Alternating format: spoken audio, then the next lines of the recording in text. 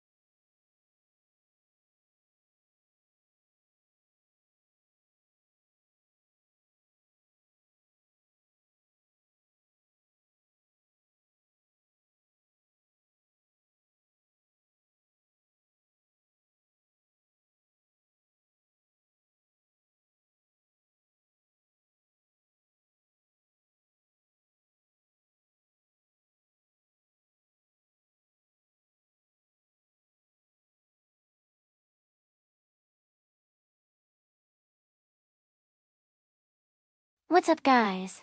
This is Gito. I think it's official that the author of Jujutsu Kaisen will replace me with Dreamy. I cannot believe that the role of an antagonist can be replaced midway. I was doing great, having these awesome battles in the manga, and then for some reason in the next panel, Dreamy appeared. If only I could be as good as Drea.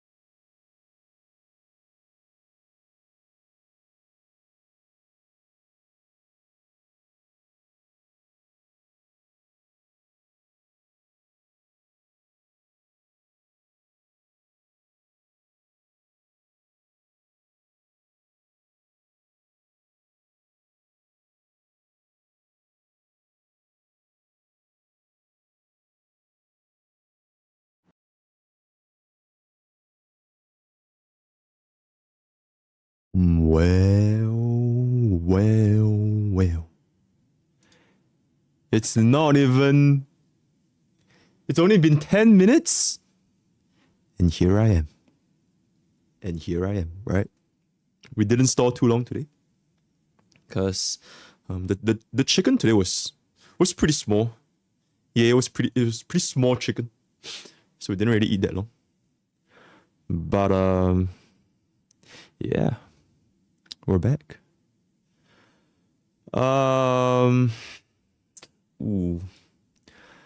Lots of things to talk about today. Respectfully, genuinely cannot believe this I shit. completely forgot to change the alert. Okay. Because like... Okay, I just hope that we don't get too many subs today. Because, I mean, yesterday's stream was like one of a kind, right? Hopefully. So, I'm just gonna leave it, right? I'll change it this weekend, though. But,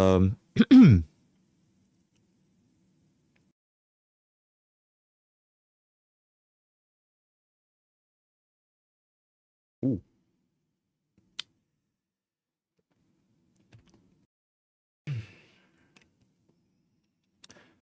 Good evening, ladies and gentlemen, boys and girls.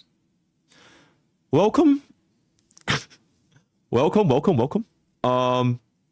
To a beautiful Friday evening. With your host today, MrPokke. But as you guys would have seen from the title of today's stream, we will be talking about Blackswan's pre-release analysis. Never done this before, by the way, because usually for a unit's pre-release analysis, I always like to look through the CN content and I just come up with a video. But you know, since our streaming career is like, for lack of better word, popping the fuck off, I'll try to incorporate more and more content into the stream itself, right? And that's why we are gonna be introducing this series as Pokke'S Classroom. At first, I wanted to go something like, you know, like Professor Pokke, or like the I don't know, like Pokke'S College, or like something like that. But I feel like it's a little bit too similar to Professor Lando. So I think Pokke'S Classroom is it's pretty fitting, right? Even though I really wanted to name it as like Professor Pokke because it's like PP, you know, right? But PP, haha. Okay, but yeah, I think we're just gonna go with this. Watch MTE's video. She's busted with Kafka. Is that leaks? There's no leaks, right? There's no way. Yeah, but I have my ammunition, right? I have my class materials with me today, right? As you guys can see over here, this is gonna be our signature from now. This is gonna be our signature from now on, right? But as you guys can see over here, you can just kindly direct your attention to this place right here. Oh, that is too fucking small. Hold up. Boop, boop, boop, boop. All right, class. As you can see this right here, I have prepared with us a few materials today, right? Integral to our lesson today, we will be taking a look at Kafka's kit for a little bit because, you know, Blackswan is definitely going to work with Kafka, without a doubt, right? And we do have MiHoYo's latest kit about Blackswan, so these are all official information. There's going to be no leaks. There will be no leaks in the classroom. The only time you can leak is when you go to go pee, right? Go pee in the toilet, right? And then we do have Blackswan's light cone, and the effect has already been released to the public, so we're just going to talk about that as well. And I do have with me a couple of CN sources that we're gonna use to, you know, beef up our content to take it to the next level, right? I really had to dig through and filter out exactly what material I want to share with you guys because, unfortunately, there's a shit ton of leaked content on CN.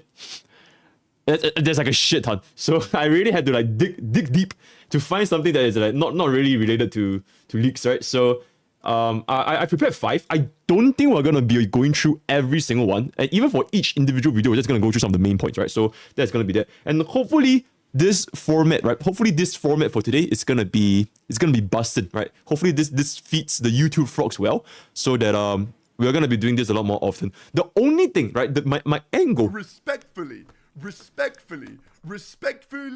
genuinely MrPokke cannot has believe this shit. hoping we can talk about today how big, huge, juicy, loving, and tender black swans. potential. Also, Jayan, happy 4th months from me.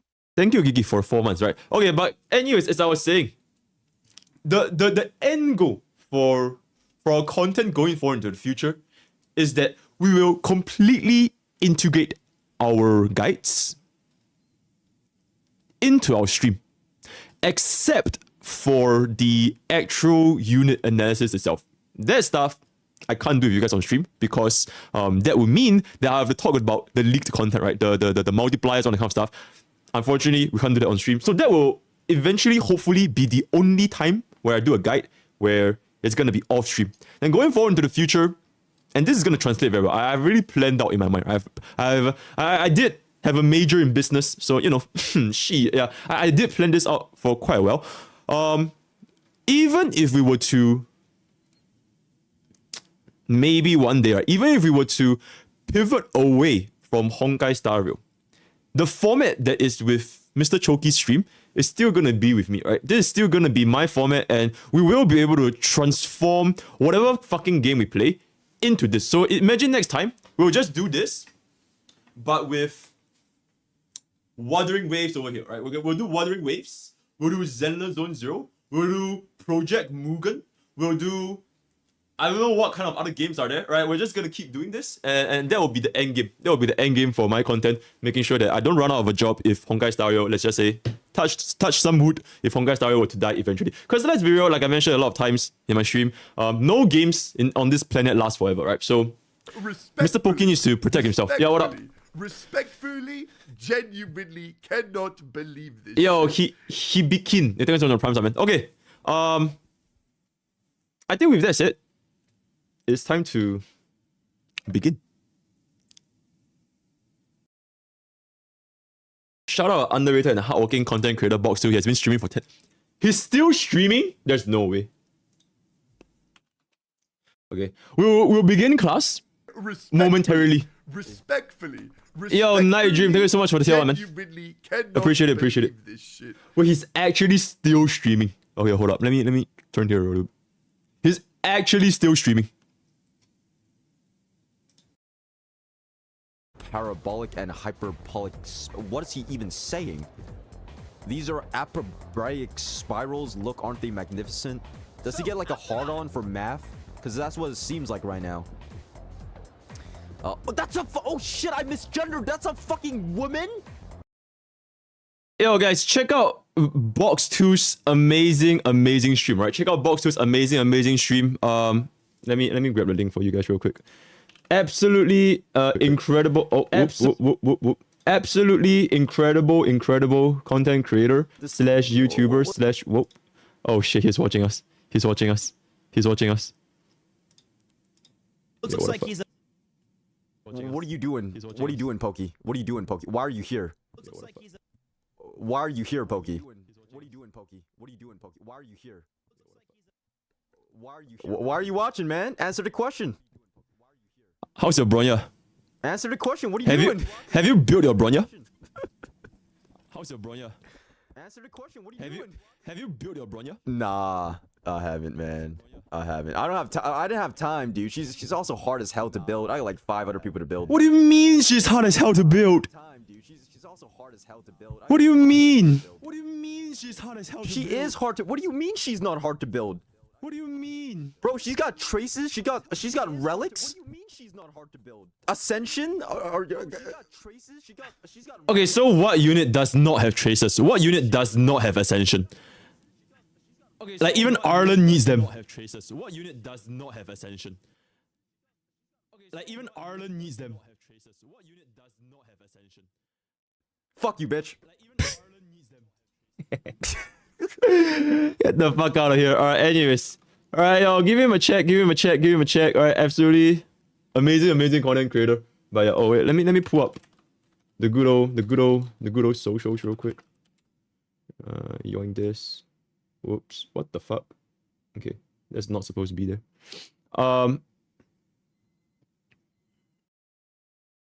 Discord. Yoink this over here. Pin this. Alright, we're good. Okay, guys, I think with that we can begin. First stream, yo, welcome. Box 2 guys want. Okay, honestly facts. It's genuinely facts. Okay, guys, we'll just stop. Oh my god, I just realized our viewership really popped off so far. Okay, guys, we'll stop a little bit. I'll just chat with you guys a little bit more, and then once we begin stream, then I will turn off TTS and I will turn off all the alerts, right? So that class will go undisturbed. But if you guys do want to help out MrPokke fulfill his partner plus, you know, I do appreciate the subs, right? Okay, but anyways, yeah, what up? Show chat.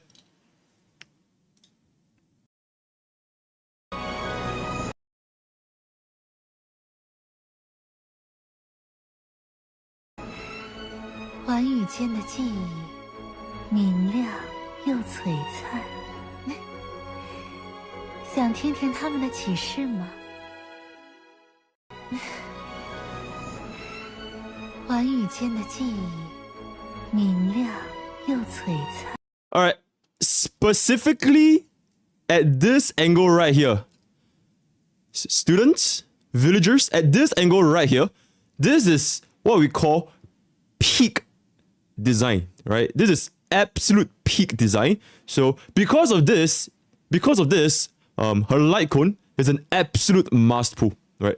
Absolute must pull, right? For my villagers who do not have Blackswan's light cone, when she's released, unfortunately, you will be expelled to the Shadow Realms, right? It is what it is, right? Murasaki. Okay, I gotta start with the Jujutsu brain rot, but okay. Absolutely fucking. Okay, anyways. Yep. I don't have enough jades. I'm gonna put Sample code, more like Scampo, right? I love her veil, she's so pretty. New emote. What's this?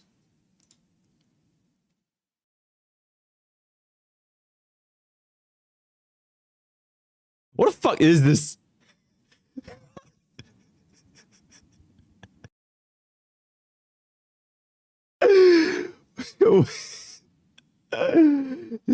Okay, whatever.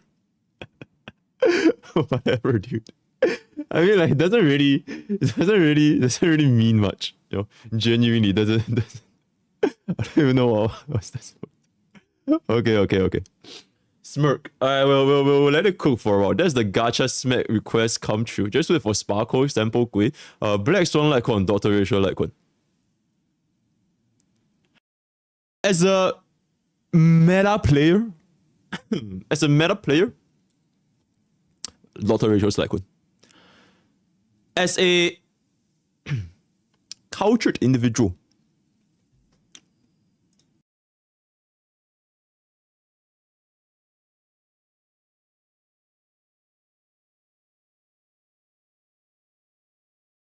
I hope that answers your question, right? Cool.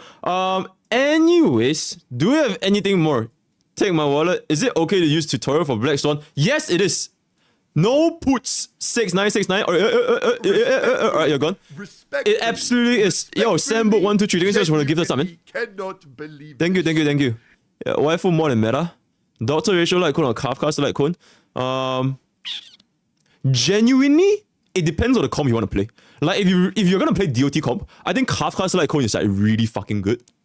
Because not only do you get the extra DOT, the erode, you also have 14.4 speed, which helps you trigger Glamour. And let's be real, the only 2-piece for DOT is Glamour, right? Unless they release something else. So yeah. Sample Litecoin on Blackswan, yeah, it's fine. If you're poor in-game. Nah, I'm just kidding. Yeah, it's completely fine, guys. You don't really need to go for it if you don't want to go for it. It's really just that simple. Alright, Jing Liu, the meta waifu. Honestly, I mean, like, saying you like Jing Liu is like, what's like the most unoriginal take in the world? Saying that you like Jing Liu. Saying that you like Jing Liu is like saying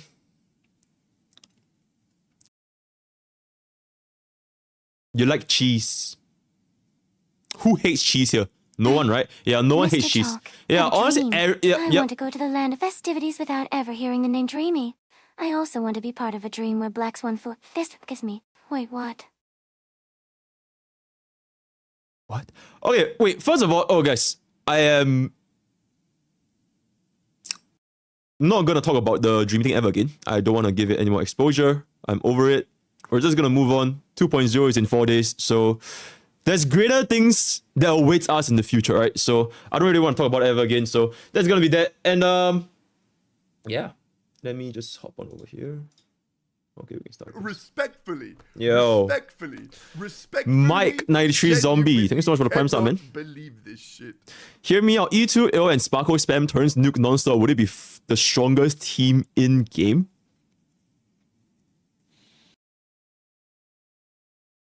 I feel like for any other DPS with E2, yes. And that is even without Sparkle. Like E2 Dio is just so strong that he is the core strongest E2 DPS in the entire game. Even without Sparkle, it's just completely fine. Waifu Planet, what the fuck is that? Liking Chino is like liking... What? Cream? What? Can Black Swan replace Pella in the comp with Doctor ratio? Technically, you can, because she has defense now. So technically, you can, but the only issue is you might run into skill point problems. You technically can, though. You technically can. Yeah. E1, Black Swan, Kafka, and Archerion. Is Doctor ratio fine if you don't have Deal? Oh, absolutely. In fact, I do believe that if you guys check out my pool opinion video, hold up, let me get some self-inserts real quick. If you guys check out the pool opinion video,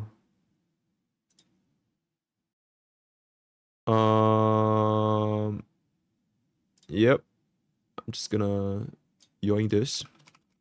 This video, I do sincerely believe that as a free-to-play, as a value player, right? Player that values their stellar jades, which is pretty much the only premium currency in Honkai Star Rail. There's no point going for E0 S1 in Bibitu Lune, or even E0 in Bibitu Lune, especially when you're given E0 Doctor ratio for free, because you straight up can clear every single memory of chaos content with Doctor ratio if you can clear it with Doctor in Bibitu Lune. Well, likewise, if you do want to play pure fiction, yeah, Doctor ratio is gonna suck, but it's not like E0 in Bibitu Lune is gonna be really fucking good in pure fiction. And let's be real, pure fiction is just super easy anyways. So yeah, I really don't believe that anyone should be going for E0 in Bibitu Lune for people that care about their stellar jades. Main DPS Black Swan, can it work? Yeah, sure, absolutely. But the thing with Black Swan main DPS is that she's kind of slow. She's kind of slow. She has the Lightning Lord syndrome. She low key has a Lightning Lord syndrome. I'll explain to this a little bit, but without Kafka, it's a little bit of a pain in the ass, right? Okay, but guys, I think at this point, what time is it now?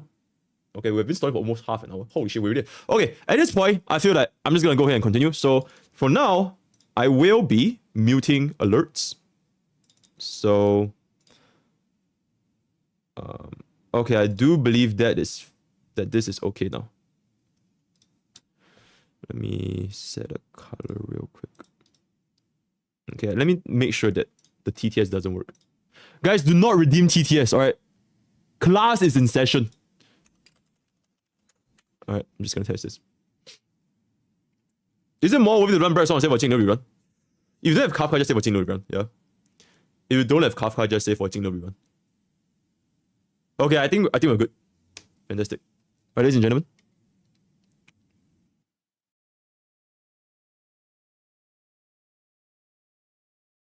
Let's begin.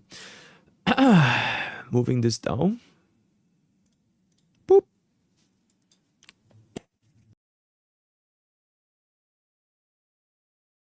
All right.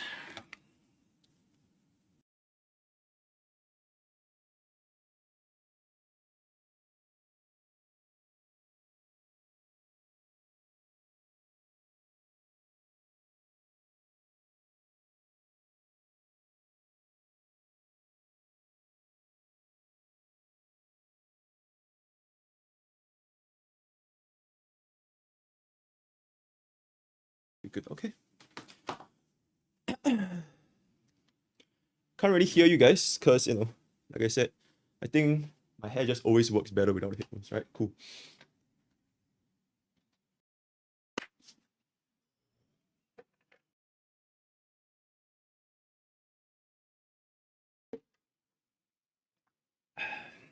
All right. Oh yeah, guys, I want to show you guys this one thing before we continue. It's pretty... It shows how unhinged my chat is. Not me though. It's chat. Because because I noticed this happened the other day, or rather yesterday.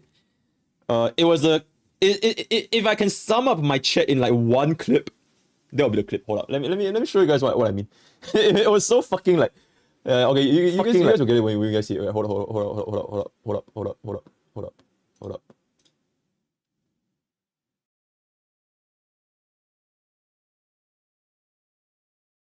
Okay. Type 1 if we keep... This is the one. Alright, chat, if I can kindly divert your attention to this clip right here. Type 1 if we keep Ting Yun. Sorry. Give me a second.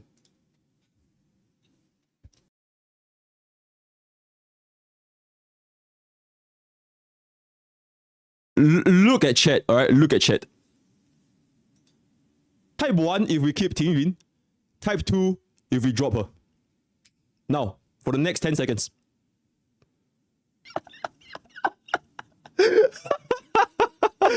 That's good. Yeah, it's a little bit. Yeah, it's a little bit. It's a little bit ridiculous. Not gonna lie, it's a real. All right, guys. I think we can get started. do this every single stream. Yeah, do it every. Oh shit, my mic.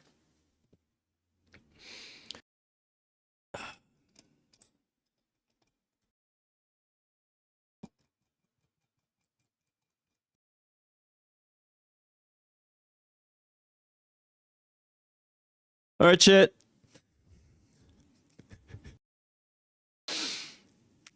Type 1. Type 1 we keep digging. Type 2 if we... You know, I'm not gonna ask anymore. I'm not gonna ask. Okay. Let's start. Alright, let's start.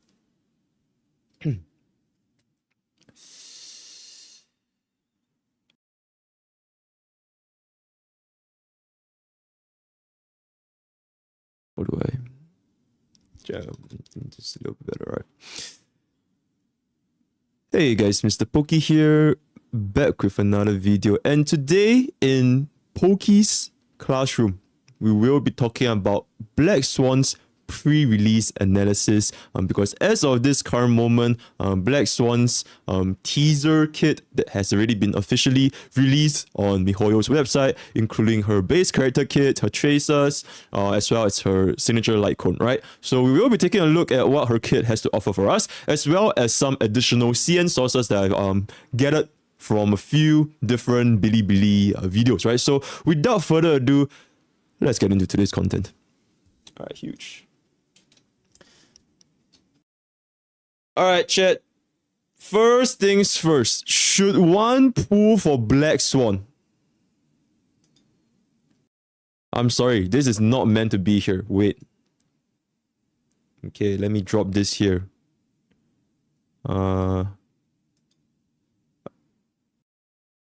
Okay, we'll start with this first, right? We'll start with this.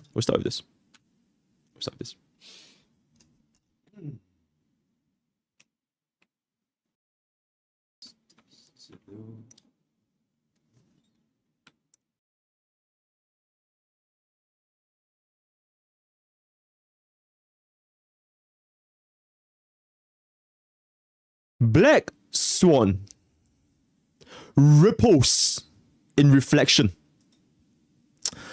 So today we have the character preview for Blackswan, Nihility Wind unit. Right, we ain't gonna read all that, right? Okay, but actually this is a little bit good for us. Yo, Razorblade Girl, thank you so much for prime time. Yeah, but this is a little bit good for us. Alright, actually this sentence does hold some kind of significance. So I do want villagers to take note of this. Is that we are capable of inflicting enemy with Arcana through various means, right? Arcana is a unique form of DOT, which means that we know for a fact that Arcana, it is not considered as Wind Shear, it's not considered as Burn, it's not considered as Shot, it is not considered as Bleed. It is like the fifth DOT, right? The elusive fifth, it is like the white Power Ranger of the DOT units, right? So Blackswan can trigger through various additional effects based on the number of Arcana stacks on the enemy target. So from this sentence alone in class, what can we derive from this sentence alone?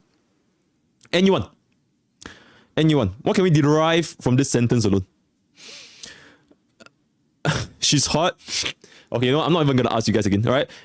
Yeah, so basically what we can tell is that her entire purpose, right, her entire kit, it heavily hinges on the number of Arcana stacks that we have on the target, which differs from our traditional DOT units, right? Which very, very much is very different from our traditional DOT units, because our traditional DOT units like Kafka, like Sampo, like Gwen, they straight up apply a single DOT and that's that, right?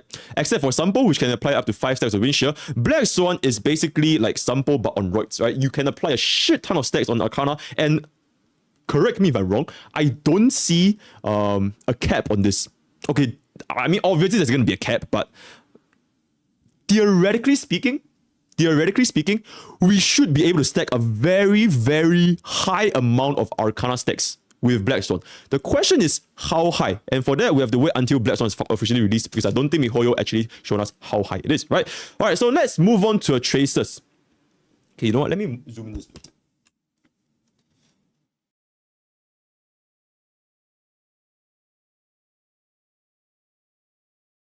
Much better, right? Number one, Viscera's disquiet. Right. I don't know how to pronounce shit because I'm a dum-dum. After using a skill to hit an enemy that has wind shear, bleed, burn, or shock, each of these debuffs respectively has a chance of inflicting 1 extra stack of Arcana. So class, as you guys remember, we want to stack on Arcana as fast as possible, and we also know that Arcana, it is a 5th DOT, right? The White Power Ranger. So now we know that with this specific trace, we know that Black Swan wants to be paired with a secondary DOT, right? I don't think it's very hard to derive this, because Black Swan by herself, she inflicts Arcana. But the more kinds of DOT we have on a target, the faster we can stack Arcana. So because of this, this unveils the question to our... Sorry, this unveils the answer to our very first question, which is, should we run our Black Swan as a hyper carry DOT unit? And the answer to that is you can, but it's probably not going to be optimal, because chances are, if you really, really want to stack on the Black... if you really want to stack on Arcana as fast as possible and as much as possible, you do want to pair up with a bleed, burn, shock, or wind shock, or whatever kind of stuff to make this stack go up, right? Stonks only go up, right? So that is gonna be one finding that we have gotten from our very first trade. And going to our second trace, Goblet's Dredges. There is a chance to inflict 1 stack of Arcana when a target enters a battle. Every time an enemy target receives DOT during a single attack by an ally, note that it is by an ally, there is a chance for the target to be inflicted with 1 stack of Arcana. There is a limit to the number of Arcana stacks that can be inflicted on an enemy in a single attack. Okay, so once again, this second trace, it is a very, very clear what? It is a very clear what? It is a very clear indication, right? It's a very clear indication that Black Swan, as a unit, would pair really well with a secondary DOT ally, right? So you want to stack on so many Arcana to the point where the enemy just like you want to give the enemy a stroke, right? With the amount of DOTs you have. Like, think of playing Black Swan like you're playing Simulated Universe with Nihility, right? Like you're playing Simulated Universe with the what's the name of the Nihility Aeon again? IX, right? You just want to stack on so many fucking DOTs on target to the point where you do tons of damage, right? So with these 2 traces alone, we can derive Black Swan will most likely want to be paired with a secondary DOT unit, right? Cool. Next. Candle Flames Portent. Increase the damage dealt by this unit by amount equivalent to a certain percentage of EHR up to a limit. I think this is pretty straightforward. Okay, is there anyone in class right now that do not understand what this does? No one, right? It basically means the more EHR you stack on, the more damage you're going to do. It's very, very similar to Xue Yi, right? Xue Yi, the more break damage, break effect you stack on, the more damage it's going to do. So this is basically Black Swan, the DOT version of Xue Yi's trace, right? So super, super straightforward. I don't think we need to talk about this that much, right? Leveling of materials, we ain't gonna read all that, but at this point, I do want to point out that the essential material for Black Swan, you can in fact pre-farm them as of this current moment, right? This Ascendant Debris, right? This little flower over here, you do get this material from killing the, what's the name? The Ascended one, I believe, right? the gyat looking mob, right? Just okay, go and beat them up, and you can pre-farm for Blackswan right now, right? The rest of the stuff not really that important. Right? This is also you can get it from the current weekly boss, right? Cool. First things first, technique. At the beginning of the next battle, there's a chance to inflict a stack of Arcana on each enemy. If Arcana is successfully inflicted on any enemy, the effect will be repeated on the affected enemies, which until it fails to inflict Arcana on any of them. The re-trigger chance of inflicting Arcana will be lowered with each successful Arcana inflicted on the target. Okay, this is a whole lot of all that, right? Alright, I'm gonna summarize this in one sentence, right? You use your technique, any enemy that enters the battle, they'll get Arcana, and they'll just infinitely stack on this Arcana. It's kind of like gambling, right? You just keep gambling and gambling and gambling and gambling to the point where you eventually stop getting Arcana and you'll stop there, right? So, it's kind of like to jumpstart, right? It is to jumpstart Blackswan's Arcana stacks at the start of battle, right? So chances are, and you can see over here, you can see from the animation, right? Class, take your eyes off of the boobas, but if you take a look at the animation over here, this is in fact not an attack animation, which means you can use this preemptively. You don't need to use this technique before entering into a battle, which means that you can combine this with another DOT's unit technique, such as Kafka, right? So if we are going to be playing Memory of Chaos or Pure Fusion, we are probably almost always going to be using this technique, right? So that's going to be that. Next. Basic attack.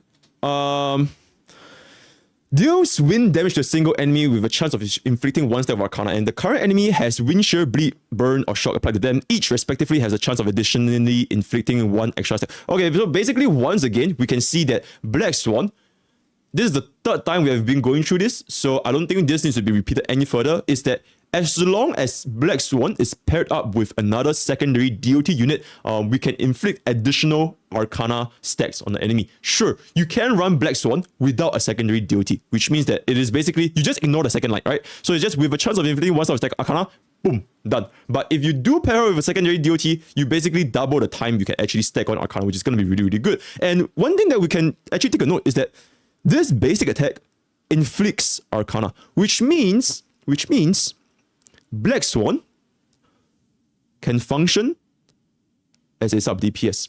She is not skill point intensive, right? You can in fact inflict Arcana on the target simply just by using her basic attack. And this will be very important when we take a look into a skill right here, which is... Oh wait, okay, I guess to talk about the talent first. All right, talent. Oh my god, dude. Yo, Chad, do you remember the good old days? Do you remember the good old days when like our unit's abilities, they were like a single paragraph, and now this is like, oh my god. Okay, but you know, I will entertain this, right? Each enemy target has a certain chance at the start of each turn to be afflicted by a stack of Arcana for every instance of DOT sustained. When afflicted by Arcana, enemy's targets will be receiving DOT at the start of each turn. Each stack of Arcana increases the damage multiplier, which is set to one stack. There is a limit for Arcana stacks. At the beginning of enemy's turn, when Arcana causes damage, Blackswan will trigger additional stacks that can be attacked. They can be stacked based on the number of Arcana stacks inflicted on the target. Over 3 stacks, inflict wind DOT to adjacent enemy, and there's a chance of inflicting 1 stack of Arcana to adjacent target. And at 7 stacks and above, the DOT inflicted on the target ignores a certain percentage of defense on both the target and the adjacent targets. Okay, so to break this down to my students, to my villagers, which have an attention span of like less than 2 seconds, such as myself, this is essentially breaking down into whenever at the start of the enemy's turn, right? At the start of the enemy's turn, they can be afflicted by an additional stack of Arcana. And this brings us to the point which is the the Lightning Lord problem. Because of our talent requiring us to wait until the start of the enemy's turn, right? Each enemy target has a certain chance at the start of each turn to be afflicted by a stack of Arcana for every instance of duty sustain, which means, whether you like it or not, Blackswan's damage is what, chat? What is it? No. It's backloaded, right? We know this This is backloaded. We already know that DOT in general, their kit, their damage is backloaded, but it is especially so for Black Swan. Black Swan's damage is even more backloaded than our usual DOT because not only do we need to wait for the normal DOT to inflict additional damage on the enemy's turn, we even have to wait for the enemy's turn to inflict additional stacks of Arcana. So this is pretty much the backloaded of the backload, right? You know what kind of load shit? Okay, but anyways, yeah. So basically, it might be a bit of a concern for players that want to run Arcana. Sorry, for players that want to run Black Swan as a main DPS without Kafka. Kafka, at this point, we can come into the next answer to our question, which is how she can greatly alleviate this problem for Black Swan. Because as we know for a fact, Kafka. Okay, this is a little bit how do I show this? Kafka's skill and ultimate. Where is it? Where is it? Where is it? Oh, sorry. Kafka's skill triggers all DOTs currently placed on the enemy. Okay, you know what? Fuck it. All right, I'm gonna cut this part. All right, we don't need to read all that, right? We don't need to read all that. I'm sure you guys know how Kafka works, so we're just gonna cut that part. Who doesn't know how Kafka works? Is there anyone in class that does not know how Kafka works? There's no way. There's actually no way, right? Okay, yeah, okay, you guys are just trolling me. So yeah, okay, we're not gonna read all that, right? But essentially, Kafka can help front load a portion of Black Swan's damage, right? We can trigger Arcana, we can trigger the DOT effects, deal a little bit more damage before it actually reaches the enemy turn. But Kafka is a band-aid to a bigger problem. She inherently cannot fix the situation that each enemy target still have to wait for their turn to be afflicted by Arcana, right? This is a very unfortunate thing because if you take a look at this second line over here, at the beginning of an enemy's turn, when Arcana causes damage, Black Swan will trigger additional effects. This line right here, right? Take out your highlighters, take out your notebooks. At the beginning of an enemy's turn, Black Swan will trigger additional effects. But this is only at the beginning of an enemy's turn, which means that this 3 stacks effect, as well as this 7 stacks effect, they in fact do not trigger with Kafka, right? I repeat, they in fact do not trigger with Kafka. This might be a little bit of a concern because essentially Kafka cannot fix this, right? There's no way for any unit to fix the issue where Black Swan have to wait for the enemy's turn to begin in order to receive all these benefits, right? This additional Arcana stacks, the 3 stack benefit, the 7 stack benefit, the defense should ignore. All this, it can never be triggered by anyone until the enemy's turn begins, which is very similar to how you always just have to wait for a Lightning Lord to come up. There's no fixing this because Lightning Lord's speed is always fixed at 10 stacks, right? Maximum Lightning Lord can go is once per cycle, right? There's no fixing this. Yeah, you guys may think you can fix Black Swan, you can't fix this, right? So just take this into consideration as to whether this will impact Black Swan's actual combat experience. We'll have to wait and see, right? Cool, next. Okay, now we can talk about the skill. Now, deals wind damage to a single enemy target and any adjacent targets. At the same time, there's a chance of inflicting 1 stack of Arcana on the target enemy and adjacent targets. And there's also another chance of reducing the defense. Oh my god. Okay, I don't want to be an ass, but like, they said a single target enemy and adjacent targets. A single target enemy and adjacent targets. A single target enemy and adjacent targets. Like, I'm pretty sure they can combine this to a single sentence. I'm just saying, right? Okay, but okay, essentially, to a single target and adjacent target, you deal damage, you inflict 1 stack of Arcana, and you reduce defense. That's it, right? So one good thing about this skill, it is that it is our first ever unit to have a, what is this? Defense reduction.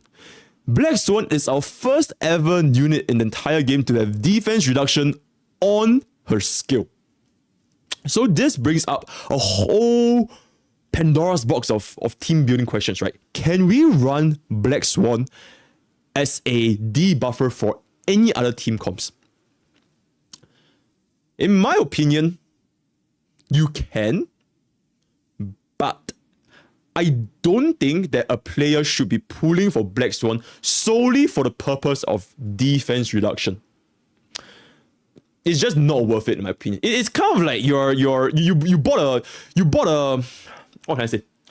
Okay, you bought like a cake and you only ate the little fruit. You only ate the cherry. You bought a whole ass cake and you only wanted to eat that one little cherry. That is the perfect analogy if you guys want to pull a Blackswan just for it to be a debuffer. Because although this might looks appealing to normal team comps, right? We can apply defense down really, really good on our skill. The thing is, Pella herself, which is probably one of our best defense down applicator, we don't really need to use this many defense down anyways. It's not like we're gonna be casting our skill every single turn. It is not like just because our defense down is tied to our skill, it means that our defense down multiplier is higher. Although we don't really know what's the multiplier over here, but I'm gonna be assuming it's not gonna be some insane amount, right? And I'm assuming that this defense reduction, it is not stackable. Otherwise, it'll be completely fucking broken, right? If Blackswan's defense reduction is stackable, then fuck me, right? But I sincerely doubt this. I sincerely doubt this, right? So because of this, it is essentially, do you want defense reduction on your ultimate or do you want defense reduction on your skill? So the appeal for having a defense reduction on your skill is that you can in fact use it on the very first turn in Memory of Chaos, right? And I only care about Memory of Chaos because that's the endgame content in Honkai Star Rail, right? So the appeal for having it on a skill is that you don't have to wait for a unit ultimate, right? You don't wait for a unit ultimate, you instantly cast a skill and voila, right? You mark the defense down on the target. But Pella can also do this with their ultimate. Because Pella can in fact cast their ultimate on the very first turn. If you have a Run Mace Signature Light Cone, you can do it with a technique into a basic attack. If you don't have Run Mace Signature Light Cone, you can do it with a skill, you can do it with a technique into a skill, right?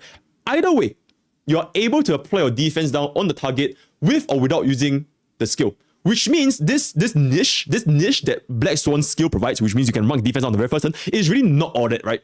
It's not that important because Pella can do the exact same thing, and it doesn't make sense for anyone to pull Blackswan just because you want to use her skill as a defense reduction, right? So I hope that clears out the question to the class. Next.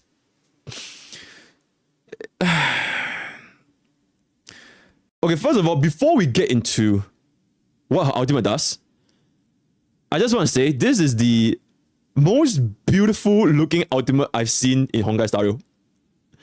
It's so beautiful. And I don't mean this in a yabai way, right? Like genuinely, this looks really, really good. Okay, but anyways, Blackswan's ultimate applies Epiphany on all enemies for a certain number of turns. Enemies affected by Epiphany takes more damage in their turn, and the Arcana effect is regarded as Windshear, Bleed, Burn, Shock effects. Okay, hold up. Chat, read that sentence again and let me drink some water.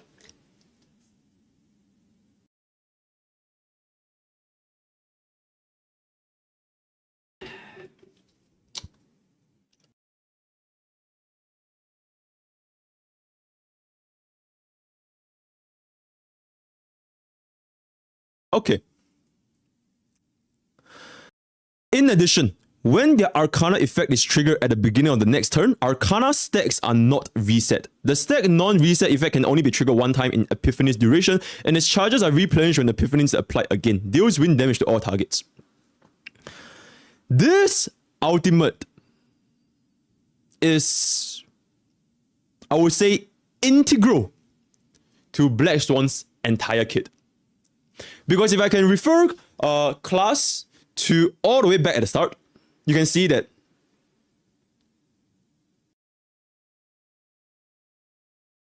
each enemy at the start of each turn is afflicted by a stack of Arcana for every instance of DOT sustained.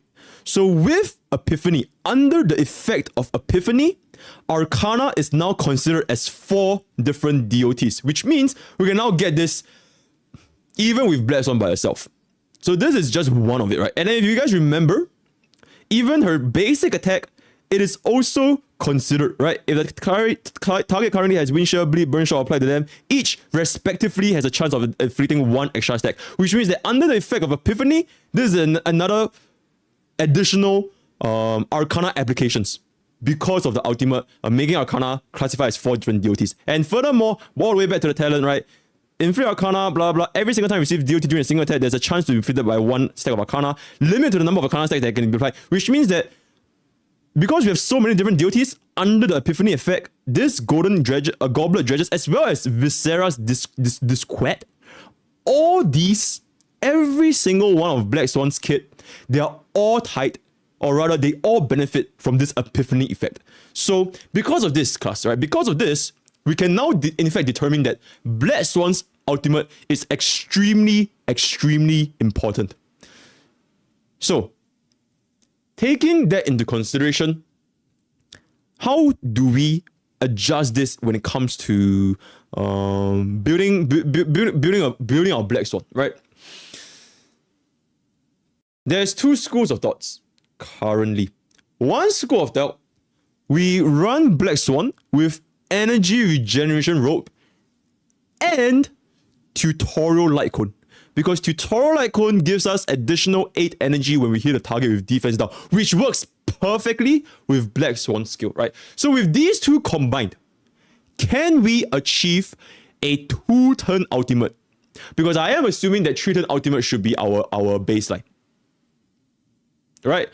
Can we achieve a 2-turn ultimate on this? Because if we can achieve a 2-turn ultimate, this is gonna be really, really strong. Oh wait. Okay, yo, chat, good point. Okay, to all those players that didn't join Honkai Star Rail that before version 1.2, you know what? Like, it is what it is, right? It is what it is. I'm not gonna go there, but yeah, it's fine. It's fine. It's fine. It's fine. Genuinely, it's not that bad, right? It's not that bad. It's really not that bad, right? You don't really need Tutorial Light Cone. I'm not saying that you need it, but this is a school of thought, guys. It is simply a school of thought, right? I'm not saying that you guys absolutely need Tutorial Light Cone with ER to run Blackswan with, but I'm just offering this to the class, school of thought, food for thought, right? So that's one way to go about it. And the second school of thought is we don't really care about the Epiphany that much, because we are pairing Blackswan with a secondary DOT. So we just run her as like any other secondary DOT, secondary DPS. We don't really care that much about ultimate uptime, and we leave the main DPS such as like Kafka to deal the main damage. And between these 2, I'm not really a fan of the second way to play, because even though we do have Kafka being the second apply of DOT, so maybe this is not that important, right? It still benefits Blackswan to get her ultimate up as soon as possible, because remember this effect over here. It can stack on a lot of times, and these are like exponentially increasing. So for every single stack, you deal even more damage. So that's number 1. And also for this specific talent, this trace over here, there might be a limit, yes, but I'm feeling, theoretically speaking, I'm feeling that this limit right here is going to be pretty high. So I do believe that Blackswan having a high ultimate uptime, it shouldn't really impact the player base when it comes to reaching the Arcana's maximum stack. And because of this, I do think that having a high ultimate uptime on Blackswan would be pretty beneficial for Blackswan, right? And with this regard, if you guys haven't gotten yourself an energy regeneration rope on your glamour set, you might want to start saving a resin, right? I'm not saying that this is the best build, but in my opinion, I think this is gonna be pretty damn well, right? And not to, I completely forgot about this, by the way. Epiphany also takes more damage in their turn. So this is in completely disregarding all of the Arcana effects, right? This is disregarding all this. We also add an additional debuff, which lets the enemy take more damage in their turn. This is essentially the vulnerability debuff, right? Same as the Silver Wolf signature light cone, same as well as ultimate, the vulnerability debuff. And all these debuffs, they're extremely important to the DOT team comp, because DOT team comp's damage, it heavily ties to the amount of debuffs you can stack on a target. Because when it comes to our buff, we really can only benefit that much from attack and damage, right? Because we completely do not benefit from crit whatsoever. So because of this, debuffs, really important for DOT. Alright, so with all this factored into consideration, that's gonna be my thought on Black Swan's ultimate. And the rest of that, we don't really need to care. I'm a little bit scared if the comments have some leaks, so we're not gonna talk about that. So now we'll move on to a light cone. You can skip this. Alright, before we move on to the light cone, does the class have any questions? We'll take a 2-minute break.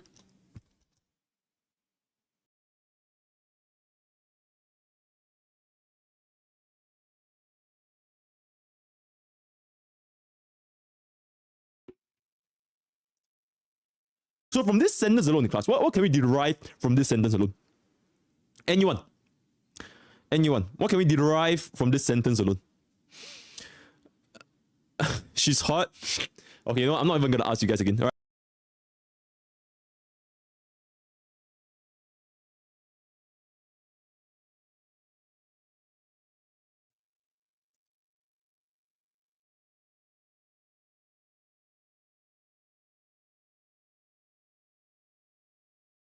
You know, they say the streamer reflects the chat, or the chat reflects the streamer. I don't know, man. I don't think I'm that down bad personally, you know, but that's just me. All right, cool. Wait, let me try to. Yeah, let me see. Muted. Mic. Wait, what? Did my mic die? No, right? Teaming body pillow. As in, like, it is literally a sponsored post. It is literally sponsored, so it's not really not that bad. Do you think E2 Kafka and E2 Swan is better than E1 Kafka and E4 Swan? Unfortunately, we can't talk about Black Swan's Idolants, right? Today's class will not cover Black Swan's Idolants because they didn't release it, so it is what it is. Defense ignore only works as stuff animation. Yes! Clutch Assassin, you're absolutely right. The defense ignore portion of the Black Swan's talent, it only works at the start of enemy's turn, which is really unfortunate. So if you want to use Kafka to trigger Black Swan's DOT, there's no defense penetration even if you have 7 stacks of Arcana. So it is what it is. Yeah, you can't really fix that shit. What is this?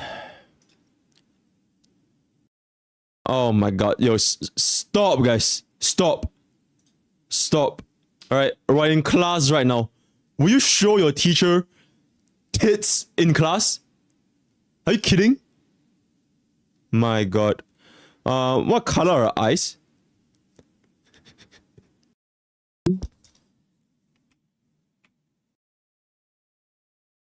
Brown, right? Brown. Yeah.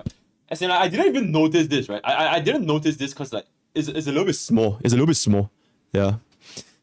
So can be regarded as a sub DPS that can fit in any team. I don't think she'll fit into. I don't think she's optimal in any team. But I think she is pretty good as a sub DPS for almost every single DOT, right? Cool. It's purple. Damn those. As in, like, does Kafka trigger after Black Swan's ultimate?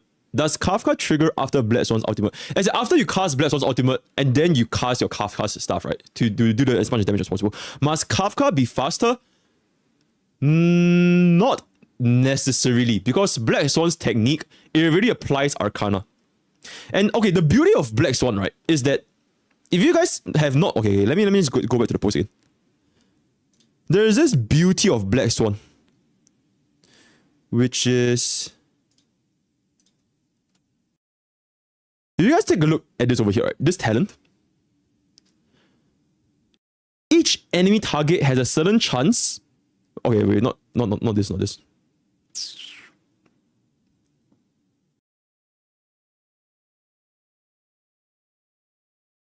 Where is it?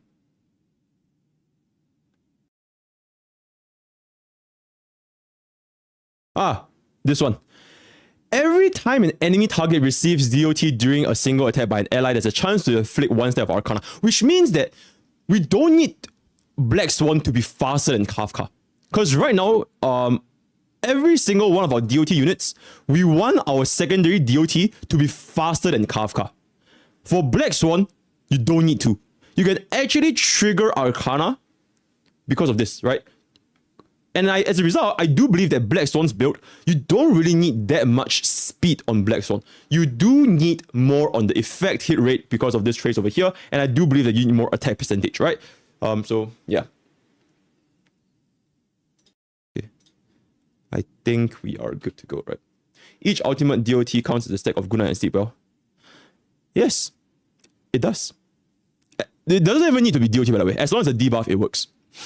Kafka enable, yep. No speed boot. I think you still need speed boot. Yeah, because of Glamour, right? Yeah, I'm pretty sure you still need speed boot. I think hitting 160 speed on Black Swan is very, very difficult.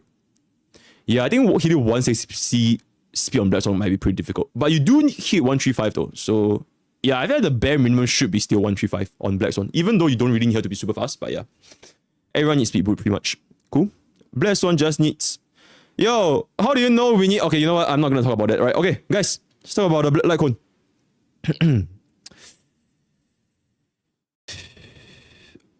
Okay, chat. Reforged Remembrance. I ain't going to care about all that. This is the one that we care about.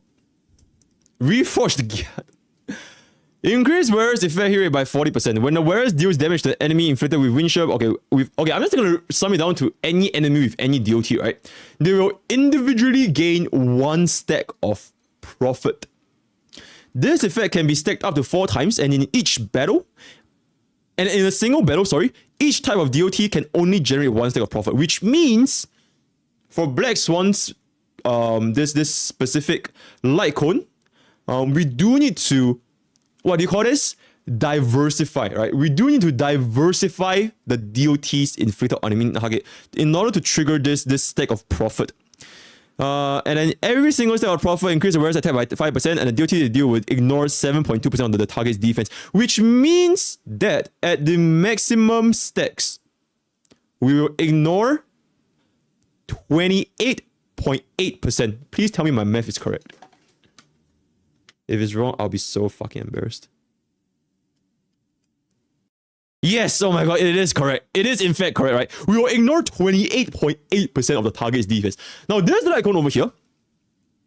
We don't have to wait for a Black Swan's turn. We don't have to wait for the enemy's turn. Kafka can in fact trigger the effects, assuming that the wording is named correctly, right? So, I do believe that this Black Swan signature icon is going to be really good on Black Swan because of this single line right here, which ignores 28, I'm just going to call it 28.8, right? 28.8% of the target's defense. So you combine this with Black Swan's defense break, as well as our 4-piece prisoner, which is another 18% defense reduction, and then combine with another debuffer, right? Let's just say we run Pella. With a, what's Pella's defense now? I think it's 42% at level 12 ultimate, and another 16% with resolution. We can essentially hit close to, if not 100% defense down, combining all these things together. So our DOT will deal, what do you call it? Tons of damage, right? Or if you are an individual, which is, you know, you guys pulled better. If you guys pulled better and you manage to get yourself a E1 run May, ooh, it's gonna be hard, right? It's gonna be hard. So, now this ultimately points to, okay, there's not much to talk about the Litecoin, right? We know for a fact this Litecoin is gonna be really good, right? Effect, hit rate, attack, defense, it's just really good. The question is,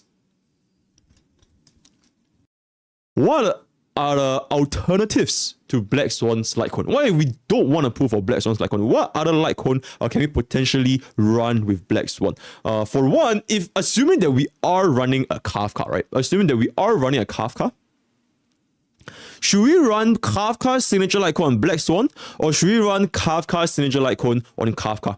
And class, this is a very simple answer, right? This is very simple, and I hope that you guys know this. So can I get an answer from the class, right? Who should we run Kafka's signature Litecoin on?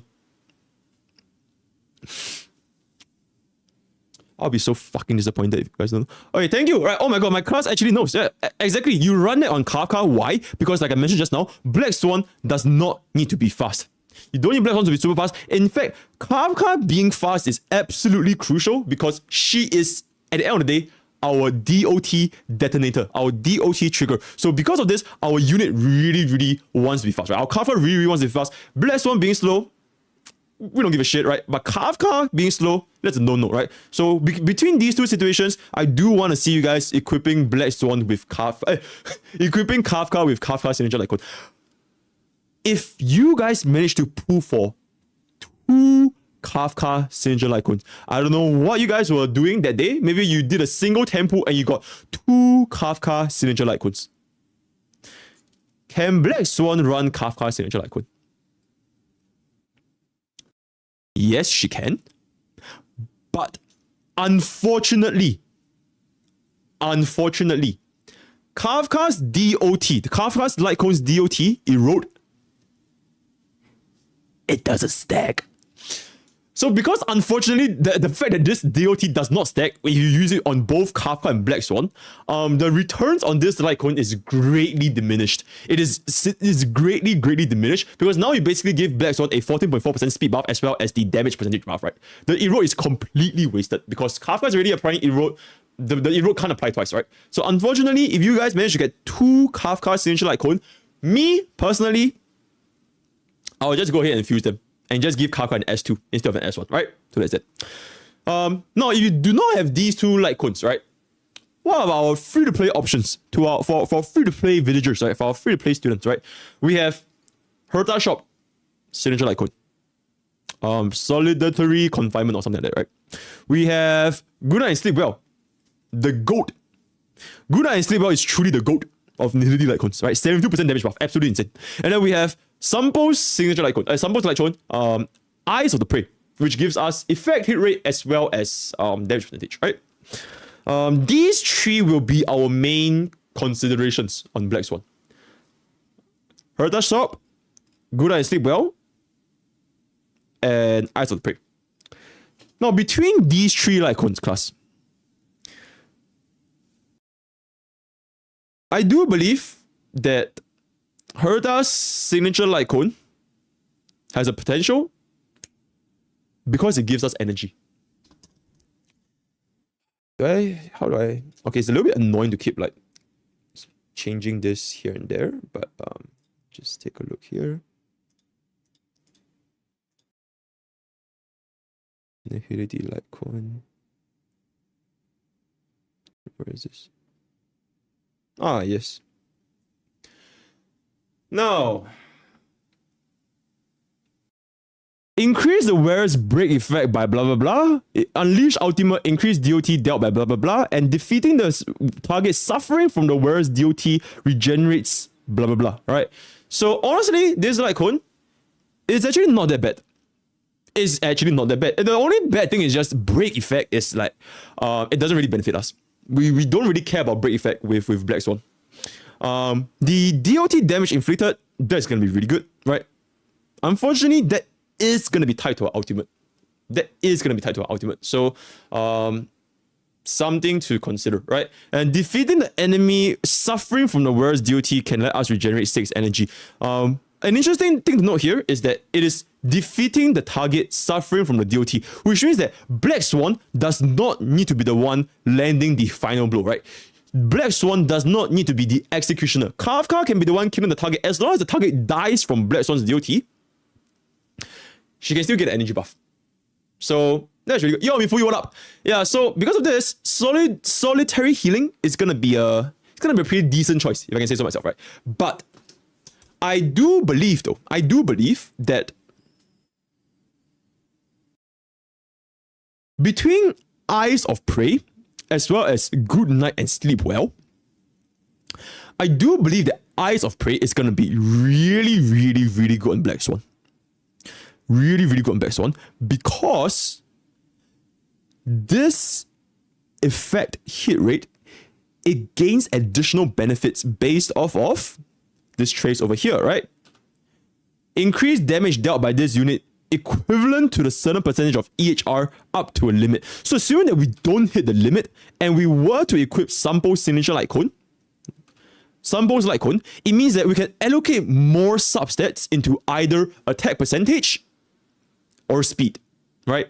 It is always about opportunity cost in the game, right? Yeah, sure, you can give Blackswan a shit ton of EHR and then you can run good night and sleep well, or you can give Blackswan more attack percentage and speed and then you run Eyes of the Prey, right? So opportunity cost wise, I do believe that Eyes of the Prey gains a little bit more of a benefit than Good Night and Sleep Well for Blackswan, right?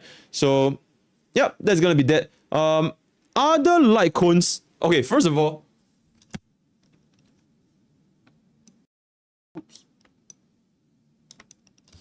before tutorial mission starts, alright, if you guys have not played Honkai Star Rail before patch version 1.2, I mean, we're gonna get a rerun soon. We'll get a rerun. Alright, don't worry, guys. We'll get a rerun. I do believe that we'll get a rerun, so it's alright, right? It's just that this like genuinely it looks really fucking good. It gives us a very rate 40%. Good shit, which also translates to damage percentage, as well as 8 energy whenever we hit an enemy. We hit it with our basic attack, we hit it with our skill, we hit it with our ultimate, it all generates 8 energy, which is a ridiculous amount of energy, genuinely, right? So, I think this is gonna be... Okay, I don't want to say that much because, you know, some people don't have it, right? Fermata. Genuinely, nah. I don't really think Fermata is that important because between Fermata, right, you get break effect as well as increased damage dealt by shock or wind shear. But you might as well just go for Sampo's signature light cone, which gives you EHR and damage percentage, right? Because like I tell you guys, break effect is really just not that important on Blackswan, right? So because of this, Fermata, I don't think it's gonna be a viable choice, and that will wrap it up for Blackswan's light cone choices. Now, with all that being said and done, we have come to our final segment of today's class. And I'll be transitioning to the sitting position, right? Grab it.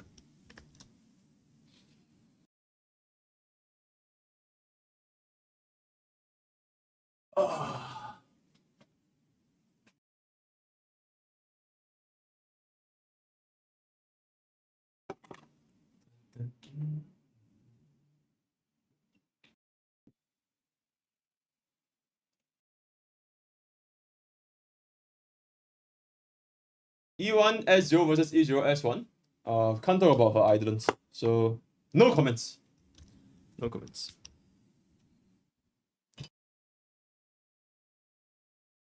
Oh my god, bro.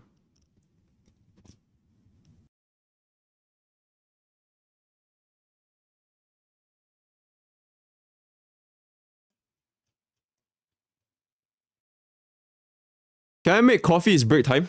Okay, you know what? Yeah, we'll take a 2. We'll take a 5. We'll take 5. You guys want to go to the toilet, right? Have a little break. Feel free. To the students that want to ask additional questions, I'm here. Sec. Okay.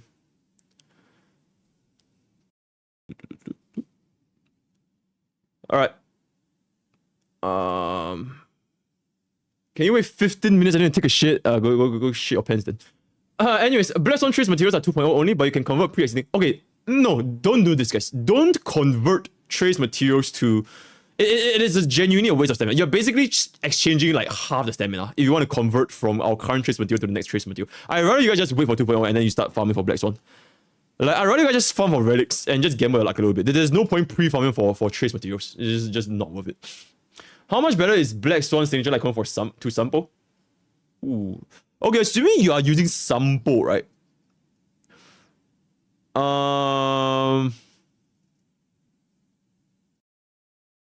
Difficult. Because Blackswan's signature icon, it really gains the full benefits if you have 4 different DOTs. Sampo is only wind shear. And the reason we can get 4 DOTs with Blackswan is with the Epiphany, which translates our Arcana into 4 different DOTs, right? So yeah, I wouldn't recommend it. Hypothetically, if I don't get Blackswan, but I get a light cone, can I run it on Leo Gui? Hypothetically, Yeah, same thing as Sunbolt, right? You are probably not gonna gain the full 4 benefits from defense, right? But I think it's still really, really good though. Yeah, it is really, really good. So it's not too bad. Have you analyzed the later Eidolons? All Eidolon questions, it will be released on Blackswan's guide. So that's that. Holy shit, my man typed an essay. How good is Blackswan without Kafka's 3-month subs? How good is Blackswan without Kafka's 3-month subscription? 1000 Resina. Good night, sleep well. Twitch recap 2023. Sir, I have a question. Is it important to have Mommy Kafka to see the full potential of Boobas? 3 months. Are we getting one for free? 3 months. Does it matter if enemies win week for... What is even going on, dude? Okay, first of all, yes, I do think that Blackswan, we need a runner-up with Kafka to get a good ass benefit. Right? Yeah. But this is so long. Okay. This is a good video. We're gonna take a look at this. This is a good ass video. This is the CN video for team building compositions as a school of thought. And I feel like it's relatively straightforward, but I'll just briefly run through to you guys, right? As in, oh my god. Is Blackswan's Lightcone worth it, or does 4-star Lightcone worth as well? I think Blackswan's Lightcone is really, really good on Blackswan. Yeah, really, really good on Blackswan. You have EHR, you have the main thing is the 28.8% defense reduction. That shit is super, super good. So yeah. Do you think putting Blackswan is wise if you already have Blade for win DPS? Nah, no point. If you don't have Kafka, there's no need to prove for Blackswan in my opinion. I mean, you could, because she's a mommy, right? But like, you really, really want to like bring out her true damage. I feel like Kafka is like really, really fucking important for Blackswan. CN really just said just run a 5-star team. What are you, poor? I'm just kidding, guys. In game, right? Yeah, but CN, this is basically the most optimal team comp. And I do believe that they showed some 4-star equivalents later on, right? So yeah. If you mean free to play as in no gacha, yes. Well, Lightcone for Blackswan, nah, no. Well, Lightcone is not good for Blackswan because it's for skill. Oh my god, Mifuyu, there's no way you just laughed at my chat. Alright, yeah, I get it, Mifuyu. You're filthy will, right? Okay, I get it. I have all these characters. Shit, calm down, man. I just started and got Clara, Ranmei. What character should I pull for? Hanabi. Sorry, I meant Sparkle. Good night sleep, well Lightcone. Yeah, I think it's fine, but I think Sunbolt is better. Well Lightcone for Kafka. It's a little bit cope. Yeah, but it's not that bad, but it's a little bit cope. I feel like you don't need to diversify options. You just click, because clicking ultimate already procs all 4 stacks of a Lightcone. Yeah. Probably want to wait a week or so after she's out. Pre-release anything over so far. Yep.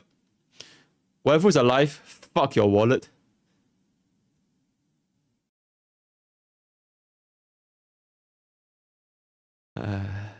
Who's Hanabi? I don't know. Will Sparkle fit in this team? Nah.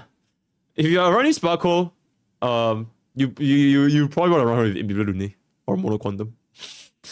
There's a character that advances enemy action. Can't do anything. I think if they release in the future, I think that would be really, really interesting. A unit that advances a enemy action value just for more DOT triggers. I think that would be very, very interesting. But it's just a little bit difficult to fit. Because I think Kafka is pretty much fixed. I think Ranmei is pretty much fixed. I think Huan is pretty much fixed. So really the only flexible slot is Blackswan. So yeah, I'm not really sure how you can go about it. Teaming with Blackswan, even in Kafka team? Nah, I don't think so. Because teaming, the buff only affects one individual, right? You really want somebody that can buff dual DPS. So it's really just either going to be Ranmei or Pella, in my opinion. Or you just run triple DOT. You can run triple DOT. Does Blackswan Lightcone need triple nihility character? Nope, you don't need triple nihility character. In fact, I do believe that Ranmei works better than triple nihility, but we'll get into that a little bit later, right? Yeah, we'll get into that a little bit later. Alright, yo, Adam's Apple. Thank you so much for the prime sub. Who did I miss? Mifuyu. Yo, thank you so much for the 3 months, man. Mr. Fire, thank you so much for the prime sub. Halftor, thank you so much for the prime sub. Did I miss anyone? Lindo Cheroso, thank you so much for the prime sub. Razor Blade Girl, thank you so much for the prime sub. Yo, thanks guys. Appreciate it. Asta left in the dust. Shit. Who's Asta? I mean, if you don't pull for Ranmei, you can still use Asta, right? If you don't pull for Ranmei, you can still use Asta. It's really not that bad, right? It's not that deep.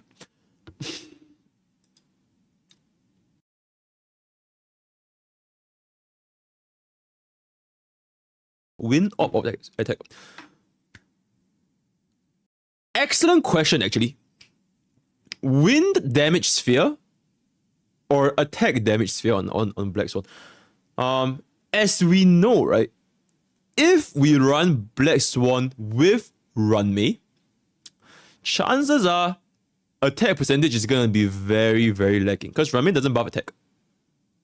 So if you run Blackswan with Runmei, you're probably gonna be running attack sphere for a little bit higher damage. But at the end of the day, it always just comes down to your substats. If your substats for your wind damage is like really, really good, then it really doesn't matter that much. Never forget Asta, insert Twitter link here. Does Blackswan Signature Light Cone works on Kafka?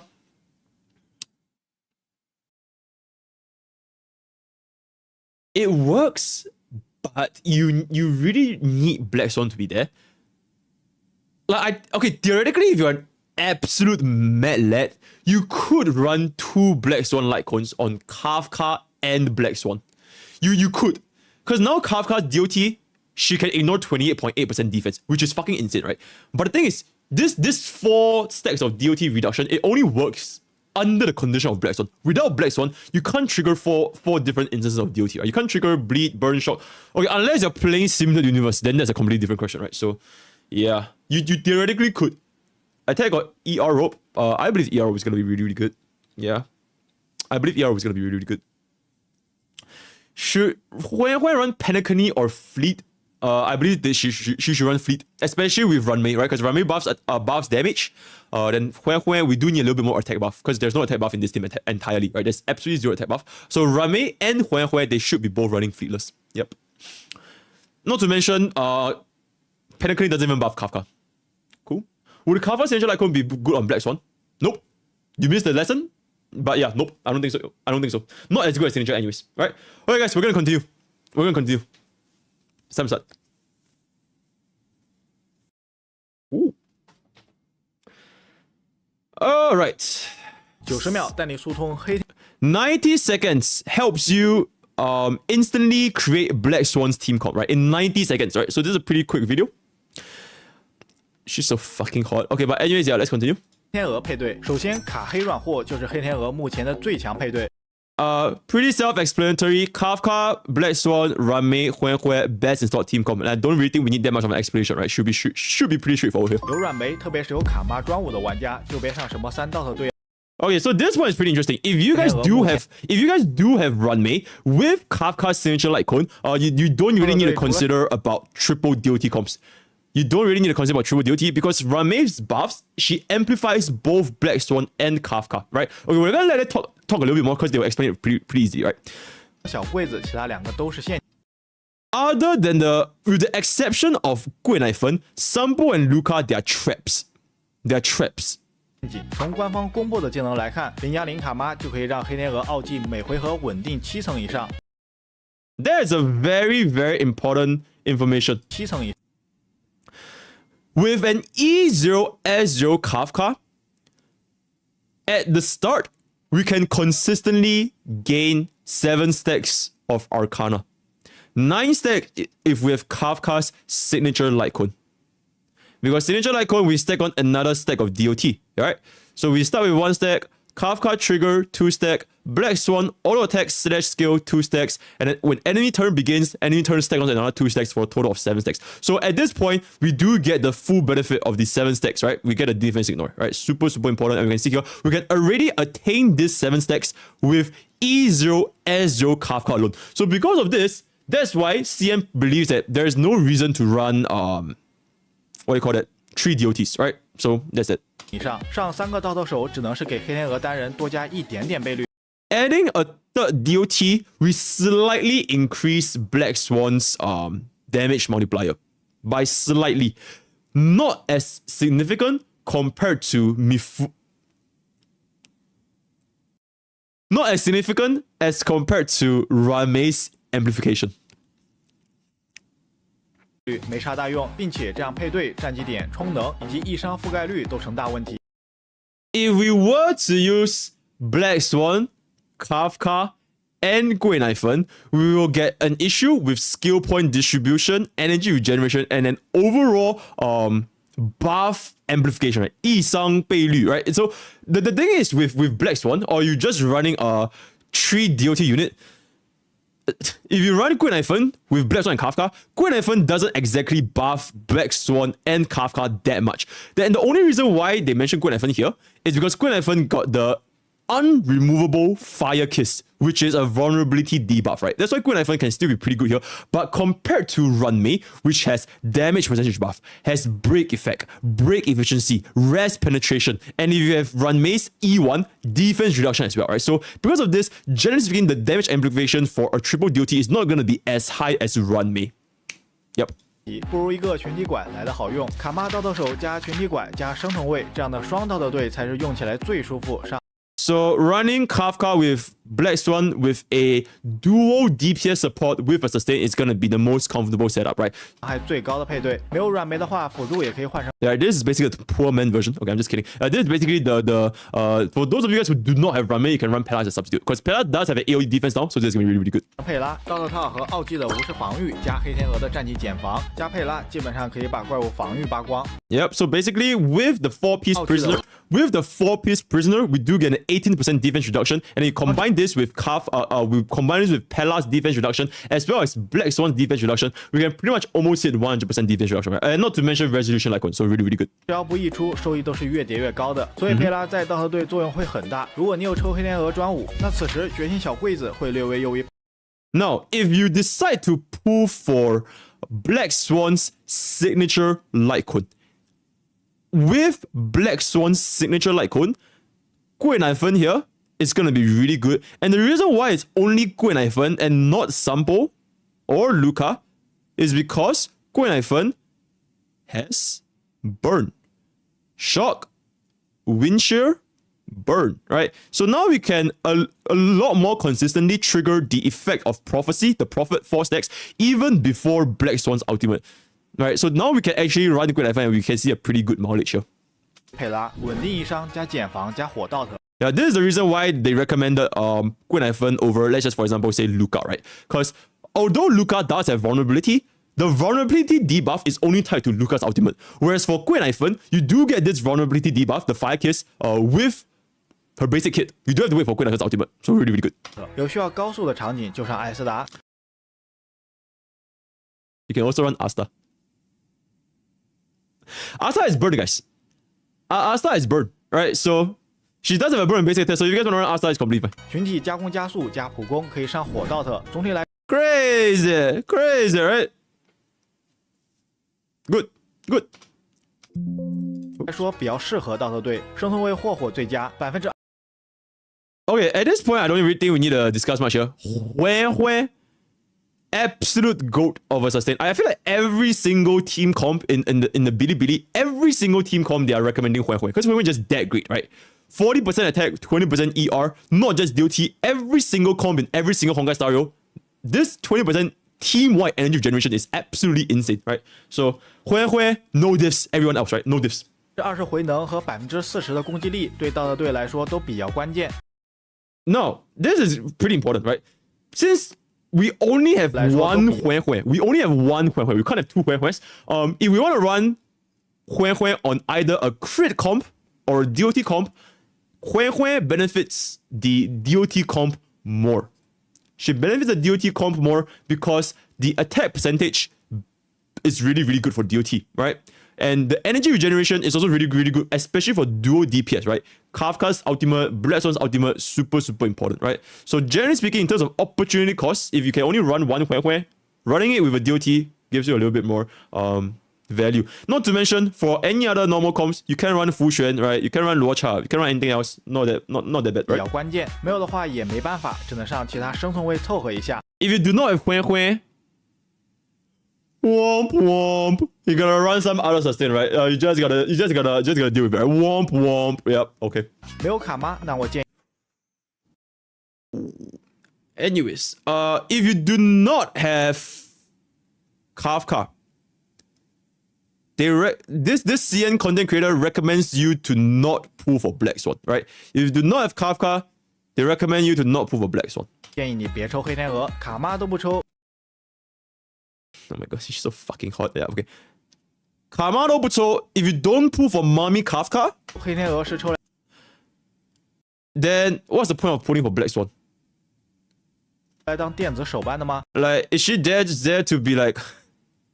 it's a little bit difficult to translate. It's like a electronic like hand manual or something like that. It's a little bit difficult to translate, but like basically, there's no point pulling for Black Swan if there's no Kafka, in their opinion. 不过考虑到一些人可能会单抽出金，没错，说的就是屏幕前的你。要是没有卡妈、6命桑博或者6命卢卡，可以 This is for if you guys are some lucky motherfuckers that managed to get Black Swan in a single tempo, like accidentally got Black Swan, and you didn't manage to get Kafka, like you accidentally got Black Swan in a single tempo, then using Sampo or Luca can be pretty good over here, right? 勉强用用 is like, it's like the womp womp, right? Womp womp, you can use it, right? Just barely use it, right? But it's far, far, far worse than Kafka. 勉强用用。桑博4命和卢卡6命都能触发好几次。 Sambo's E4 and Lucas E6 can trigger multiple DOTs effects, right? Sambo's E4, you get the trigger wind shear. Lucas E6, you get the trigger bleed. And technically, for Black Swan, under the effect of Epiphany, which is the ultimate, we can trigger all sorts of DOT, right? Because our Arcana considers it every single DOT. So these two trigger abilities at E4 and E6 is going to be pretty good. 道特同样可以帮黑天鹅叠奥技，算是卡妈的下位。下位替代 is like Kafka's worst substitute, right? Womp womp. 替代最好是用桑博，因为都是风属性，确认方便点。 They recommend running Sampo instead of Luca, because in terms of on element situations, you rather just break the enemy's toughness bar a little bit faster, right? So, assuming that the enemy is weak to wind, you can run Luca, but it is a little bit difficult to find enemies that are weak to both wind and physical. So, generally speaking, assuming the enemy is weak to wind, you running her with Sampo is going to be pretty good. 贵乃芬则不太推荐，毕竟没卡妈叠吞火太慢了，而且也很难帮黑天鹅叠奥技。下课。 All right, that's the end. So, hope you guys enjoyed that. Whoa. All right, next. Okay, this particular video over here, I really wanted to share with you guys, but unfortunately, this dude has multipliers, so I can't share it. But it's a really good information though. I will be translating this and adding it to my Black Swan CN analysis when it releases, but unfortunately I can't share with you guys, right? It is what it is. All right. This is with regards to, do you pull for Kafka's signature Lycoon, Black Swan signature Lycoon? Let's take a look at this. I think this can be pretty in 1 minute as well, right? So not that long.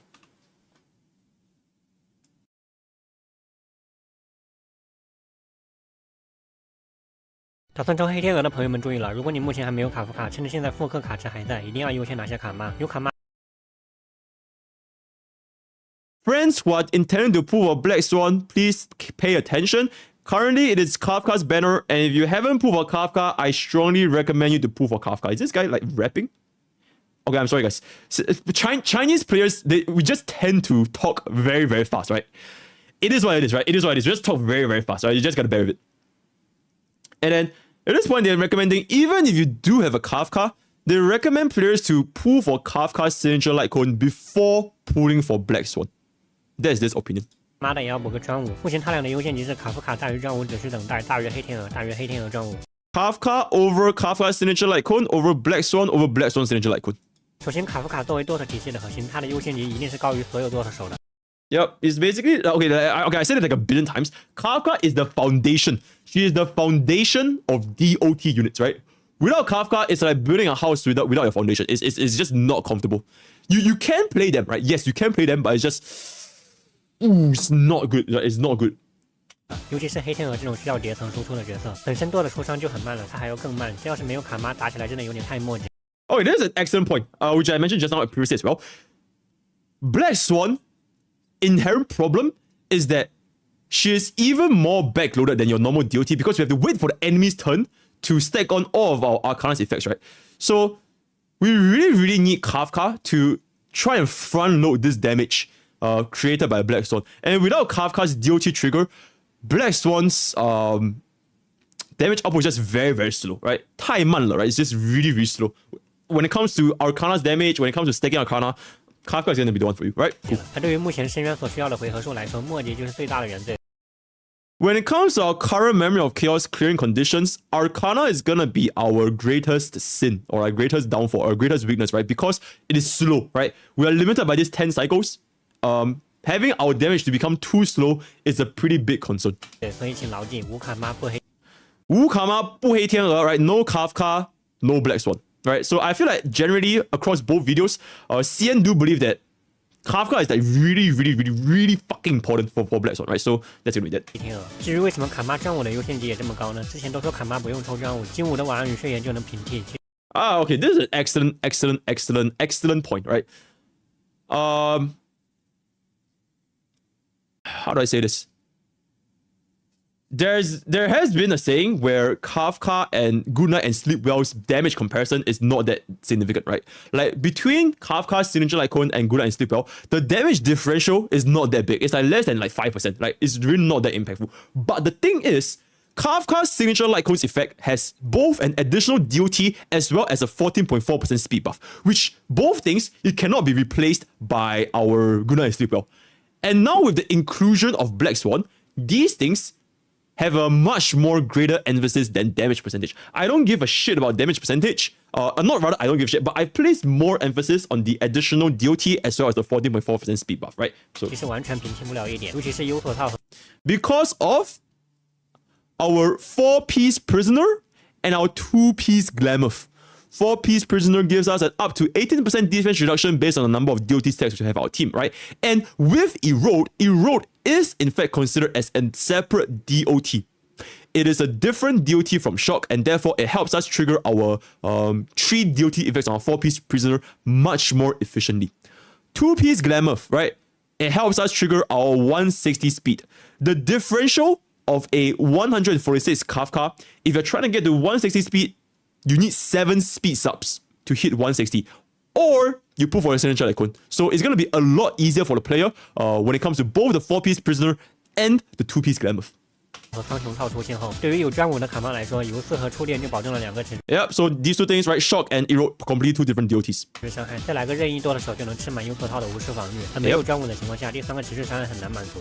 Yep. 苍穹战线就更不用说了，方式160 Yep, 760. Yep, this 专武的话 good. 达成起来要容易很多。之所以把卡妈专武排在黑天鹅前面，是因为黑天鹅对比满命三博未必提升有专武带来的提升。Okay, this one is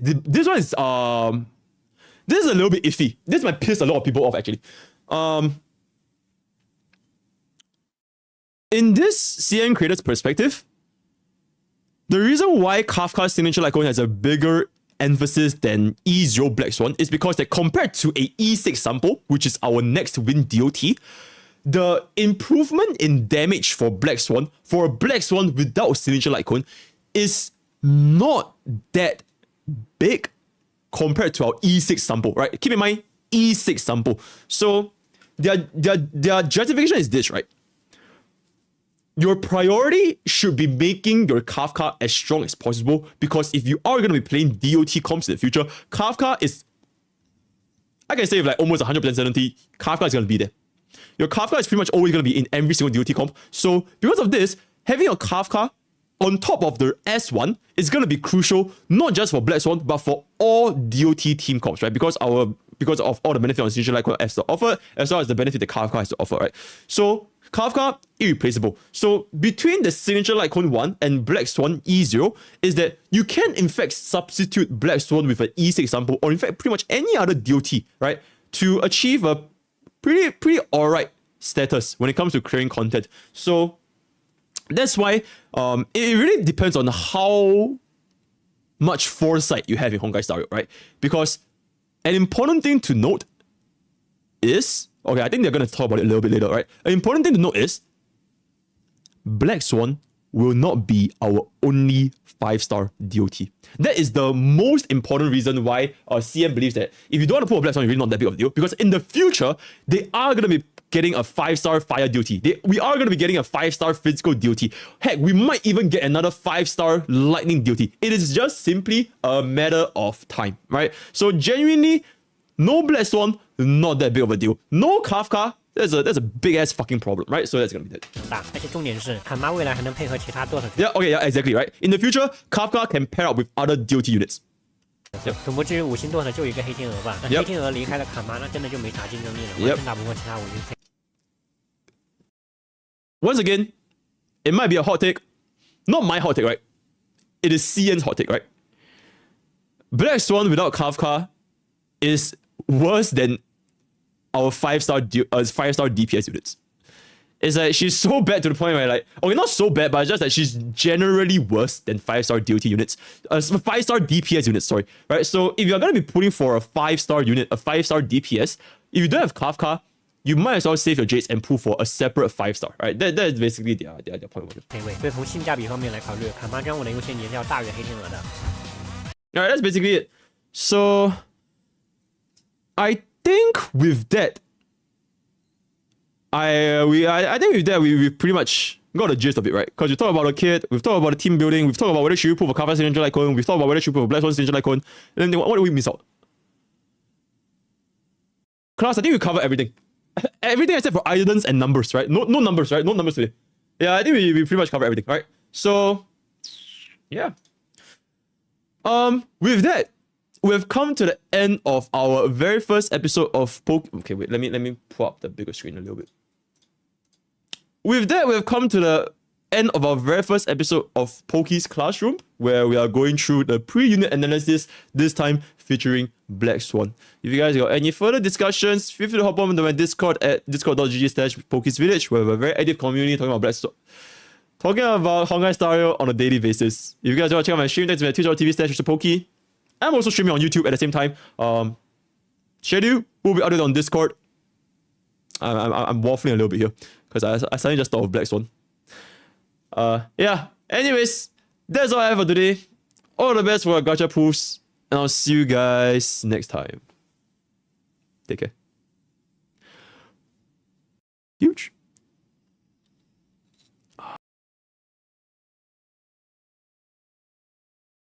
All right, let me get the alerts back up. Give me a second.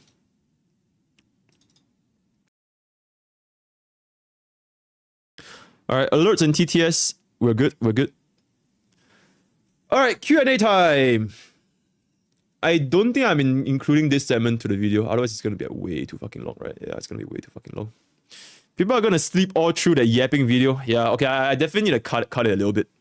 Definitely cut it a little bit. Hopefully within 20 minutes. Respectfully. Okay, I think 20 minutes. Like, how long do we yet? Cannot believe this shit. Holy shit, I think we yet for 1 hour. I think we yet for 1 hour, guys. Yo, who's Chunky? Thank you so much for the prime sub, man. Appreciate it. Okay, yeah, I need who have a bigger bust. I ain't gonna answer that. Do you think we can reach 2 or 3 turn ultimates with Blackswan icon instead of tutorial icon? 2 turn, a little bit difficult. A little bit difficult. Do you think Blackswan will be a huge upgrade for E6? I literally just said that Blackswan might not be that big of an upgrade to an E6 sample. Man is not paying attention. Exiled. Stand outside the class. I fell asleep. Can I get a TLDR? Yeah, Blackswan batongatongs. Thoughts on IPC planner? Would be pretty good. EHR attack. I think it's pretty good. In fact, I do think that IPC and planner, they might even be better than Glamour actually, because of the EHR, right? Because of the EHR. And Glamour, I don't think we can reach 160 speed with Blackswan on Glamour. The thing is, just farming for IPC is just, oh my fucking god, dude. Because IPC is the domain where you have the Celestial Differentiator, the worst 2-piece in the history of Honkai Star Rail. So I cannot fathom anyone farming for IPC, just crazy. So if you want to use your resins or you want to use your salvage materials, I think that would be pretty good. Yeah, please don't farm for IPC. Don't farm for it. If you have it, then you just have it, right? Yeah. Your 164 speed Blackswan, that's insane. Luocha main DPS, that's crazy. You can reach 160. IPC planner is technically better, but the SU, yeah. Will E2 deal be viable in the long run? Guys, if there's ever a world where E2 deal is not viable, every single DPS will not be viable. Like, I swear to God. Like, we're not even talking, we're talking about viable. Like, if a unit is not viable, it means that they straight up cannot clear the content. And if a content happens where E2 deal cannot clear a content, we're fucked, right? Every single DPS in the game is fucked, right? So let's just hope that Star will never reach that point. I don't think this ever reach that point. I don't think so. I'm gonna bless some materials and not be happy. Huge. Finally, the 0 cycle with Jing Liu first half. Yo, huge. E2, they will not viable. ER roll or attack roll on Blackswan. I feel like ER roll is gonna be really, really good. 150 plus Ranmei.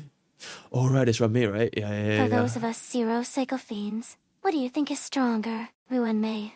Blackswan, Kafka, third daughter Esta.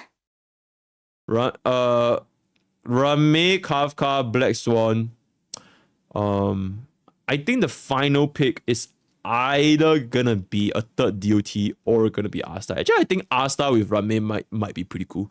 No, actually, no, I take it back. Asta Rame might not be that good. Because the speed buff really doesn't matter, right? No matter how fast our team goes, the enemy's turn is still more or less fixed. It's not like adding this 50 speed magically gives us like infinite turns. What?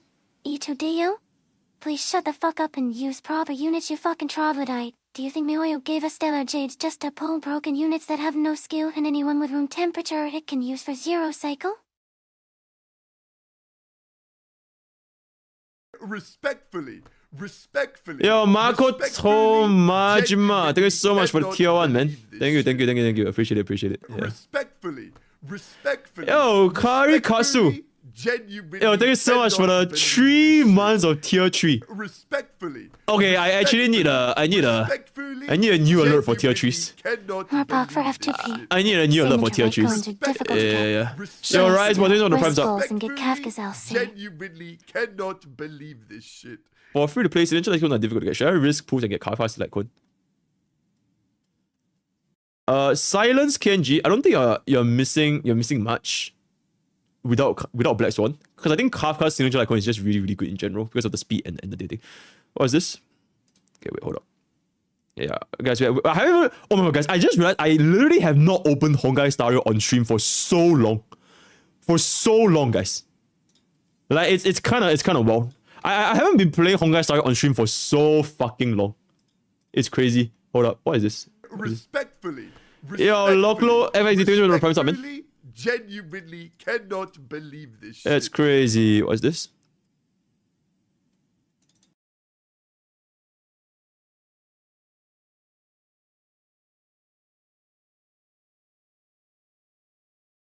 Black Swan's damage multiplier by slightly, not as significant compared to Mifu.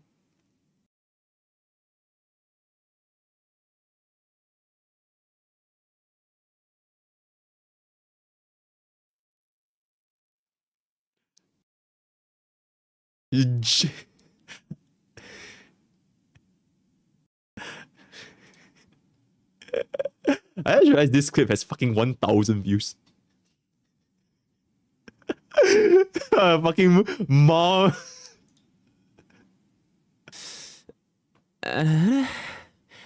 Thank you for the 10 subs, ne? Black Swan. That's crazy. Okay, anyways.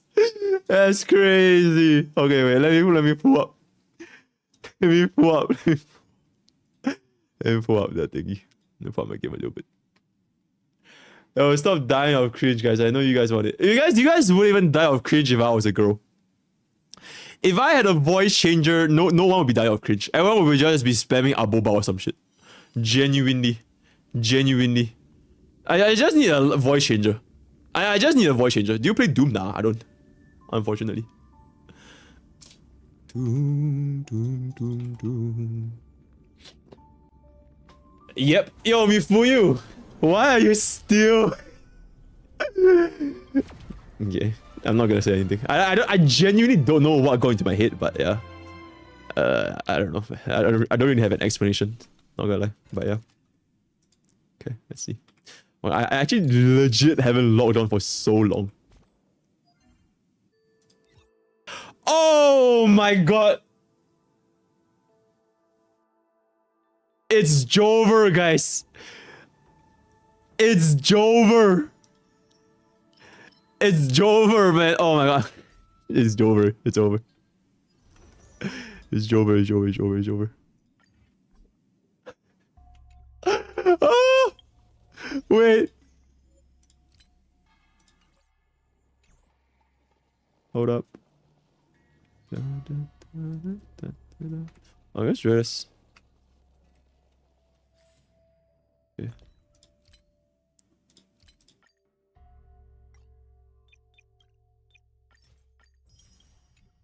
Oh my god, we need to feed more relics. Again.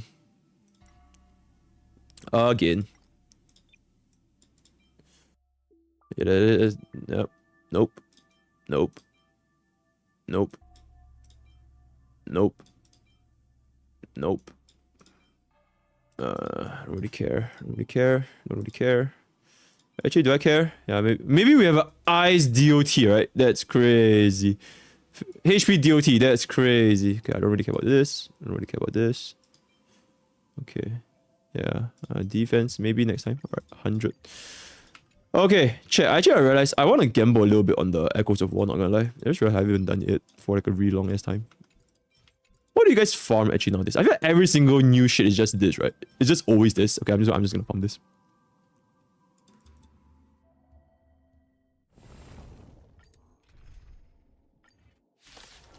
Alright, chat. Let me pull up song requests.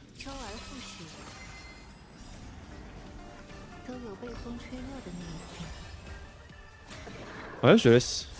Well, we haven't used song requests in a really, really long time. Genuinely.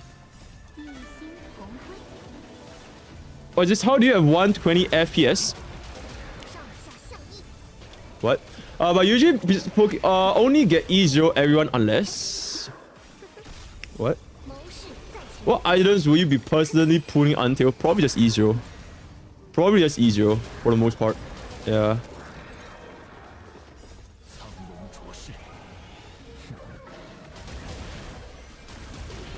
Okay, this is good. Run me? Wait, before you have run me, right? I'm pretty sure you have run me. Why is my cam blurring out? Is it?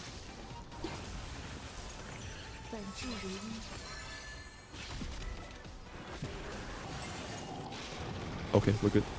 If you're using Blade as hyper carry, Rami and Bright as opposed win damage sphere of HP. I think they're around the same. I think HP actually edges out slightly more than win damage, actually. Yeah.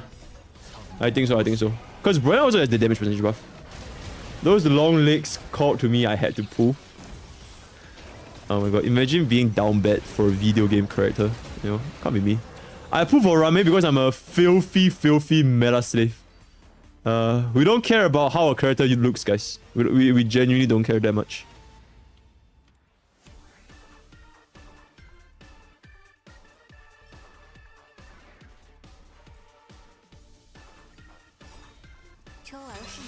Imagine that! Imagine that! Attack or speed boots on Blackswan. I still think you need to hit 134. So speed boots. Have you watched the recent MrBeast video? Bro, yo chat, I'm not even gonna lie, I'm a little bit tired of MrBeast videos. I don't know, I just don't really find it that appealing. Streamer living rent free on. Have a moving PNG of a streamer living rent free? Who could that be? Who could that be? Nah. Yo, me for you. Yo, speaking of me for you. Have you seen this? Hold up.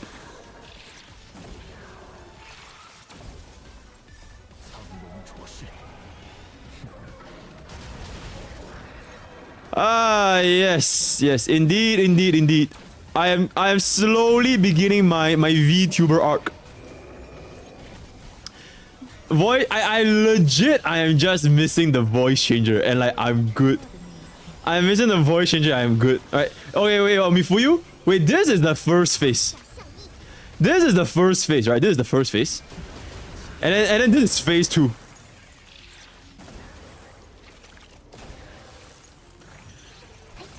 Okay, phase 2, I'm missing the mouth. So the mouth doesn't move. But yeah, this is phase 2. Yeah, but this is the phase. This is phase 1. Eventually, next time we're gonna cook it. Yeah, what can I say? I do like my women tall and thick, if I can say so myself. Genuinely. Wait, I'm just missing. I'm missing the voice. The voice changer is the most important part. No need for voice changer. Let him cook. God damn, yo, I swear to God, this is just not good shit, man. Oh my god, give me a second. Like thick fast, genuinely thick, yeah, genuinely thick. Yeah, I'm not even gonna lie. Okay, wait, hold up. Okay. You know, it's so funny because like the other day or like literally yesterday, I put this up and I'm like, maybe I can get more subs, and like within 1 minute, people started subbing, and people weren't subbing for like the last like 45 minutes, and then the moment I changed into this model, the subs just came in. This is genuinely the meta for subs and like donations in general. So yeah, I'm probably not kidding. I'll try to get a model up and running. Maybe not like a full-on 3D model, because that is like that's a little bit wild. That's a little bit wild. I told you, trap mode. Yeah, I think a full-on 3D model is a little bit too much. I think I'll stick to PNG for a little bit, right? But still, you know, I'm gonna change it like this, right? Stop it, right? I'm gonna change it like this. Euler, stop lurking. My wallet is trembling.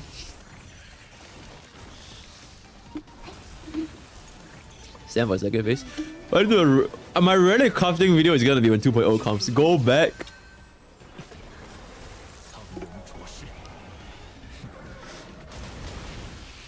Okay.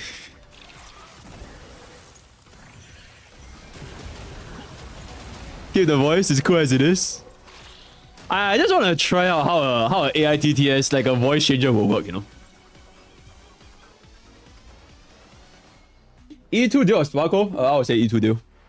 E2 deal is just built different. Like, okay, think of it this way. If you pull for E2 deal, you're basically pulling for an E6. Oh shit, speed. That's good. I don't really care for this. Maybe next time. Alright. Time to farm a little bit more.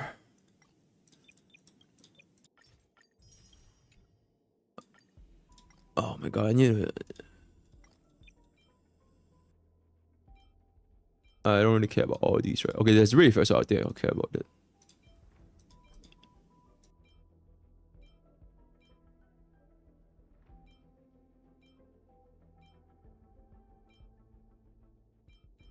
Alright. Let's go.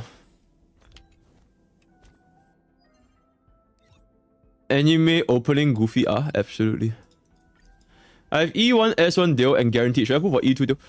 E2, okay guys, if there's ever a question as to should you put for E2 deal or anything else in the game, you put for E2 deal. There's no competition, guys. E2 deal is just built different. Genuinely, there's no competition. Anything and everything, the answer is E2 deal. When in doubt, E2 deal. You didn't do your homework, E2 deal. Your mom kicked you out of the house, E2 deal. Your girlfriend broke up with you, E2 deal. Right? E2 deal solves all problems, right? Absolutely. Any relic set? Is it a mommy so no can do? Alright, fine. Brian hasn't come here, I got well so far. 320 pool, but with nah, I'd win. Mindset is a strong aura. We say Hanabi is really worth it for E6. E6 deal? My man, if you have E6 deal, you don't even need Hanabi anymore. You're literally beating the entire game with an E6 deal. Like, no one needs this amount of power. Alright, what's this?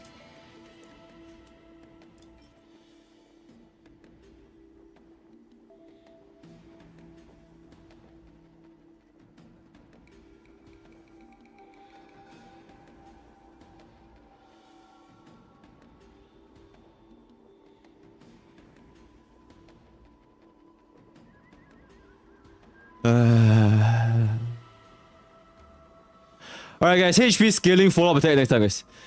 HP scaling follow-up attack next time. Like, genuinely, next time, we will get it. Alright, HP scaling follow-up attack. It's fine. Oh my fucking god. The triple flat stats. Insane. E2 deal plus Sparkle plus Evertrine plus Luocha. It's coming? Yeah, it's coming. I know it's coming. It's actually coming.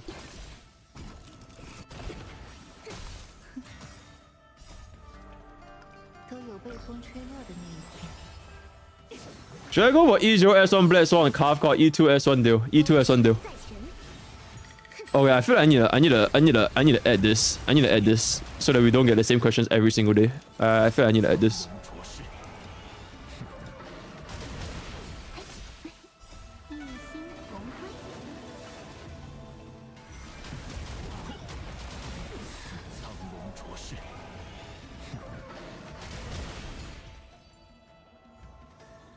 This should be pretty good.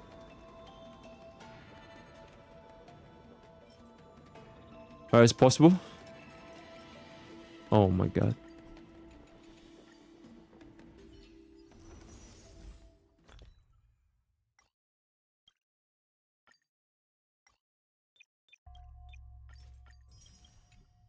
Should I finish school or get E2 deal? As long as you finish Pokke'S classroom, you can do whatever the fuck you want to do, right? No, I'm just kidding. That's not real life advice. Please finish school. Please finish school. Mifuyu or E2 deal? Is she still here? Mifuyu. Nah, yeah, but anyways. Yeah, E2 deal. E2 deal. Always E2 deal. Always E2 deal. Okay, unfortunately, YouTube. Oh my gosh. Okay, but anyways, the YouTube dude, unfortunately, emotes doesn't work. Yeah, but anyways, yeah. There's no chord, guys. There's no chord, guys. There's no chord, guys. You can go 2 follow up on E2 blade. True. I get it though. Ah!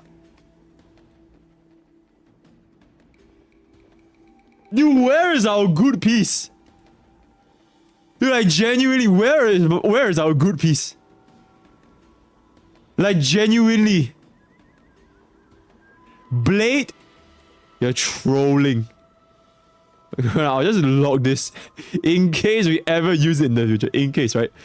Oh my fucking god. Oh my fucking god. Okay, guys, this is actually just so dog shit. This is so dog shit. This is so dog shit. Okay, guys, I'm turning back to my camera. I'm turning back to my camera. Turning back to my camera. Alright. We'll get him next time. We'll get him next time. It's coming. Future. Locking trash piece. Get fucked. Like we legit don't have a single good piece. Like we legit don't have a single good piece. Yeah, we legit don't have a single good piece. Like for so long. For so long, you know. It's the E2 curse. Roll better. Why use J instead of the potion? I want to save my potion for content later. Guys, I'm not a girl. Guys, I'm not a girl. I am in fact not a girl, right? I am in fact not a girl. Oh shit, this might be good. Attack EHR, this might be good. Oh my god.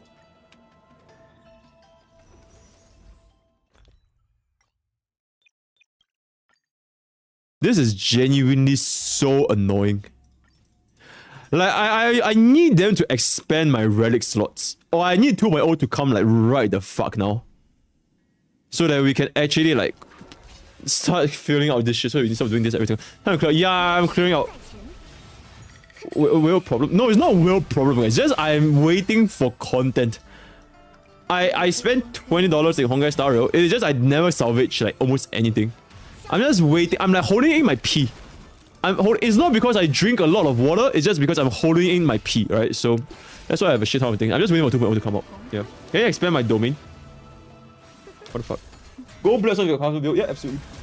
Blackswan Sparkle. I have Kafka. Yeah, I think Sparkle is just genuinely really, really good though. And it's not a must to get Blackswan in my genuine opinion. Have you seen? Wait, Dreamy responded again? Okay, I ain't gonna read all that. Genuinely. Will the new relic set be best in stock for E1 S1 Topaz?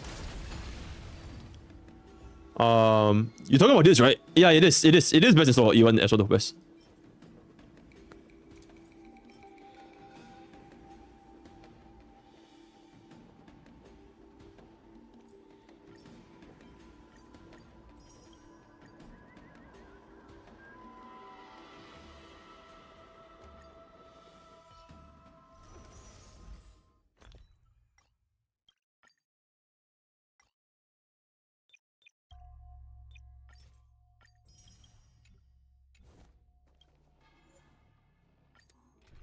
This is really the curse of E2 deal.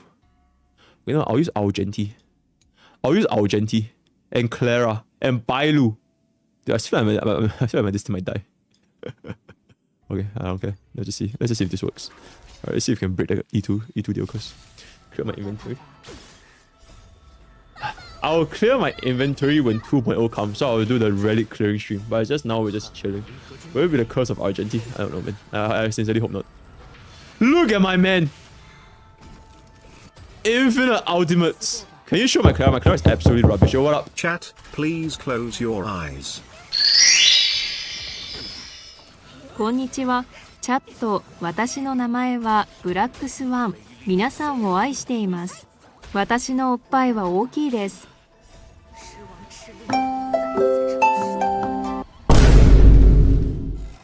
Wake the fuck up, chat. Oh shit. The TTS ran out. Okay, but if you guys understand Japanese, it has something to do with titties. Alright, that's about it, yeah. If you guys understand Japanese, it's something to do with titties. Check out this clip by Tectone. What's this? Guys. Wait, what?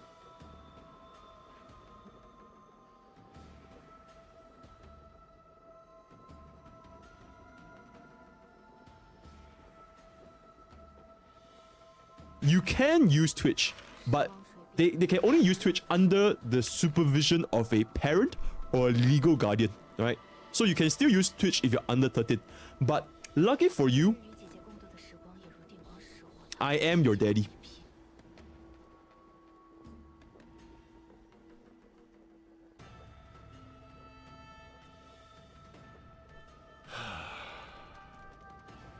I'm so proud of that guy. I'm actually so proud of that guy. Guys. The silence. Shit, that's crazy. Okay, you know what? I mean, that was a pretty base comment though. I mean, like, chat, let's be real, right? I'ma keep it a buck. That was a pretty witty comment. Genuinely. Hold up, this is a little bit loud. Okay. Okay, anyways.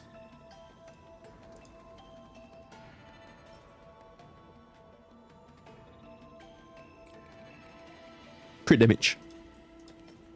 Oh my god, fuck yourself. Yo, genuinely, I don't really refresh every day, right? Genuinely, I don't really refresh that much. But for you guys, for chat, I'm refreshing. Just for chat. But mind you, right? Legit just for chat. I actually don't do this every single day, right? Genuinely. So yeah. Yeah, okay. Alright, let me see. Sure. I want to roll on a weapon better than 2.0 resolution shines in each, right? Yeah. I think the Blackswan's Blackcon banner is really good. It really is. You could try to build a PT or some shit. Streamer has refreshed 20 times. That's not true. You could roll speed on that dot hate piece. We'll see. We'll roll them all right here. And if it doesn't work, it doesn't work. We'll roll them all right here. Yeah.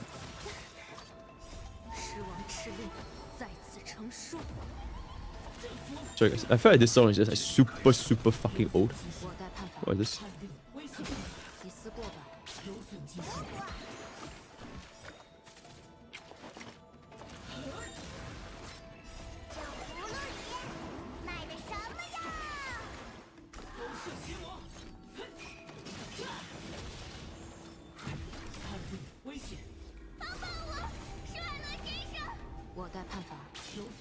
What song is this? What song is Monday Left Me Broken again? What song is this again? I completely forgot. What song is this again? Waiting for Love? Crazy.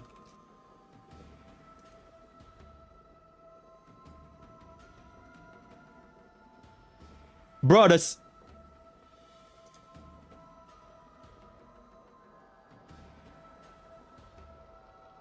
Alright, let's get this. This one is actually timeless. Genuinely.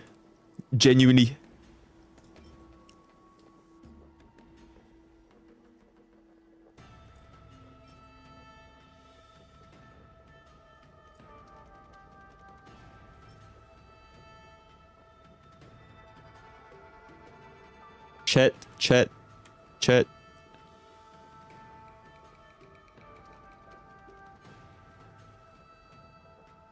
HP scaling DOT, guys. HP scaling DOT. It is a matter of time. I swear to God. It is a matter of time. When it releases, you guys won't be laughing at me. It is gonna come. It's coming. It's coming. Right? It's coming. Right? It's coming. It's just a matter of time. Right? I'm good. Dangerous levels of cope.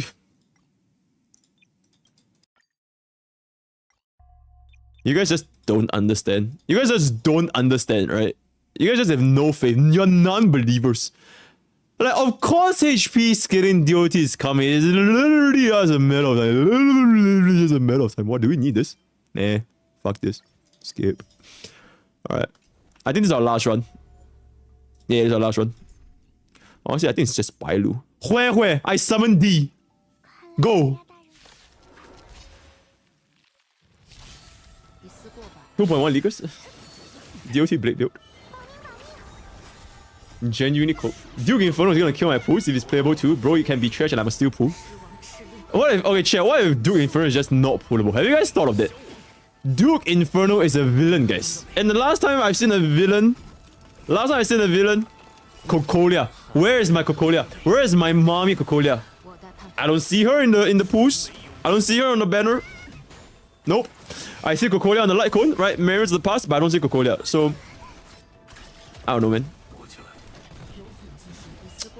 They won't pull another Cocolia, surely. Dude, genuinely, I think the entire Annihilation Gang is just not pullable. They're just there for us to just beat the fuck out of them, and then they're gone. Genuinely. They killed the thickest character of the game just like that. Okay, but we do have this, though. Let me show you guys the thickest character.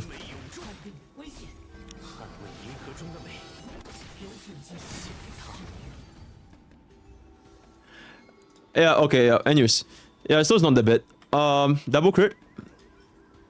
Possible. Okay, unironically possible. Oh, this one is a little bit. Can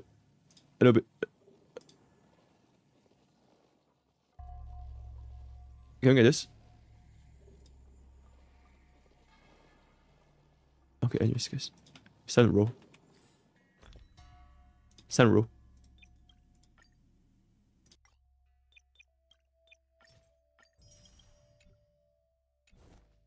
Stand row. It's time to win. It's time to win. It's time to win. It's time to win.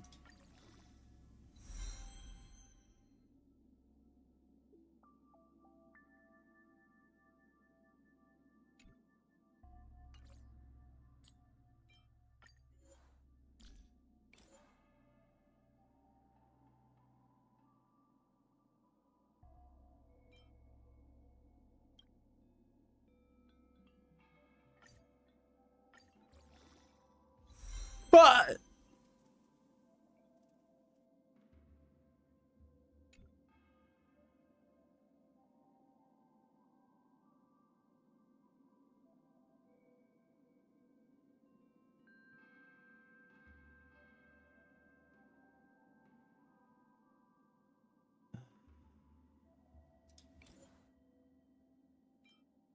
I swear to God, you guys are trolling me.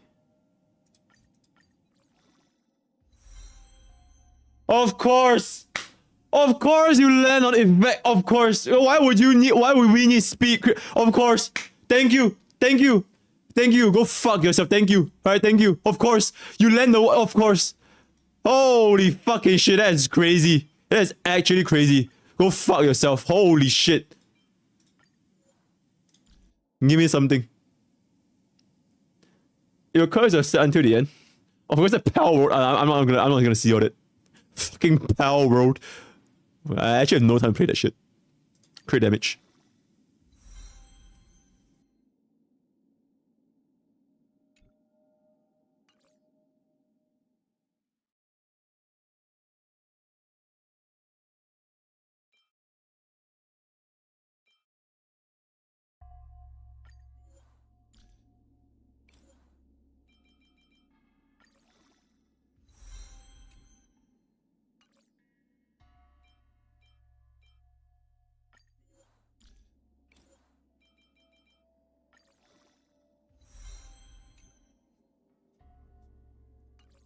Chat is not that bad. I might roll this next time.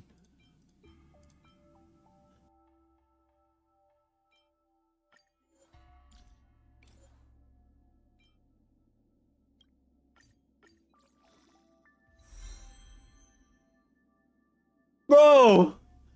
This is crazy! Oh my god. Oh my, why did I even lock this? Oh, because of the break effect, right? Okay,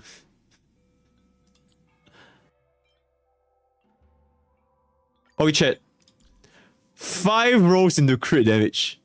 Chat, 5 rolls into crit damage. Like, unironically, 5 rolls into crit damage. I'm not even fucking kidding. 5 rolls into crit damage. Genuinely. Genuinely. 5 rolls into crit damage. Genuinely. I win. I win.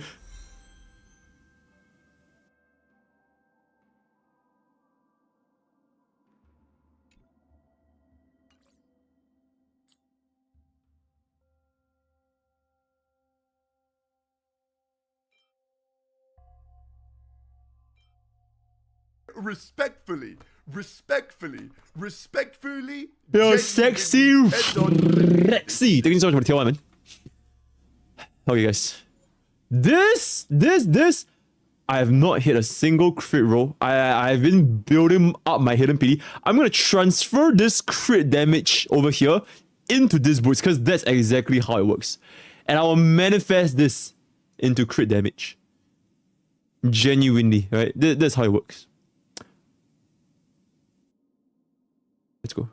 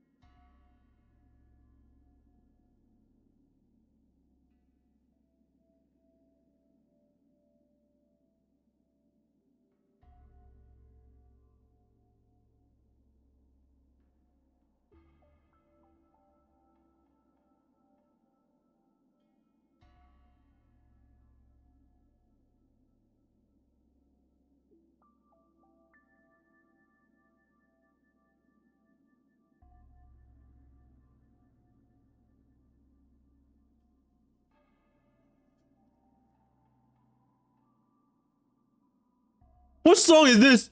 OM, OM, OM, OM, OM, OM.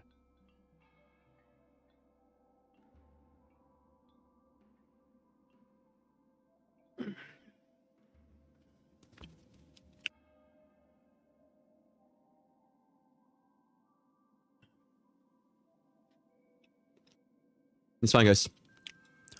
It's fine. It's fine. It's fine.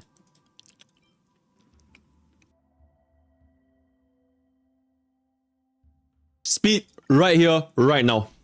Speed right here, right now. Speed right here, right now.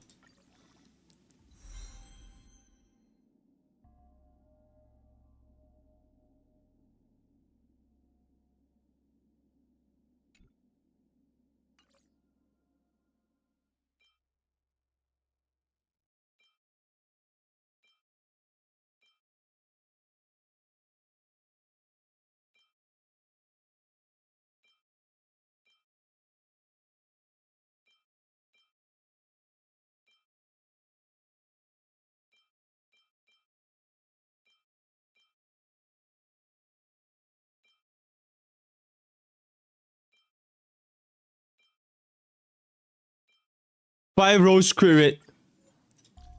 5 rows crit rate. 5 rows crit rate. 5 rows crit rate. 5 rows crit rate.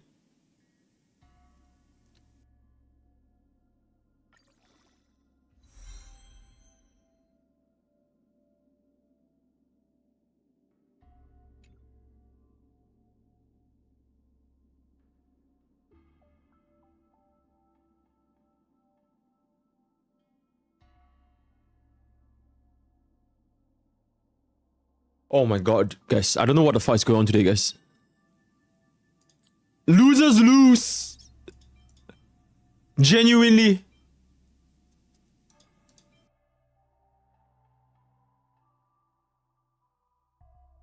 I don't even want to roll that now. This piece right here. Holy fucking shit. Whatever.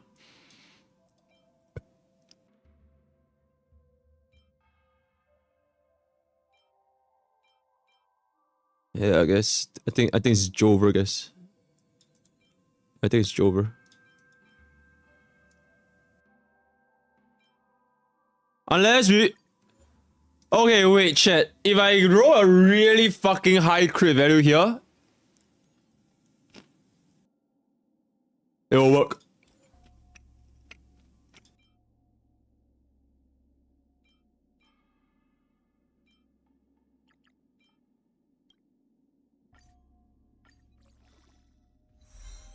Oh my fucking god. What the fuck is going on?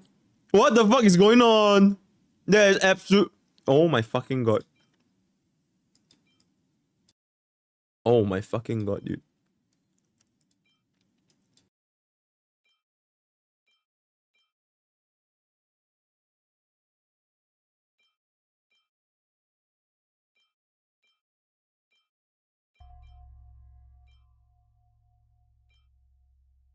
Five rows crit rate.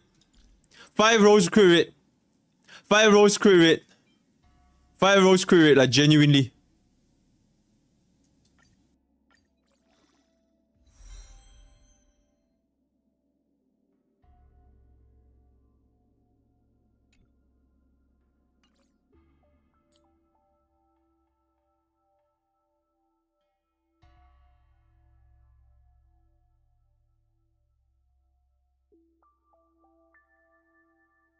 Through heaven and earth, you are not the honored one.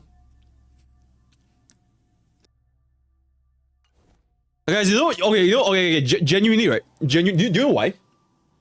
Oh my goodness. Okay, but genuinely, right? Do you know why? I want to be relatable. I'm intentionally dialing back my relic luck because I want to be relatable. I believe in having a relatable streamer is gonna be beneficial to my viewers, so I intentionally dial down my luck. This is actually all planned. It's all planned. Surely Surely, it surely is, Mifuyu. It surely is. Oh my god. This. Oh my god. Like I feel like playing a home guy style genuinely just makes my fucking like. I don't even know, man.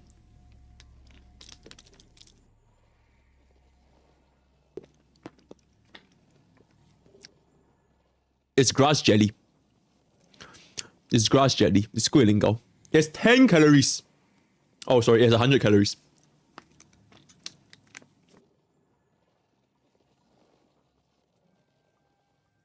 Should I get easy S1 or easy S1 Jingyuan? Easy S1 Jingyuan. Yeah, easy S1 is unironically overkill. Okay, chat, wait. You know what? I wanna. I suddenly remember I wanna watch something. I wanna watch this video. This is not our drama, guys. This is not our drama. This is Genshin's drama. I know. Not my lane. Not my priority. Not gonna be on YouTube. I just wanna watch it. Because apparently a lot of shit is happening. Genshin drama? Yeah, I just want to watch it like real quick because my dad just posted a video, right? I gotta support my dad, guys. I gotta support my dad. I just want to know what the fuck is going on. So, yeah.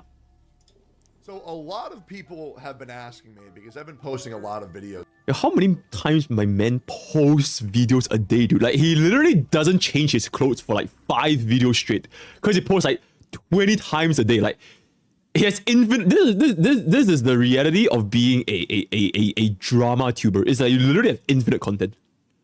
Like, he posts like every single hour or something. It's actually insane. It's actually insane.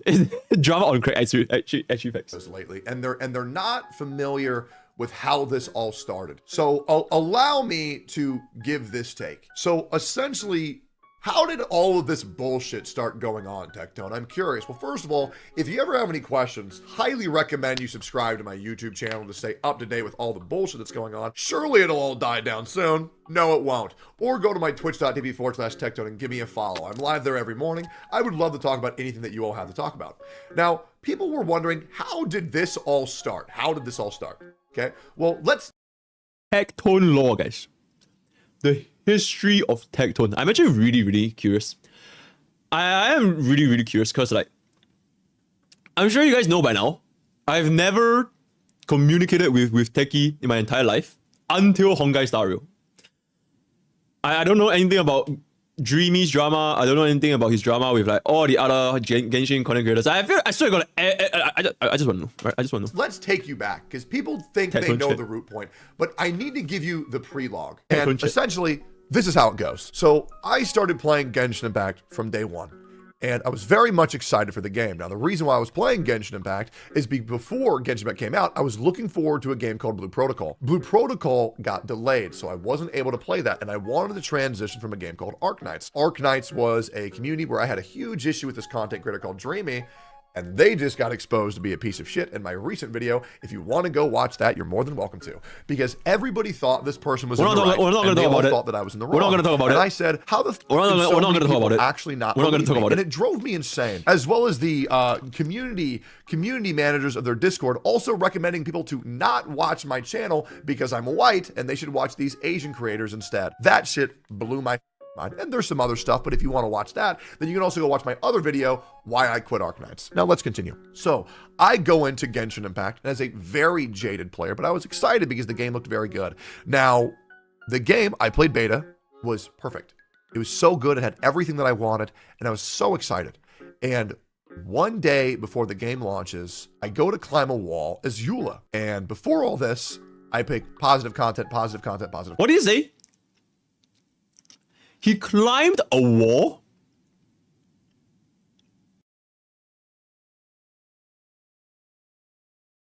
He climbed the wall. What? And he stared at her ass? So you look at the butt. Classic. Yo, wait, guys. Do you guys remember I'm the world's rank 1. I'm the world's rank 1 Monami.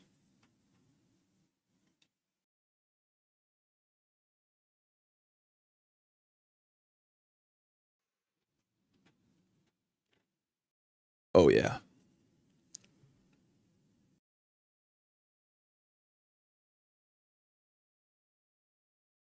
Yo, shout out to if you guys wanna get yourself a oh shit, I just realized I'm hiding you guys, my bad.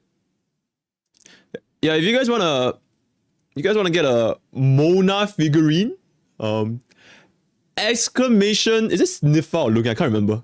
Exclamation sniffer or looking. Use code Pokke for 10% off, guys. I'm just saying, right? Alright, cool.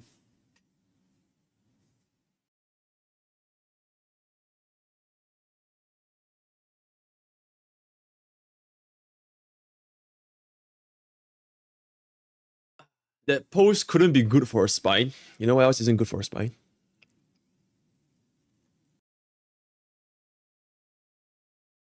Anyways. Content and about how excited I was for the game. And I go to climb this wall as Eula.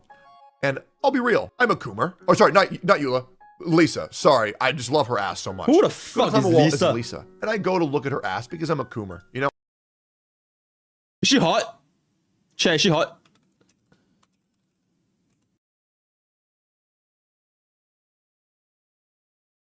Who the fuck is this?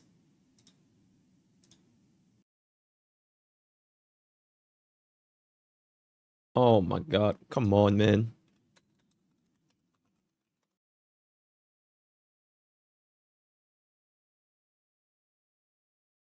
She's like the worst version of Mona. Respectfully.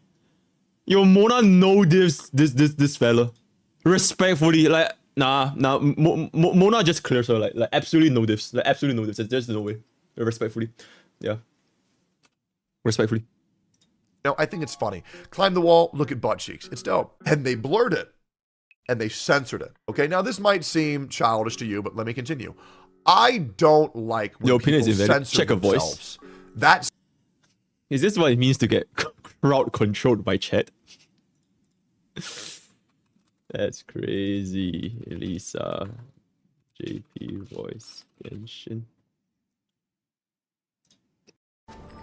あれこれ以上いけないねすごい What the fuck is going on? よいしょちょっと待って What am I even listening to? What the fuck am I listening to? Is this the right clip? That's legit. Fuck yourself, there's no way that's legit. In case you didn't know, Twitter... What the fuck? Alright, I'll watch this later. Is this... Okay, someone send me a legitimate... Someone send me something legitimate. This is legit. Wait, that's a legit voice. That is a legit... There's no fucking way, dude. There's no fuck... If that's legit, I'm the Pope, right? I'm Pope Pokke if that's legit. It's legit. That's what she says. There's no fucking way. そんな色っぽい声出さないで私早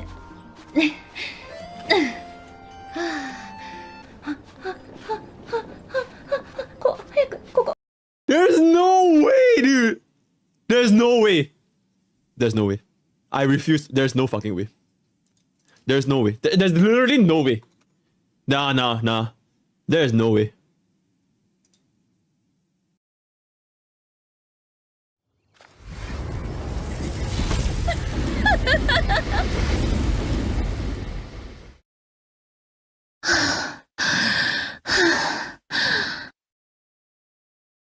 Can I even play this on stream? Can I even play this on stream? You're oh my god, never mind. There's no way.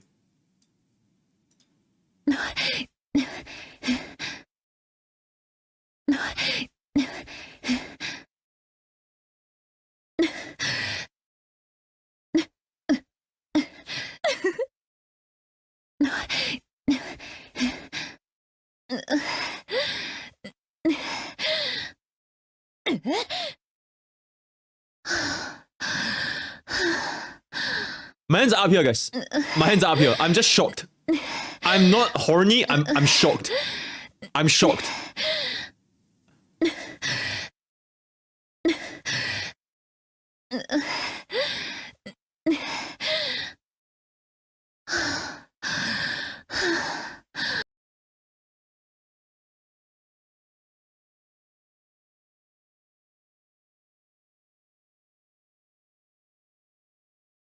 Oh my god. Okay, you know what? Forget it. It's too much. Okay, let's continue.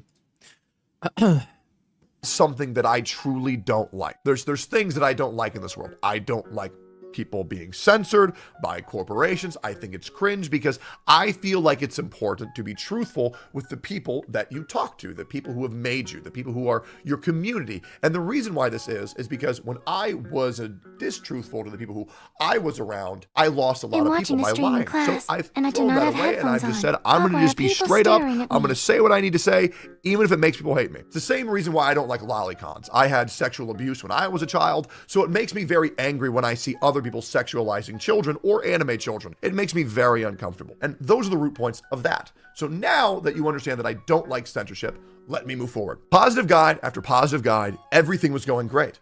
I post one video about how I'm not happy about the censorship, and oh my God, the internet lost their mind, saying, yep, this is the same guy who caused all these issues in Arknights, which, by the way, was disproven yesterday. Great video. Really recommend you go watch. And I got this title of a miserable negative man.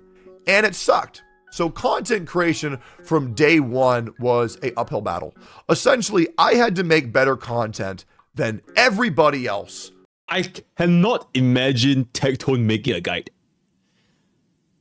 Like, respectfully, I just cannot imagine. Can you imagine if Tectone just be like he was actually like in I don't know.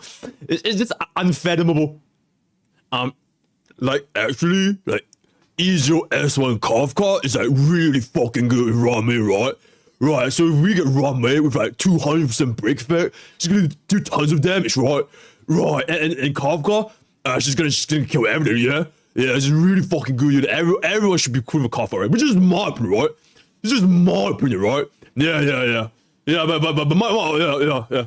No, there's no way. I would not get any views whatsoever. And then this guy called MTash showed up, and we had beef for a little bit. I'm not gonna deny it. That is crazy. Because the guy made a guide video going over the most simple shit ever. And he was getting 2-3 million views on anything that he uploaded. It was insane. And he made a video talking about why Klee sucks. So I made a video called Klee Doesn't Suck, You Suck.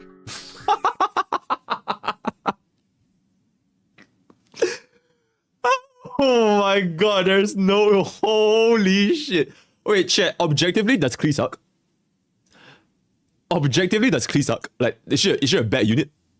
Does she suck? Klee's dog shit. She sucks. Okay, it is what it is. This was years ago. This was years ago. Years ago. Oh my God. And you know, MTash and I got into a little spat. He was right about Klee would eventually fall off. I was right about when Klee was originally released, she was quite strong for the current game state. Okay?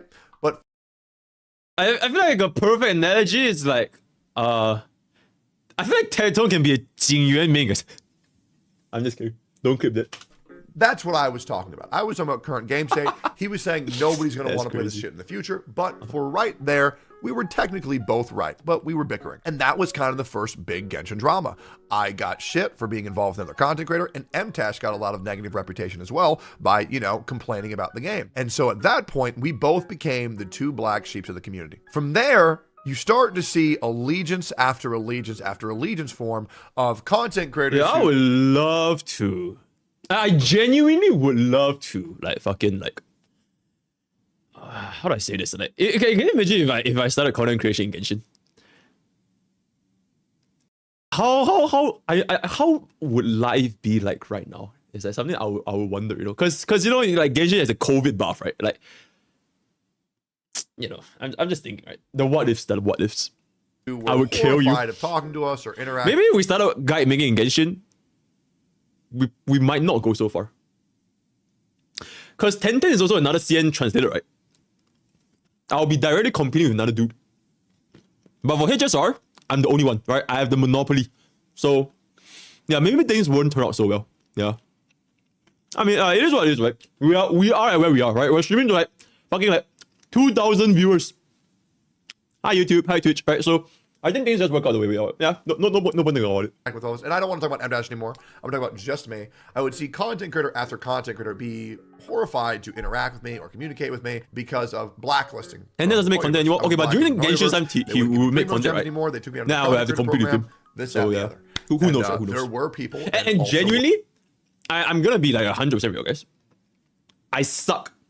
I absolutely suck at making YouTube videos.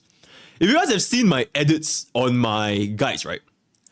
They are barely like edits. It's just me yapping. Essentially, I'm yapping off of the guide that I made on my Pokke'S library, and I just talk about it. And I just show you a bunch of videos. Compared to like Blackswan, Goba, right?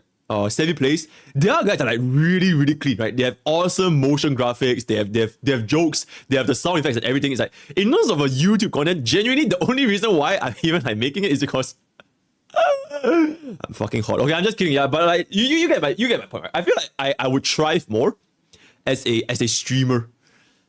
And that's why I'm trying to like pivot into this realm a little bit more, and then we'll just convert back to YouTube. I started off as YouTube. YouTube gave me traffic to my Twitch. And now Twitch is gonna give it back to YouTube. It's like, we have come full circle, essentially. Mifu is still here. Love you. One of my friends, I don't know if I should say their name. I'll leave it out, but if provoked, I will ask to say their name for a later video. They told me that they were being told specifically that if they were to do content with me, they would lose their sponsorships. And that's not good. So that was I have an editor, but like, let's go back. The editor edits my stream. So I realized that there were people who did not want to interact with me out of fear of losing with their money. All this shit, whether it was personal or professional, is what it is. So I kind of did my Imagine if Tectone just be like he was actually like I don't know. It's just unfathomable. Like actually, like Ezio S1 Kafka is like really fucking good ramen, right? Right, so if we get ramen with like 200% break effect, it's gonna do tons of damage, right? Right, and Kafka, she's gonna kill everything, yeah? Yeah, it's really fucking good. Everyone should be cool with Kafka, right? Which is my opinion, right? This is my opinion, right? Yeah. Yeah, but my, yeah. No, there's no. Imagine if yeah, that's crazy. Okay, wait, we watch that later. Yo, Palmer, can you help me edit my title for the stream? Help me change it to like huge drama reacts, insane drama reacts, or like some shit like that, right? Help me change the title real quick. Yeah, because we're done with Pokke'S Classroom. But by me speaking out against what I hated against the game, it drove people nuts. Huge drama. When I say what I don't like about the game, and what I say I don't like about the company, and what I say when I don't like how people act, well, a lot of those things would line up with a lot of content creators' ideals. One of the biggest things that I've been saying for a while is I don't like when people say this. Give it a HSR, I guess. Okay, actually, no, I'm good. Actually, wait, does it matter? Does it matter if we stream it to HSR or just chatting? Is there an actual difference in terms of category? Not really. Same thing. Okay, then I don't really care. Yeah. I guess just the hours, right? Like which one gives us more hours? Yeah. Now, this is going to make us jump forward. So now you know how we got started, how I started talking shit, this, that, and the other. And there's a lot more. If you're ever curious, come to my twitch.tv/Tectone. We jump forward after years of me getting shit for being critical of the game and people saying being critical of the game is drama and drama is bad. So guys, they say I'm not gonna be the indirectly, just like I said. I'm not gonna be a drama tuber, guys. I'm not gonna be a drama tuber. And frankly speaking, after this whole dreamy thing, I'm just so fucking tired. And that's from like one drama video. It's from one drama video. I cannot imagine being a drama tuber. It's like the video itself is fine, right? It's easy to make a drama video, right? You make a video within like 1 hour, done, boom, uploaded. But it's the aftermath of the video, right? You gotta look at the community posts, you gotta respond, you gotta look at your chats, you gotta look at Discord, you gotta look at what's going on, like general consensus. Like, oh, I cannot imagine it. And on top of all this, there's like barely any time because you're waiting for like all the reaction. Oh my god, what's MTech saying? What's Blackswan saying? What's Box 2 saying? Like everyone's reacting, they're watching their reactions, and you're thinking, like, oh my god, what are you gonna say, right? And then after all this, you barely even have time to make guides. So like, I genuinely cannot fathom being a drama tuber. So yeah, for now, I just want to watch though, just for personal entertainment. Say indirectly that people who say this and do this for their content, I don't like. Just how they said people who are critical of the game, right? Drama makers. Okay, I just want to say, when we change the title to Insane Drama, our viewership just bumped up by like 500. So I'm just saying, guys. I'm just saying, right? I'm just saying. And that's I'm just not saying. good. I'm just saying. Right? I'm just saying. So, two people. 500 is literally like a 30% CCV one boost. person does it, it's I'm just okay. saying. When the other person does it, Just it's saying. not okay. And that doesn't make any sense to me. And that's why I continue. And so let's fast forward a little bit past all Yo, of by the the way, bullshit. wait, I gotta. Okay, I'm so sorry for pausing so much. I really have like ADHD mind. Yo, but if you guys can join Pokke'S village, right? Join Pokke'S village, right? With the biggest, I think we actually are the biggest, not gonna lie. Wait, chat. Objectively, are we the biggest Honkai Star community from a content creator right now? Is there any other place that's bigger than Pokke'S village? Genuinely. I feel like we're the biggest, like, genuinely. Bro, we have like 10.6k villagers. Is there anyone that's like bigger than us? That is absolutely fucking crazy. My ass? True. Okay, Tecton is not a Honkai style community, right? Tecton is a Tecton community. Nah, alright. Yo, you guys join Pokke'S village? Let me get a link. Let me spam the link a little bit. Spam the link a little bit. I'm not in Pokke'S village. Yo, the link is pinned in the comments for the YouTube frogs. It's pinned in the comment for the YouTube frogs. Alright, huge. Alright, we're good. Let's continue. Okay, let me backtrack a little bit. Tobas ass is bigger, true. Forward. So now you know how we got started, how I started talking shit, this, that, and the other. And there's a lot more if you ever curious. Okay. Okay, I'm sorry, I have an ADHD mind. I just remembered. Tomorrow is gonna be probably our tier list stream. Yes. Tomorrow is gonna be our version 1.6 tier list stream. So if you guys wanna see a whole lot of yapping, a whole lot of chat wars, chat fighting amongst chat, alright, all the kind of good stuff, I'll see you guys tomorrow. Tomorrow is gonna be our 1.6 tier list stream, right? So I'll see you guys then. Come to my twitch.tv/Tecton. We jump forward after years of me getting shit for being critical of the game and people saying being critical of the game is drama and drama is bad. So they say indirectly, just like I say indirectly, that people who say this and do this for their content, I don't like. Just how they said people who are critical of the game, right? Drama makers, and that's not good, right? So, two people doing the same shit, but when one person does it, it's okay. When the other person does it, it's not okay. And that doesn't make any sense to me. And that's why I continue. And so let's fast forward a little bit past all of the bullshit, and we come to this. Yeah, I'm looking at you, Zetron. Getting ahead of myself. I'm looking at game called Honkai Star Rail chat, comes so yeah. out. And when Honkai Star Rail comes out, everybody's playing this shit. It's making more money than Genshin in 1.0, more money than Genshin in 1.1, more money than Genshin in 1.2, more money in Genshin than 1.3, more money than Genshin and 1.4. Yo, speaking of money, can I just cut in real quick, yo guys? MrPokke is trying to push for Partner Plus. I'm just saying, right? No pressure, right? No pressure. You know, I'm just saying, right? Just casually hop.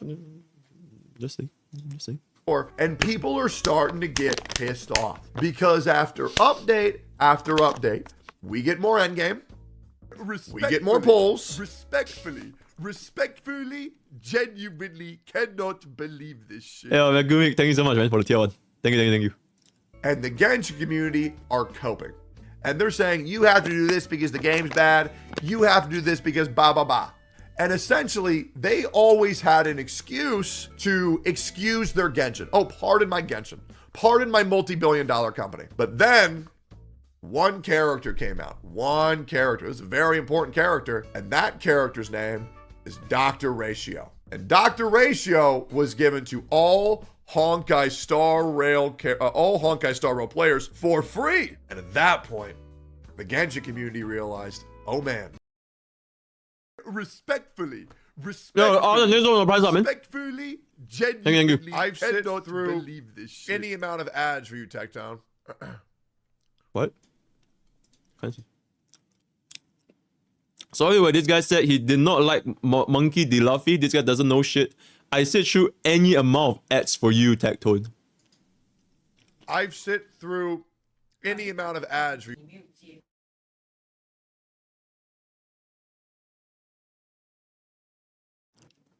Techtown.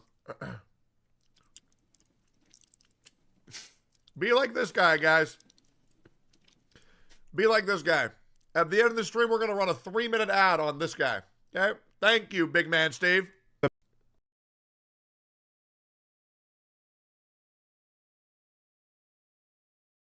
That is crazy. Okay, I don't even care, man. Okay, where the fuck is it? Alright, cool. Anyways. Respectfully, we do not Yo, bang boba. Yo, thanks so much for prime man. Appreciate it. Have any excuses anymore? We have nothing that we can say. We know. Yeah, so we went through the Blackswan kid already. It's too late. Mistreated, or at least a lot of people did. But more importantly, you know who really knew that? China. Now. While a lot of content creators were trying to act like the game was okay, I was expressing that it was not. China was expressing that it was not. And while the majority of content creators for the game just shill the game and shill the game, and no matter what happens, just accept it, guys. Better than nothing, and shill the game. Oh man, the reality check crept in. 4.4 was announced. China was also very angry about this. I think I might get my timeline a little bit messed up. China was pissed because of 4.4, and then the reactions to the videos came out. Doro posted that the Genshin Impact update is insane, and I posted that Genshin Impact 4.4 looks underwhelming. Now, Ziox posts this as a tweet and titles it as the duality of man. This post pissed me off so much because after I get told week after week, month after month, that I need to be careful about what I say, that I need to be careful about what I do, this guy makes a tweet to 1.5 million people. Yo, fiery keyboard, thank you so much for tier 1, man. Thank you. People. This is a post that's going to farm hate for Doro. This is a post that's going to farm hate for Tectone, never takes it down, never apologizes, dismisses it as a meme, and says, oh, look at how innocent I am. And this shit pissed me the off. Because if someone can be so irresponsible and just do this shit and just say, oh, it's just a joke, Lamau. When someone can be so irresponsible and cause so much shit for Doro and myself, at this point, I just said, I'm gonna be real. I just said, my DMs, my comments, my chat was flooded with dumps from this post for days. Oh, yeah, actually, I was trying to process this, right? And I think I'm starting to see the because at a face value, it's just like, it looks like a harmless joke, right? It's like, it is kind of funny, right? Like, if you take it like at its face value, it's like, one is like, oh my god, insane reaction, and another is like, oh my god, it's so unbelievable. So it is like, I can kind of get like how it's like a joke, because it's like two different content creators have two very different reactions to the same live stream, and then there's a duality of men. But the issue is both of these titans of content creators, right? Pterodon has a fucking massive audience. I'm pretty sure Doro has a pretty massive audience, and Ziox has a fucking massive audience. So the thing with having a massive audience is that you're inevitably gonna have a bunch of them, a bunch of your viewers being a lot more extreme than others, right? Okay, I'm not saying that every single Tecton viewer is like this. I'm not saying every single Doro viewer is like this. But imagine if you had like a... Okay, wait. How big is Doro actually? Hold on. I actually don't know. Doro 44. Okay, yeah, he's fucking massive, right? You have like 500,000 subscribers, and like Tecton has like what 700,000. So like, out of these like hundreds and thousands of people following your channel, I would, even if like, there's like 0.001%, even if like I don't know, like 500 out of 500,000, less than 1 out of 1,000 of your viewers are a little bit more extremist, you can very easily see how quickly this can like spiral out of control, because there's a shit ton of people having a very, very differentiated opinion. So Doro stands will back up Doro, Tecton stands will back up Tecton, and then like they'll just go ahead and duke it out, right? And Ziox, I wouldn't want to say that he posted this tweet to instigate drama, but I think that I can see how the impact is done though. I mean, I don't know anything. I'm just seeing this from like a completely neutral third-party perspective. I don't even fucking play Genshin. Right? I'm just thinking as it is, right? From a statistical standpoint, if less than 0.01% of your viewers out of like 500, 700,000 followers just are very extreme people, you can very quickly see how easy this can spiral. And like the excellent example is just okay.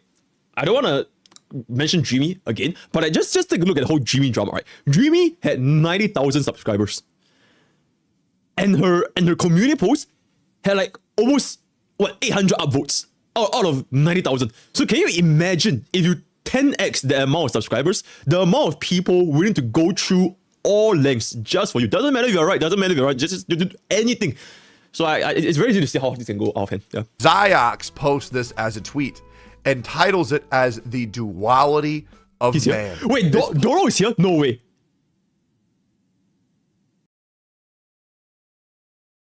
Where? Doro, say hi. Where's Doro? He was here?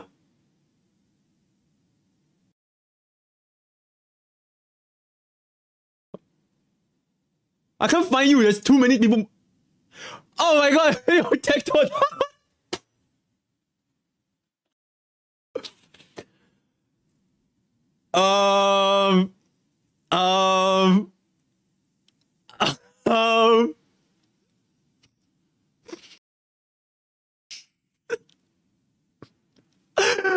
Okay, chat is moving way too fucking. I don't know where is Doro.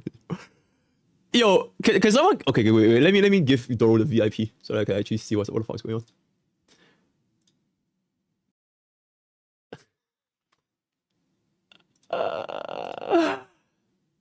Yo, just saying. I'm keep reacting. Wait. Let me. Is it Doro 44? It's Doro 44, right? Okay. Oh, wait. Just give me one moment, right? Just give me one moment.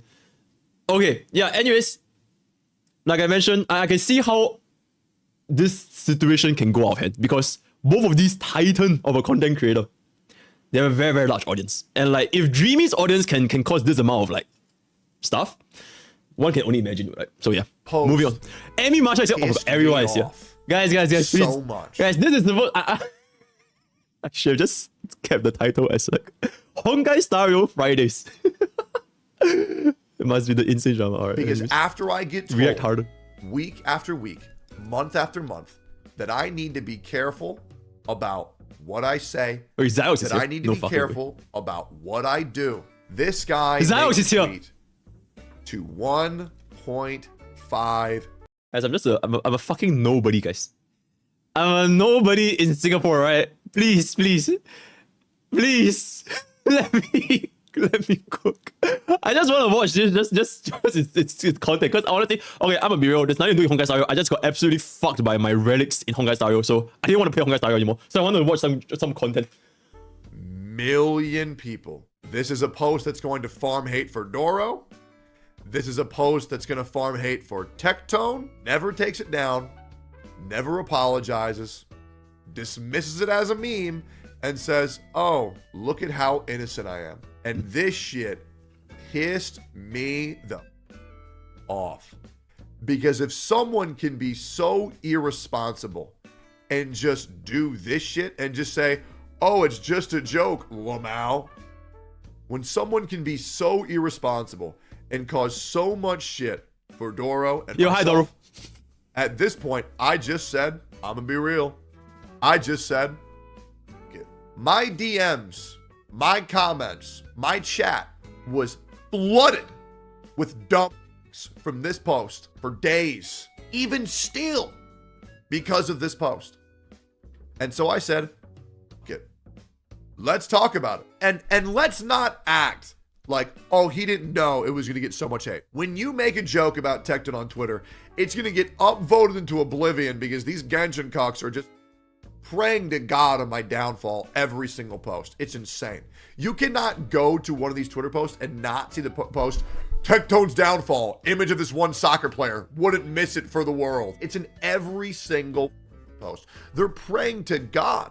They're praying to God on my downfall. And so I just say, let's talk then. I talk about how this post is bullshit. I talk about how the truthfulness of content creators don't say this and then do that. I talk about the importance of content. I just want to say, I'm like, I'm just gonna shut the fuck up. Because the last thing I need is to get cancelled over fucking Genshin drama, right? I want to be alive for 2.0, so creators being truthful and genuine with their audience, and I attempt to assist CN by also covering CN, even going so far as to make a video translated to Chinese, got a translator, put in subtitles, post those videos on Bilibili to let them know. Say it. To let them know that. Okay, genuinely, I'm not in a position to say anything because I don't know what the fuck is going on with the Genshin drama. I don't know what is going on with Tecton, with what's the guy's name again? The Asian dude, the Asian guy. I don't know what's going on with the other Asian guy. Fort Master. I don't know what's going on. I just don't know. This is the first video I've watched. Like, yo guys, I'm in no position. I'm just gonna shut the fuck up. Genuinely. We are with I'm a silent. We want change because there was a lot of coverage all over every Twitter feed.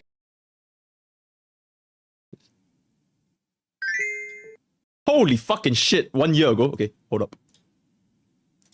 About how there might be change for Genshin if this continues. So I said, I will try everything. I cover all the bullshit. I cover all of the quote-unquote Genshin revolution as all these Genshin dumb. I'm just gonna watch. I'm not gonna be a part of it. I'm not gonna be a part of it. I'm just gonna watch. I'm just gonna watch. Okay? And then there's even more. Genshin Impact loses 1.1 million followers on Douyin. And that's the point. Okay, but that is objectively a fact, though. Right? It is objectively a fact, right? So, I don't see anything wrong with it, right? They objectively lost 1.1 million followers. It is a fact, right? Where we think, yeah, it is what it is. Okay, this is working. If Genshin Impact is losing followers, even losing connections to other advertisements that they did, maybe we actually have a chance. So, I cover that.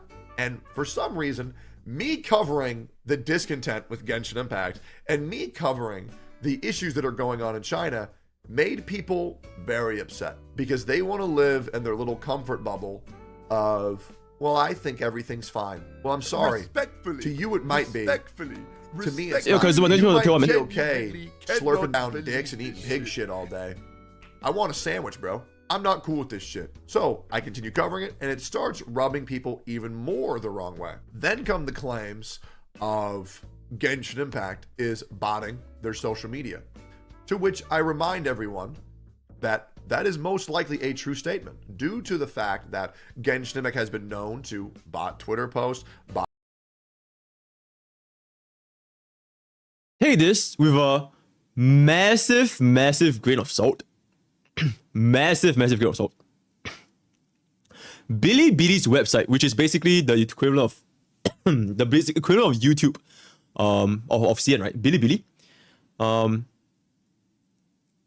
The community and the posts there, it is, I'm not exactly sure if it's called moderated, right? But you can't say a lot of shit that is like super negative on Bilibili. For an actual place where you guys actually want to see CM players like actual response, like no filter, no nothing. There's this other website, it's called Tieba and nga.com. These are like Chinese forums. Not they are not video content. They are Chinese forums. These are the sites where like it is basically like their version of Reddit. Tieba and NG. So if you guys understand Chinese, you want to take a look. Those are all the shit that's going on, right? So whatever you guys see at Bilibili, take it with a pinch of salt that it is something like this, right? Something like this, right? And I'm not gonna translate all that because, like I said, I'm not gonna get into this, right? I'm not gonna get into this.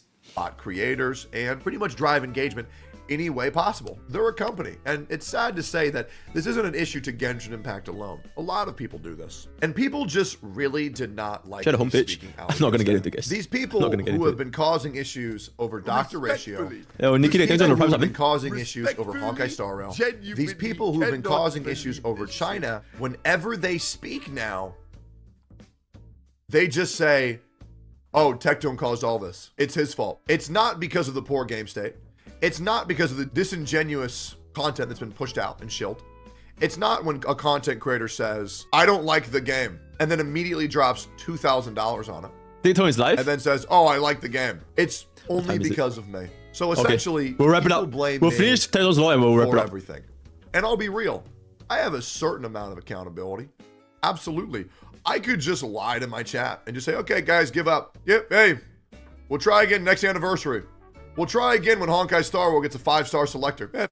We'll just run it back, whatever. If it doesn't work this time, we're man. I think you made it a bigger issue than it actually is. Well, here's the great thing. 110, 230, 304,000. Let's act like these are all unique. 422, 523. Oh, my man's mathing. 700,000. My man is mathing. 868,000. 974,000. 1.1 million, 1.18 million, and that's it. 1.18 million. And let's for a moment pretend that every single one of those views is unique. Let's pretend that every single one of those views is unique. Ziox's Twitter post has a confirmed 1.5 million unique viewers. So if you think my 1.1 million views on this content has made an issue for everyone else, can you imagine how much this post made issues for myself and Doro? So it's okay when other people do it. No one's going after Ziox when he caused me all those issues, but everyone goes after me when I talk about it. Now, why is that? And that's because it's the age-old tale of how it's always been in this community. It's okay when they do it. It's not okay when I do it. I'm done feeling bad for him. Doro got death threats and hate mail for days. I know. Yep. I'm past the point of feeling bad for him. I can't feel bad and I can't let them get away with shit when they say it's bad if I do it and then they do the same shit. Can't do it anymore, guys. That's how it all started. And that's how it's going. Hopefully that makes sense.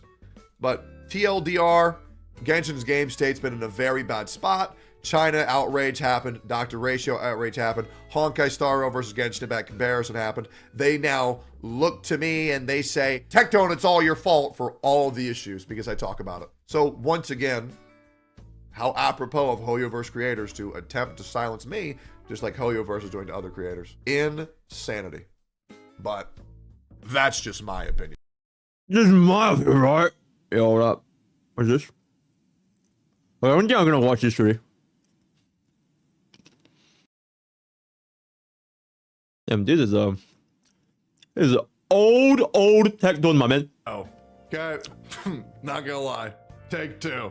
All right. First one, way too heated. I don't want to get pissed off during this video.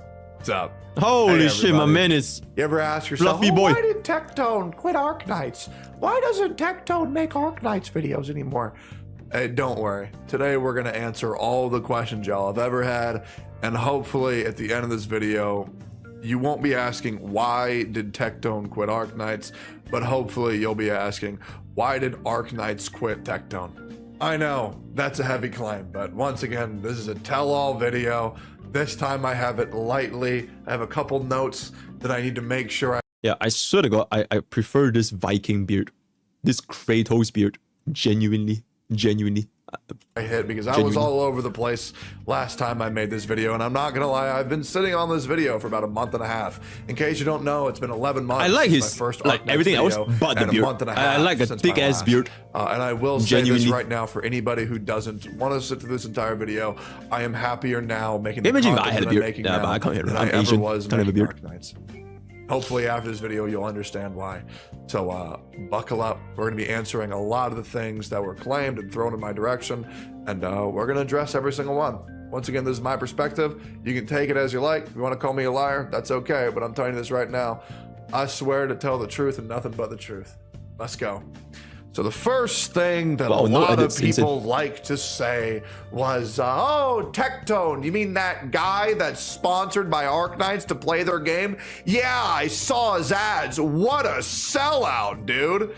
Great. This sounds exactly the same. Arknights ads that I made so much money off of. Yeah, dude, get this. Arknights came up to me and they were like, oh, Tectone, you want $10 million to play our game for the next 7 months? And I was like, oh, yeah, dude, I love money. Let me tell you what actually happened. Remember this? This is what actually happened.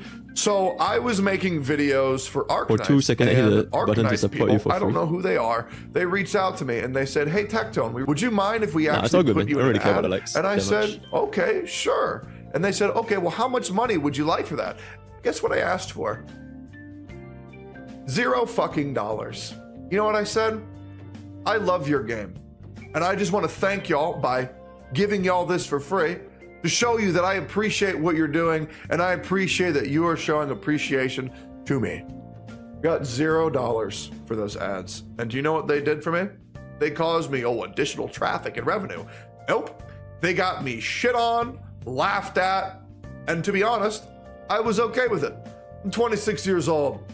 I've been homeless before. I've lived on the streets. I'm used to people laughing.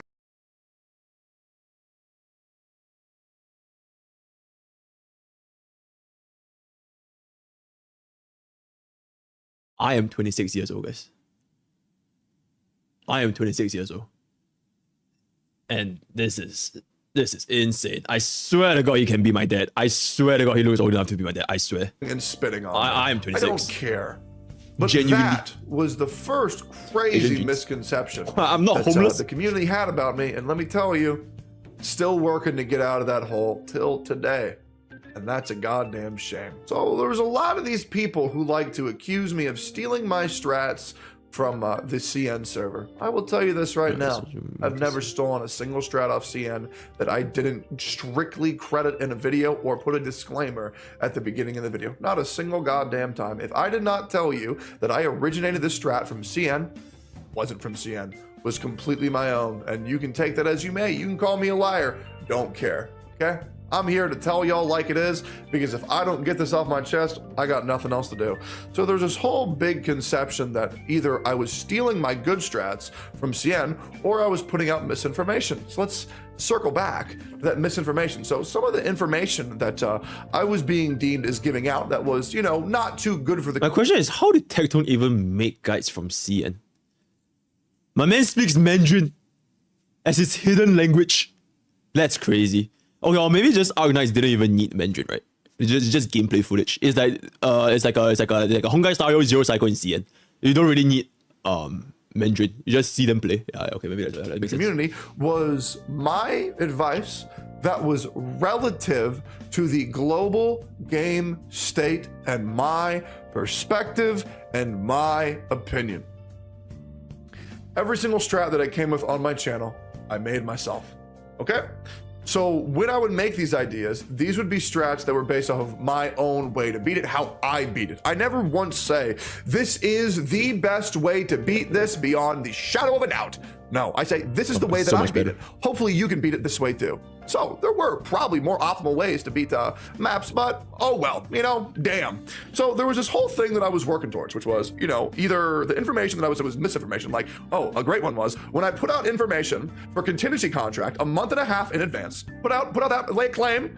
I say, I bet you can beat contingency contract with 18 E1 operators and an E2 friend rep, because I watched a Peace Cow video that I talk about and link to in that video And they say, oh, dude, the advice that Tectone's giving out is wrong. You can't beat Risk 18 and get all the rewards using all E1 operators and E2 rep. I have no. Got I don't shit say on I'm for a completely month lost. and a half for that clan. I'm And guess what completely happened lost. after a month and I'm a half? completely lost, I but okay. fucking obliterated that shit. I'm just watching. I obliterated that shit. And did anybody Like a say, zero oh, cycle? damn, my bad, techie? Hey, hold No, up, they hold said, up. oh, Can I explain our nights? well, it's misinformation. It's bruised so, tower in defense case you don't know, dude, the with Arknights cat community growth. sucks. Okay, You can take my word really for it. sucks, and it's not like a normal level of suck. I'm like saying like, ugh, like I've played a lot of games in my past, okay, and even the Genshin one is like, it's hit or miss. Like there's a lot of cucks, dude. Holy shit, the Arknights, White Knights, Game were of the on a year. whole- they were on a whole different level. They had these people where no matter what Okay, Arknights Ferg. would put out, they would like kiss their feet and kiss their hands. And if you say one thing bad about Arknights, you're a bully, and I'm gonna shit talk you on Reddit and Discord. It was disgusting. If anybody's ever been a part of Arknight's official Discord, holy shit, hopefully you know what I'm talking about. Spamming the Doge Keck, spamming the Keck W. Look how hilarious I am, spamming these emotes. I'm winning because I'm spamming more emotes.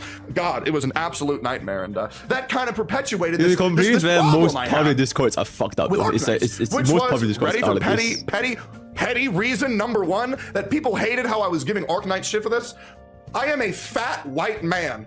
When I started making Arknights video, I'm 6'8", almost 280, 290 pounds. Let me tell you what restaurant I enjoyed. Fucking KFC. Give me that Kentucky Fried Chicken, boy. That shit's delicious. What's that? Arknights has KFC skins on the CN server? I can't wait for that to come to global. Oh, wait. Never happened. And a lot of people said, oh, why are you so upset about that? It's just some skins. First of all, it's my favorite goddamn restaurant, okay? Their chicken tenders, amazing. Mashed potatoes, banging.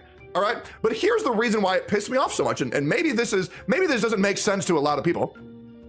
But when one server gets skins, okay, another server has some skins, but we can't get it for some reason, whether that be licensing issues or whatever. It's okay that we didn't get the KFC skins if we got something else to make up for it. So that way CN has some skins that we can never get, and then we balance it out by making some skins that they can never get. Balance the scale. But, you know, CN server's just a little bit more important than global, huh? Oh, Tectone, you're crazy. But Arknights doesn't prefer CN, and I'm not sitting here smiling. I'm not sitting here laughing. I'm not sitting here being in a good mood because I think this is funny. I'm fucking hysterical for how people can deny what the fuck it is that I'm saying for months. Oh, so Arknights doesn't prefer CN, huh? Wow, that's crazy. All right. So how about that half-year anniversary live stream? Wait, before all that, I just want to say all this. This one KFC skin. I mean, okay, me personally, I don't give a fuck, man. Like, okay, I don't know, I actually don't really care that much. But it's interesting, right? And it's just a fat white man being passionate about a KFC skin. That is crazy. That's fucking crazy, but okay. JP got some KFC, great bro. stuff, didn't they? They got That is some cool crazy. The shit. KFC was really good. Cosplayers, Someone sent me a link. voice actors, Someone sent me a link. massive set. CN got some great shit too whenever they had their half This year. shit is hilarious, man. It's not funny, One it's global. hilarious. Two random dudes who work from the company I have pom-pom wallpaper. in a 160p stream with scuffed audio. Check. Take it just like cringe eco treatment, dialogue. true. What an absolute slap in the goddamn face. Oh, and they had other streams where they would have two random people wearing dog and bunny masks, and they would do giveaways. And believe it or not, guess what, everybody? I was on one of those streams for one of their giveaways, and I won. Oh, and guess what? My wife won too. Now, we Oh, he won has a that wife giveaway here. 7 months ago. Guess what we got? Nothing. Must.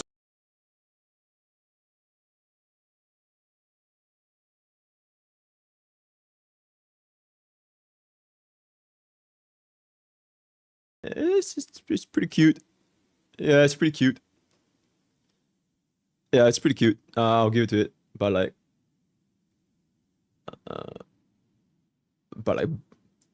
okay, yeah, okay. Oh yeah, I think like, yeah, it's pretty cute. Also got lost Alright, in the yeah. mail. So, what an absolute slap in the face that was. And then we have this other problem where there would be dead periods in the game that were mapped out and marked. Okay? Currently, Arknights is in a bit of a dead period, or at least was for a very long time, about 4 weeks, maybe a month. And rather than saying, oh, this was a undesirable game state, let's make sure that we have something to fill that void when it comes on global and other servers, they decide to do nothing. And they said, oh, okay, for this amount of time, you can go ahead and not enjoy the game. Congrats. Okay? So, had a community shitting on me for things that I did not do. I had a company that would not talk to me or help me whatsoever after I did their ads for $0 and got shit on for it. But the good news is, at least they never shit talk me outright. And then they shit talked me outright. Wow, what a great time this is. I get messaged by another content creator, and they let me know that one of their official mods for their Discord was actively advocating against my content, saying remarks such as, oh, imagine watching Tectone unironically. Oh, Tectone, all he does is spread misinformation. Yada, yada, yada, the list goes on. In case you don't know, an official mod of the Discord is supposed to uphold the company's values and beliefs to the best of their ability. So when I saw an official moderator... There's a pom-pom saying, fuck you. Okay, I'm just gonna... Imagine pom-pom saying, go fuck yourself. That's crazy. Shitting on my channel and what I stood for and the content that I made, you tell me, what am I supposed to do? Pom-pom would never. They prefer other servers than the one I play on. I got called a sellout for an ad that I asked for $0 for. Felt like the company didn't give a shit about me. The people who were supposed to represent their company shit talked me. And there's pretty much nothing going on in the game. So leave me a comment and you tell me, why should I play this game? And for anybody saying, oh, Tectone, Arknights made you. That's a great one. Arknights made you. How dare you? Why don't you go onto my social blade, see every game that I've ever played, and you see what happens anytime I play a new game on the channel. Summoner's War, Skylanders Ring of Hero, Alune, Ulala, Arknights, Genshin Impact, It's not about the game that I play, and I didn't know that before, but I know that now. It's about what I can do with games that I'm excited about. Somehow I made it through this video with holding a lot of negative emotions. And I hope Yo, John 431 for 4 months, man. A little bit more. I cannot tell you how much anger I am holding back every single time I think of that game and the shit I had to go through. And I'll say this unequivocally, for no fucking reason.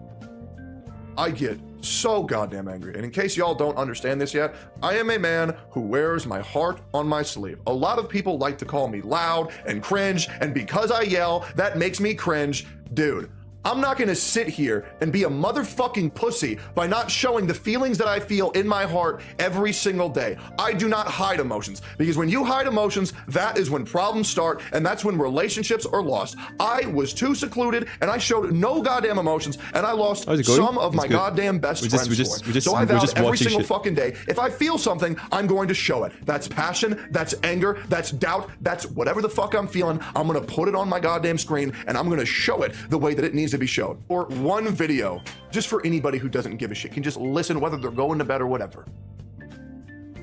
But I'm saying this right now. Wasn't sure about this before the video, but I'm damn sure now. I'm not going back to Arknights. Ever. I will not. Okay? I'm much happier now. Personally, I think he should drop the background music. I think it doesn't really fit the tone. I feel like having no background music would have made this like sound a lot more serious. Genuine than I ever was. I would rather my channel die than play that game. Hopefully this answers your questions. Hopefully you enjoyed the video. There is so many different things I could have said in this video, but out of respect to other people and give them benefit of the doubt, I won't run their names through the mud, because that's not the type of person that I am. There are even more reasons, if you can believe that, why I won't play this game ever again. Hopefully my condensed list made it a little bit more clearly. Yes, you can probably tell I'm a little bit fucking pissed off. All right. Interesting. All right. What the fuck is Tuki? All right, our last video before we wrap it up, guys. Don't forget to watch this video. What a great video to start off. Holy shit, his house looks absolutely insane. That's a huge ass house. Holy fucking shit. If you have this kind of a house in Singapore, you're like a multi-millionaire, like unironically. That's absolutely insane. Off my second channel, Pokke'S, where I will be focusing on my community and my community only. First off, welcome. What a weird way to start things off. This is a story that I thought I would never tell, because I will admit I don't know if I'm going to get in trouble for saying what happens in this story. Now, once again, I can only give you my perspective, but I can provide as much proof of the words that I'm saying as possible, and hope to show you that I am not biased towards my own perspective. I will say this: videos from here on out are going to be a lot more lighthearted, and I apologize for this, but here we go. A lot of people, when they watch my Twitch streams, they say, I heard so much bad things about you. Why is it that I don't believe any of those things anymore? Why do people hate you so much? And it's weird that I'm not making this video in front of my Twitch, but I'm about to take you back through 3 years of how this all started. Now, a lot of y'all may not know, I started in a video game called Summoner's War, and I made funny skits where I would do dumb things involving the game and show off how horribly overweight I was. And thankfully, I've lost about 110 pounds since then. Horribly.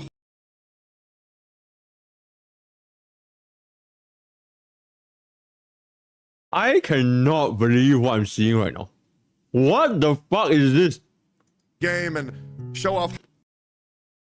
This is the whitest looking man I've ever seen. Ever. They're the whitest looking man ever. It's like, literally looks. And this is like, what, 3 years ago? Oh my fucking god, that is crazy, guys. This is crazy. How horribly overweight. Well, this is Summoner's War, so it's even longer than 3 years ago. Man looks like this, like what, 23, 24? What the fuck, dude? Like, okay, Westerners age differently, man. They really just age differently. Thankfully, I've lost about 110 pounds since then, but we're still a little bit in the overweight department. But that's okay. Met this creator called Sean B, and he gave my channel a shout out, blew up my channel by 500 subs, which was huge for me. And then he really gave me this advice, which was, Summoner's War is kind of a crowded space. You might want to try to get into a new game if you really want to pursue your passion. And for Sean B, I'm always grateful to that guy. So I went to this game. Heroes. Now here's the important thing. This is the only game in my entire channel that you cannot find me make any videos for, even though I made videos for that game for over half a year, except one that I forgot to delete myself. And you might be asking, why did you delete all of those videos? Well, let me tell you, this is how everything started to begin a very downward spiral for the public's opinion of me. Skylanders Ring of Heroes was a turn-based RPG gacha game that I got in on day one, and I was, in fact, the largest content creator besides another content creator called Vulcan Games, of which I love very much. The more I played, I would help players like min-max their gear, min-max their stats, make their characters as strong as possible, and there was this gimmick called the World Weekly Boss. And the World Weekly Boss is where you and all your guild would test your strength, fight this boss, and whoever got the top score, they would get the most rewards. Thus, we enter the villain. There was a guild, and I'm going to leave them nameless. You know what? Fuck it. What do I have to be afraid of? This guild was named Epic, and Epic decided to use bug exploits by, when you go into the boss fight, before you die, you hard close the game, and when you re-enter, you'll be at where you were, but you'll be at full health again. And they would do that over and over and over and over again until their scores were unattainable by any other guilds who knew the glitch, and nobody else knew the glitch. Until one of my mods, and his name is Mateo, who still mods my channel, told me about their bug exploit. When Mateo stabbed Epic in the back and told me how they were doing it, I was like, are you fucking kidding me? I made him a mod on my channel, and he's still an active member of my community and a close friend to me to this day. I made a video addressing what Epic was doing in order to take over their leaderboard every single week, because people were wondering, how are they so much better? Here's the thing, they weren't. Now, I was a content creator with less than 1,000 subs, and this was a guild with subsidiary guilds with more than 10 to 20,000 people. When I was exposing What they did, they came at me with swift and unrelenting fury, went immediately to the CM of Skylanders Ring of Heroes in an attempt to get me banned and taken off YouTube and the game as a whole. Now, bless this person's heart, but the CM's name was Captain Puffy, and she was a huge fan of mine, and she was very sweet. She was very kind, and I remember there was a live stream they did where, which content creator would you like to see next featured in one of our videos or one of our spotlights, and the entire channel was flooded with Tectone, Tectone, Tectone, Tectone, Tectone, Tectone, Tectone. And I meant so much to her that when she saw that, she teared up on the live stream. It was one of the most special moments of my entire content creating career. She saw all these people trying to get me banned, and she reached out to me personally. And she said, Tectone, this can't be true. You aren't exploiting bugs, are you? Why are we getting so many mass reports of you exploiting bugs? And I said, no, I didn't do that. I just made a video about other people who are bug exploiting, and now they're turning it in against me. 2 weeks passed. Puffy looked into the situation and realized that I was right. And no action was taken against me, but action was taken against the Epic Guild, and hundreds of people were banned from this group. And that didn't make them very happy. They stopped going after me, and they went after her instead. And unfortunately, she lost her job because with that many people complaining about your CM, the company was forced to move their hand. That's crazy. What the fuck? Wait, what the fuck? Wait, how is that even possible? Wait, what? How can the game devs not know like who's hacking their game? What the fuck? That is like the biggest plot twist of like what the fuck? Imagine having a guild so big to the point where you are literally like even bigger than the content, the community managers managing the game. That's an insane guild. Insane guild. Holy shit, that's crazy. And that's completely understandable. Thus begins the mass hatred for me. From there, I receive hate thread. They rather keep the wheels? Okay, yeah, okay, hate thread okay, full of maybe. false information, absolute slander, like, over and over. They will, and they bug exploit. So, okay, And over and over I get again. it. So much so where I deleted every single one of my videos, besides one. I stopped streaming entirely, and I was too afraid to go live until another game came out with a fresh community, a fresh perspective, and I went through a loon, and things were good. I went to Ooh La La, things went really good. I jumped up from a loon, I went to 10K subscribers. To Ooh La La, I went up to 60 to near 80K subscribers. And then after that, I went to Arknights. Arknights was awesome. This game was dope. It was so good. I would still be playing it if the devs actually gave a shit. Unfortunately, they don't. But fast forward to another content creator called Dreamy. Now, Dreamy and I... Oh my god. That is crazy. That is crazy. That is fucking crazy. That imagine how long is this video? Holy shit. That is absolutely crazy. That is absolutely crazy. Holy shit. Yep. Full circle.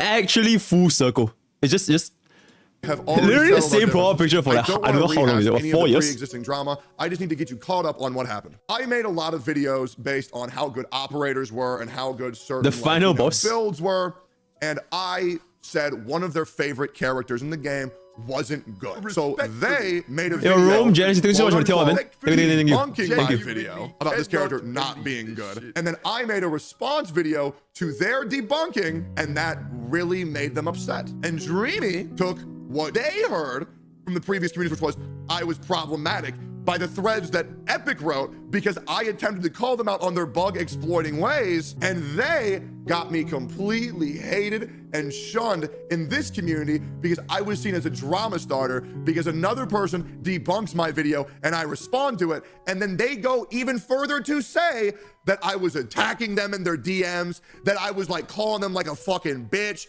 and a pussy, and that all this, I was gaslighting them, all of this shit. And I left that community as well because of all of that bullshit. Fast forward further into the Genshin, because I could have defended myself.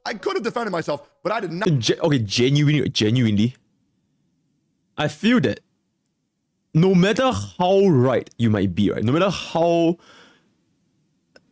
right you might be in any position, when it comes to this kind of like internet dramas, it's always whoever has the louder voice wins. Like it genuinely does not matter, right? As long as you have more people on your side, it doesn't matter if you're the right one or the wrong one. As long as more people share the same mindset as to whether you're right or wrong, that is your verdict. it is just the way it is when it comes to the trial of public opinions. If the public opinion deems you're wrong, it doesn't matter if you're right, you're just wrong, right? Unfortunate as it may be, genuinely. Yep. Not feel like dealing with it until it came back years later in the Genshin community. And Dreamy once again tried to come after me after the Jinx and Tuner drama, where one of my old friends who I liked a lot, Atsu, was stating his opinion about Zhongli, and then Tuner and Jinx were saying, no, that opinion's wrong, and then everybody started coming underneath fire. I invited Atsu on my stream so he could defend himself. Everything went great. I went to go invite Tuner to come onto my stream to defend himself. People saw that as me bullying him to join the call, which later when we talked, he saw was an innocent attempt at trying to let him defend himself. And once again, that was deemed as a misunderstanding. First misunderstanding, check. But on the video, Dreamy made a post saying about how once again... Oh, Dreamy played Genshin. Okay, insane. Genshin guys are extremely rushed with more opinions rather than facts that are more official. My videos are only subbed, not voice, which tends to be less popular. I don't get as much views compared to my early vids because I release videos slower to do editing efforts. Unfortunately, for you to have drama with Tectone, I have the same experience where he actually gaslighted me and tried to act like a bullying victim when my video that tried to debunk him never had that intention at all. I just deleted the debunk video and told myself to never ever have nothing to do with a person like this again. Oh my fucking god, dude. I can literally imagine. Okay, you know what? We're not gonna talk about Dreamy. I'm over this drama, but a leopard never changes its spots, right? Holy fucking shit, that's crazy. In other communities, you know, fucking shit talking me in the DMs, gaslighting me, bullying me. And so then what did I do? I exposed all of our DMs. Dreamy deleted the post. Dreamy apologized publicly and admitted. Yes, the apology that doesn't have an apology. Classic, guys. The apology that started with, I already deleted the previous post. Yep. Right. That they were wrong and they didn't know what gaslighting meant, though he still thought I was wrong about province. Problematic from other communities, gone. Ring of Heroes, gone. Problematic in Arknights, gone. Misunderstanding between other content creators, completely gone. I've solved my shit with every single person, and it all comes down to misunderstandings every single time. But then the drama with Enviosity happened, the drama with Jinx and Tuner happened, the drama with Atsu happened, all because of the pre-existing notion of he's problematic in other communities, which was never a real thing. And if I'm wrong, show me. There was also another content creators with Pokke'S, where I leave a supportive comment on their video, and the Arknights community attempts to spin it into an attack, and then Pokke'S admits publicly that he appreciated my comment and that we were close friends. Another drama, completely solved. Drama with Mtash, completely solved, and now we're homies. Every single thing that I've ever been attached to has been disproven or completely been misunderstood and resolved. But everybody's there for the accusation and nobody is there for the clearing of your name. Here's another thing I want to touch on. The anime gacha community, and I would like you to just go ahead and look at this for yourself. Almost every single large anime gacha community channel is made by a reserved, soft-spoken, sweet-hearted person, right? And a lot of them will admit we're gonna hit our 500k subs with yours truly, MrPokke, right? Not today, not tomorrow. I'll see you guys when I see you guys, right? We're gonna make it. We're gonna make it. That they're introverts. So when an extrovert walks into a group of introverts, it's bound to make some uncomfortable. And a lot of people don't know how to deal with their issues other than just saying, oh, I must be getting bullied. I can't help that I have a lot of things to say. I can't help that when I see something wrong in the community, I have to address it. But here we are, 3 years later, and everybody treats my name like the devil. And then yet anybody who goes to my Twitch knows I'm a pretty decent guy. But there you go. There's the whole story of how one massive guild's action and one misinformed content creator to another misinformed content creator, referring to Dreamy and Pokke'S, or the reaction to Pokke'S' comment, or my comment to Pokke'S' comment, was misunderstood. Hope you enjoyed the video. That's pretty much everything. Hopefully I have enough B-roll to show you what I'm talking about, but we'll see. And thanks for subscribing to my channel. I got some really cool story times coming up, so if you enjoyed today's video, or at least watch today's video, maybe watch another. See you guys maybe in a week when I post on here again. Still weird to me that I'm gonna have a second main channel. We'll see where it goes. Do we watch this shit? I love you guys very much, and thank you for giving me the... Do we watch this?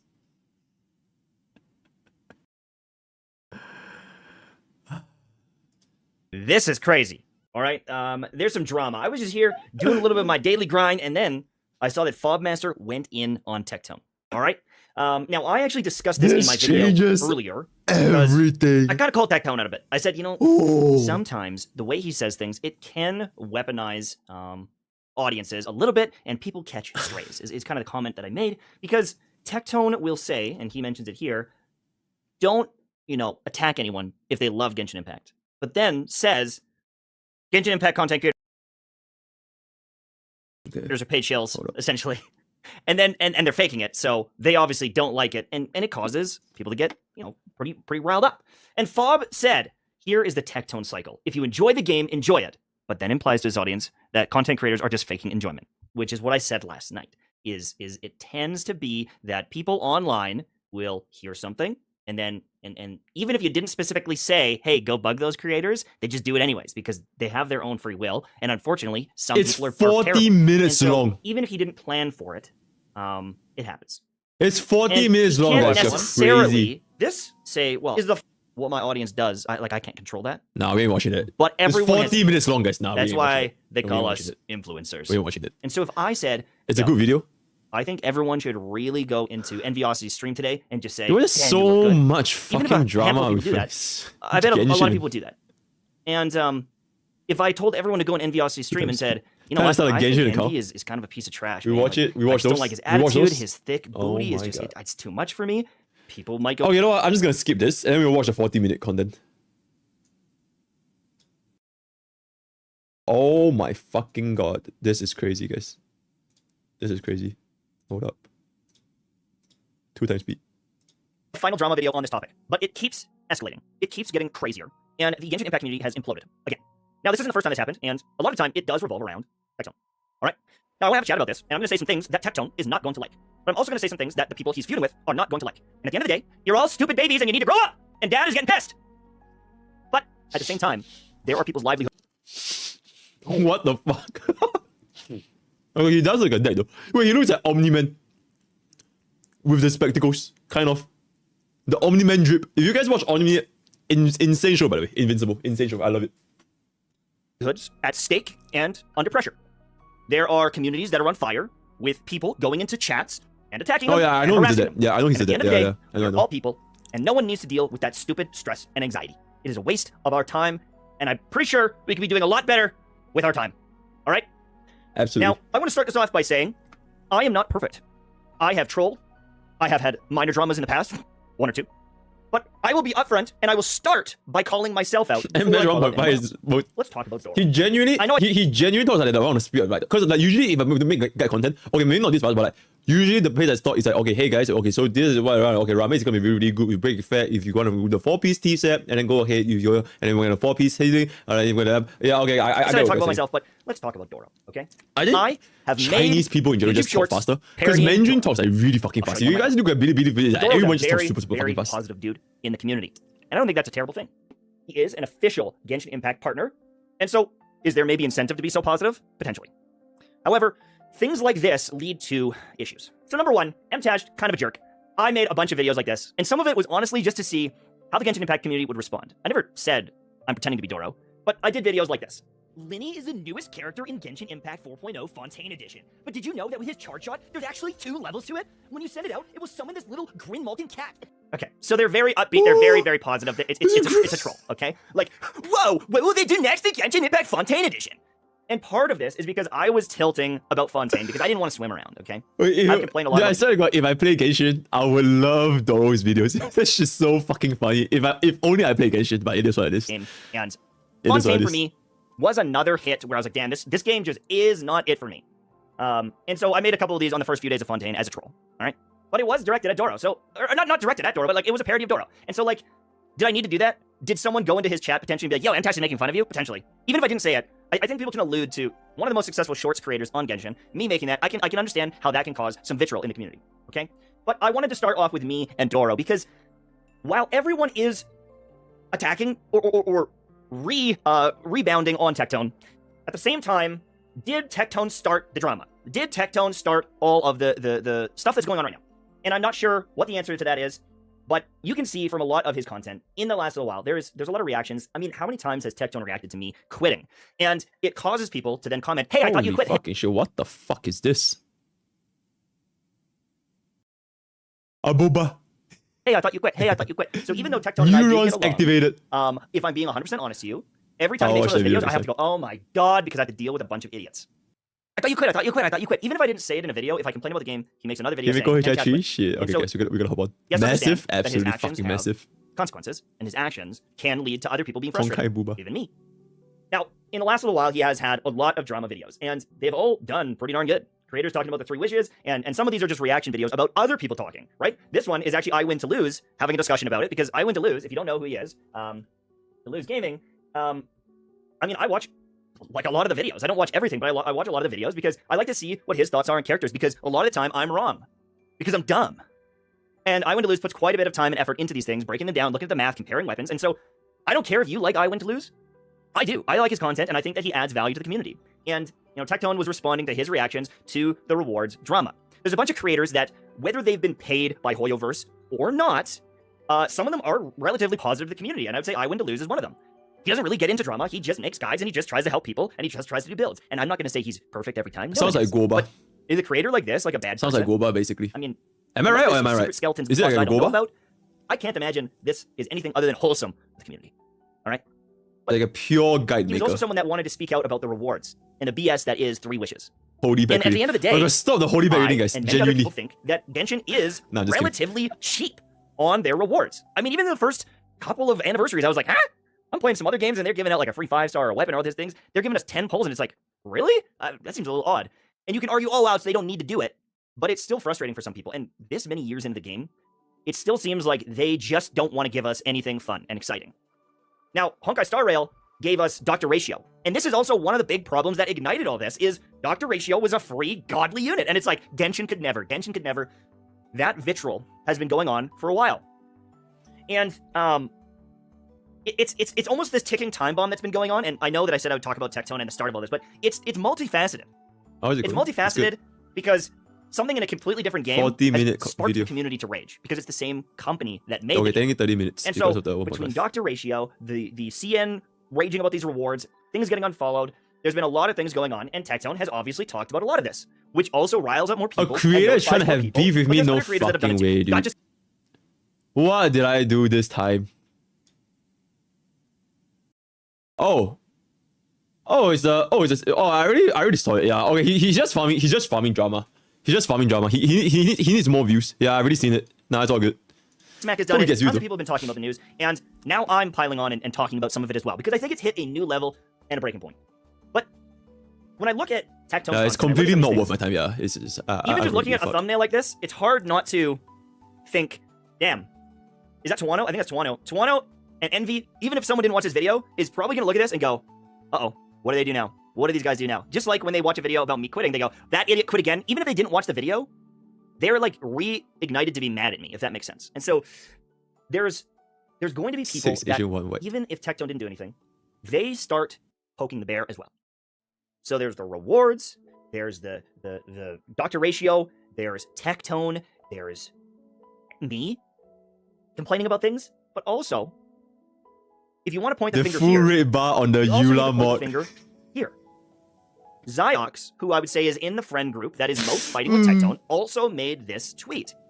The duality of man, showing Doro, one of the most positive people in the community. Whether it's fake or not, I don't give a shit what you think. Doro just seems like a friendly dude to me, all right? Is he getting the bag? Yes. But, like, I just don't like when people pile onto someone. And Doro, if you're watching this, fun fact, my brother actually really likes you. He was like, do you know who Doro is? And I was like, I know who Doro is, why? And he said, he just really likes you because you're really, really, like, friendly. He just likes your voice and he just likes you. So there's people out there that like you, and I hope you're doing all right. But then Tectone also gets pumped by this, and people are like, I hate Tectone. He's so negative. This guy needs to quit the game. He's a piece of trash. And so, whether he intended it or not, whether it's a joke or not, again, Ziox, massive audience, one of the best guide makers in the game. If you go to Ziox's page, right, YouTube, Ziox posts a video, even if it's a day later than everyone else, and gets hundreds of thousands of views, 400,000 views, 500,000 views on a lot of these videos. So Ziox is huge. And he has to understand that if he makes a comment like this or post like this, number one, haha, pretty funny, the duality of man. First time but at the same time, there's crazy people that are going to go, screw Doro, he's a Hoyo shill. This guy is sucking on the Hoyo knob. And then they go, screw this guy, he's a a jerk that all he does is hate on the game and he's a piece of trash, and they go into his chat as well. And so if 500 people are going into these chats and roasting these creators, it starts to build up this animosity. And then another cheap shot. Bro, I swear to God, that 500 people I put out is literally the 0.01% of 500k. Yo, okay. Okay, interesting. Thrown. Tectone makes a comment about Doro liking vanilla ice cream, which then goes here. You know what I'm saying? I don't think that there's a lot of innocence here, but I think there's a lot of people reacting to each other and getting mad, and no one, exactly, Deadly Sin says it, no one is a saint. That being said, I think that we also need some maturity in this community, and I think we also need to recognize that maybe some of these people cannot play nice together, because this isn't the first time that it's happened. And I want to jump over now to Atsu, because he made a post last night, and I was thinking about responding last night, but I wanted to sleep on it. And he said, Genshin's community's experience with Tectone. Having a guy you don't like be obsessed with you, top 10 most horrible experiences in my life. And he goes in. He talks about Tectone and feeling like he's been on this self-destructive drama path. And that all this drama is just terrible. Overall. You can read all this stuff yourself. I don't want to take another 20 minutes to reread I've seen this. But nah, it's he also mentions that... Okay. It's like, he literally just wants to farm content, right?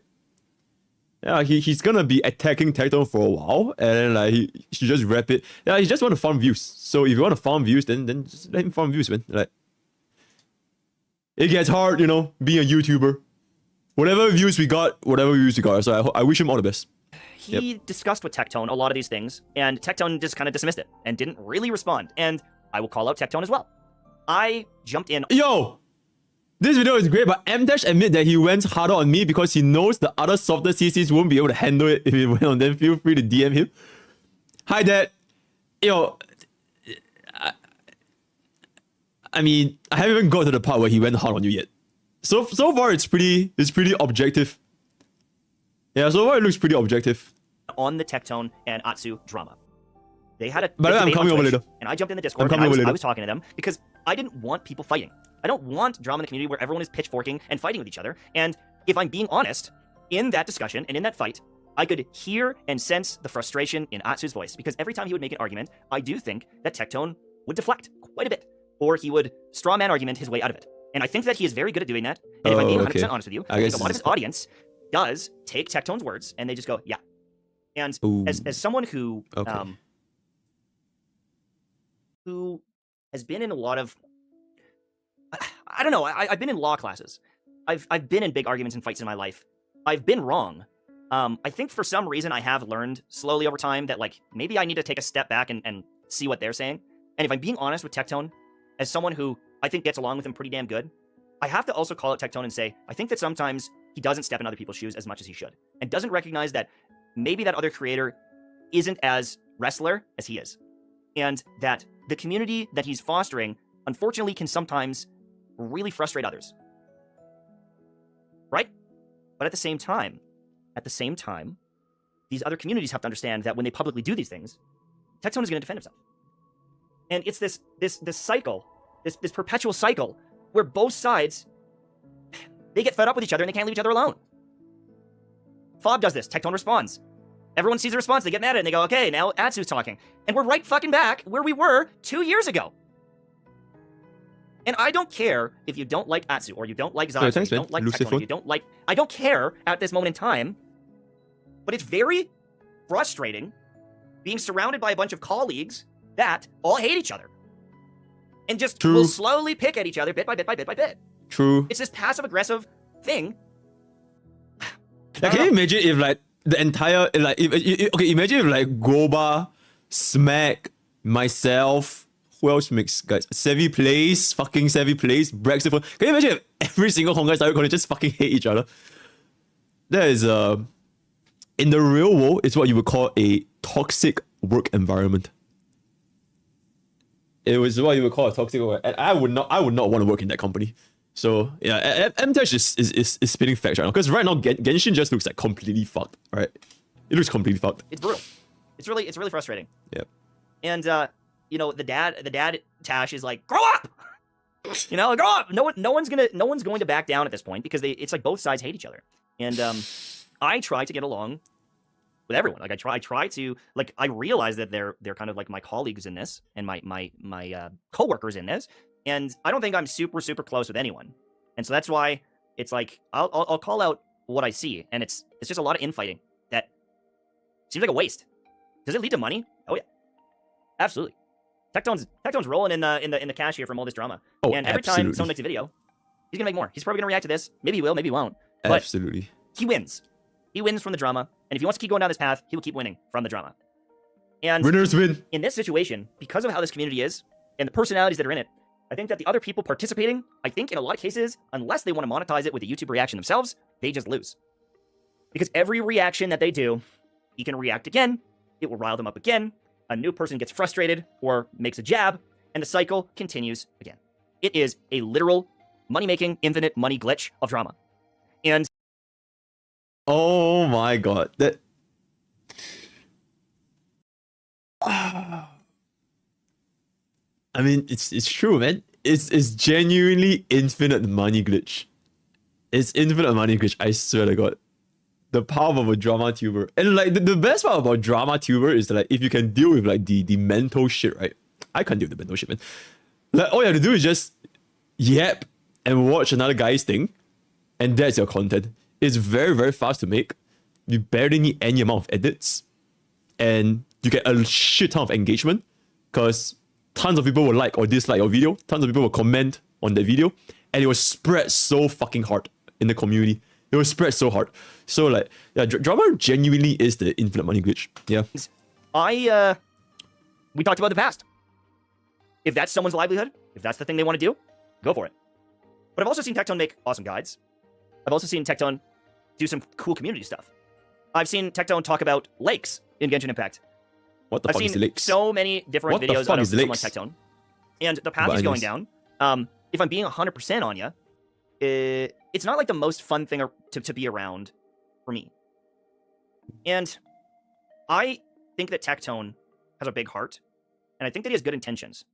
The issue is when he makes a video talking about the rewards and how people should stand up to Hoyoverse. Oh, late. Unfortunately, with some of the comments that get made, some of the other creators do get harassed, maybe more than they should.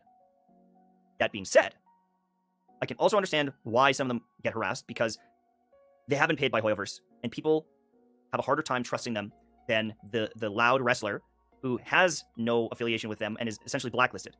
It's easy to listen to Tectone's arguments or his comments and go, well, why would this guy ever wrong us? Or this guy's 100% right. But there are many situations as well where, you know, some of these creators have talked out about the rewards in the recent days.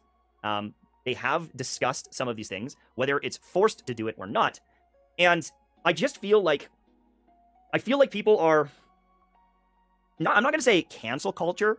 I'm going to say I think that everyone is taking everything these people say as either gospel or complete what's the opposite of gospel? Vitriol or slander or trash. You can say something positive and they're like, you're a shill. You can say something negative and you're like, you're just shilling to your audience because we called you a shill. I don't know.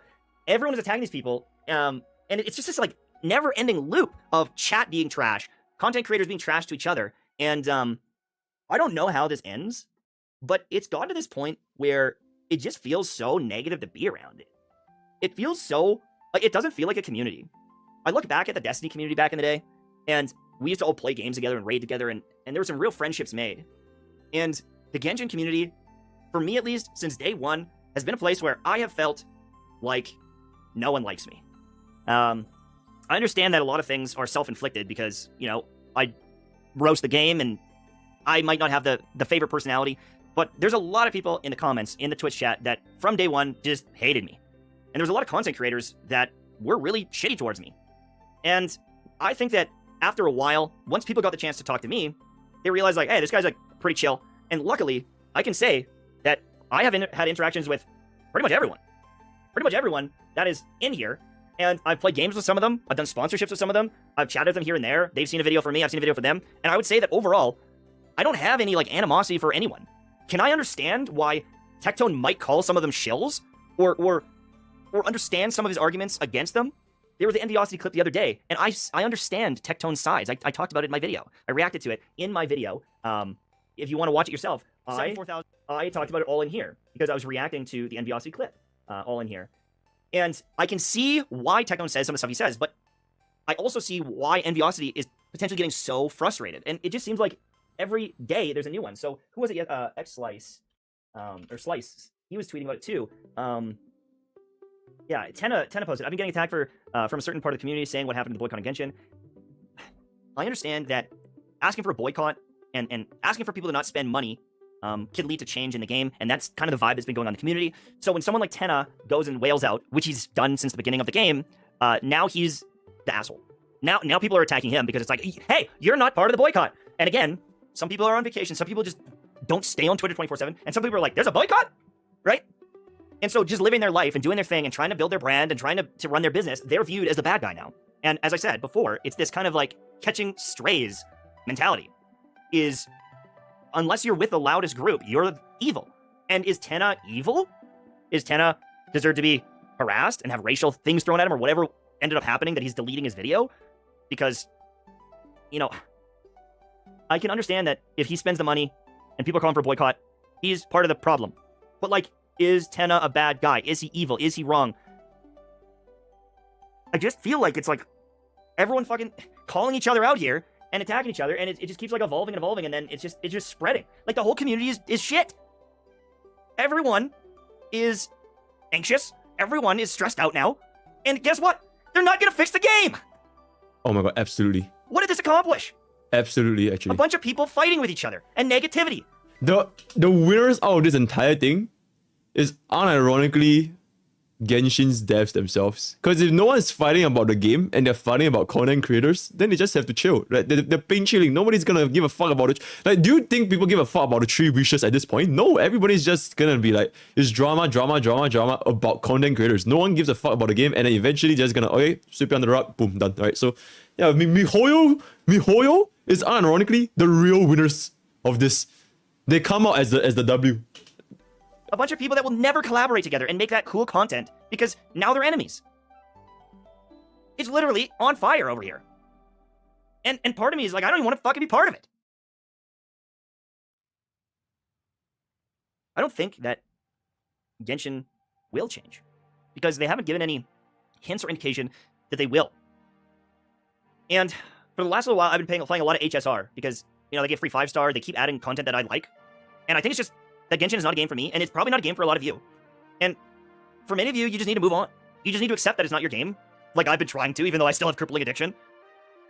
And I feel like at this moment in time, with all of this escalating once again, I don't know how it gets fixed. The community is so at odds. And unless someone just says, I was wrong about everything, I did everything wrong, it was all my fault, it won't fix it. And even if they do say that, the other side might not accept it. I honestly think that it is beyond the point of fixing. And if it's going to be like that, I'm just going to kind of keep to myself, do my thing. But I don't know, I might have to start muting a lot of these names and Genshin and things like that because it's like, I just don't want to see someone calling out someone else anymore. I'll call you all out. At this moment in time, I think that, you know, this group of people, you know, Dish, Envy, all them, I don't think they like Tectone. But I think that Tectone didn't make friends. I don't think that Tectone made any friends with that group. He made jokes about the picking mint and berries, and here, let me explain this. I'll do the big call out on Tectone. I'll do the big call out on Tectone, and I'm going to do the big call out on them, and then we're going to end this video. If you go to my channel, and you look at my most viewed videos, all right, I made this video. Tectone relentlessly trolled this video. He sent hundreds and hundreds of people my way, calling me a dog shit creator, because it's like, obviously, all he did is tell you to upgrade your artifacts and level up your skills. Like, obviously do that. But if you go look at the comments on this video, that's the beef last time. The amount of people that are like, what the hell? You can upgrade your talents? That's the beef last time. Okay. I didn't know you could do that. The amount of comments that are in here that are like, I had no idea. Oh my god, this helped so much. This changed everything for me. Is shocking. And when we had our debate, because there's like the Tectone kind of debate that we had, confronting Tectone. And if you want to go watch this hour-long thing, we talked about a lot of this stuff. And how I said, I think that you attacked me Do early we on. I watch didn't say that shit? shit, I'm just but kidding, it guys. caused I'm not watching this shit. No more. I swear, it's never gonna end. It's literally. I'm not. Part of me nope, didn't understand how big I'm like, not the watching casual it. audience is, and I'm you not tapped watching into it. it like it's I'm not brilliant. watching it. No, shut the fuck up. And like, did I make a video for Genuinely, casuals? I'm not Yeah, watching it. because I know that that's like the large majority. Like, people don't play every game, and this is their first gacha game, and they may not understand all these different things. I still need to We make got my over Black it. Swan guy, guys. We got over it and we moved on. Do you guys not want to see Black Swan guy? Do you guys not want to see how Arcana works? Do you guys not want to see her do big damage with a humongous tits, right? Nope. Enough is enough. Right? And we squashed it. And Enough is like enough. we've been fine ever since. Oh as someone that my is god. good with Tectone and we don't fight anymore, I can still recognize that sometimes he is a bit of a dick. He was a dick to me. He was a big dick, a juicy dick. And he caused me stress and he frustrated me and I felt like he was an asshole. And I would roast him back. And luckily we were able to discuss things and we were able to get over it. But I do see that some people can't get over it. And they can't discuss like this. And they don't even want to discuss like this and squash it because maybe it's been going on for so long. They're just like, I hate this guy. And he needs to accept that as well. Every comment about Envy just picking minted berries, while it might seem like a little joke or a little meme, it also alludes to the fact that it's like, this free-to-play guy, all he does is pick mint and berry, and that's the only way he keeps his channel alive. And it's again, it's not the exact words he says. It's the interpretation of all the thousands of people watching that snowballs it. And so I think that Tectone made enemies with a lot of people in this community. And if you go and you look at like Asian guy Genshin or ancient guy stream drama, like I think it'll pop up here. Goose Egg and Tectone drama about Asian guy stream, like they were going back and forth over and over and over again. And a lot of these people are friends, but like oh it's just, my it's just god, tons of dude, it different... literally never ends. What the fuck, dude? Like, oh my fucking god. Okay, chat. Wait, okay. No, we're not watching this today. I swear, no, we're not watching this today. We'll watch it next time. I swear, no. We're not, no. I need to make guides, guys. I need to make guides, alright? I need to make my Blackswan guide. We need to do the tier list video tomorrow and all kind of stuff, so... Okay, but this is... Oh my fucking... That is fucking crazy. Oh my fucking god. Yeah, we'll watch it next time. Like, maybe like 1 week after 2.0 drops, like when we clear all the content, we'll watch it. Or when I quit my job, part of the subathon, we'll watch... I got an idea. Since we're gonna be doing subathon anyways, we'll spend one entire day watching every single drama video regarding Genshin Impact, alright? That's gonna be cool, right? Yep, done. Interactions over the years done. That That's gonna be them to really be enemies. And I don't think they'll ever fix it. But they also sometimes throw shots back. And they will call them out as well. And I just feel like... For as much as Tectone may have caused some enemies, I question if also sometimes the sarcastic joke or the jokes that he makes are also spun and ignited by chat and made worse. And I question, are some of these negative interactions and some of these things, it didn't have to be this way. You know what I mean? It's almost like, I think we let these communities win. I think we let the jabs win. And it's been this like pain point for such a long time that I think that it can't be fixed. But I do see Tectone as someone that he did burn some bridges. And I do think that because he's so vocal and he's so loud and he's so abrasive, that he hurt some feelings of some people that are probably a little bit softer than myself. And I think that with all the other factors and the fact that it's public, the fact that it's viewers and commenters and reactions, it's gotten to this place where even if Tectone apologizes, many of them probably won't accept. And even if they do accept... Yo, who is this MMM? Thank you so much for Prime Summon. Honestly need to move on at this point and just be like, there's two sides to the Genshin world. There's Tectone and his side, which is huge. And then there's the Envies, the Atsus, the other ones. And I think that we're going to have to just accept that this community is probably fucked. As crazy as it is.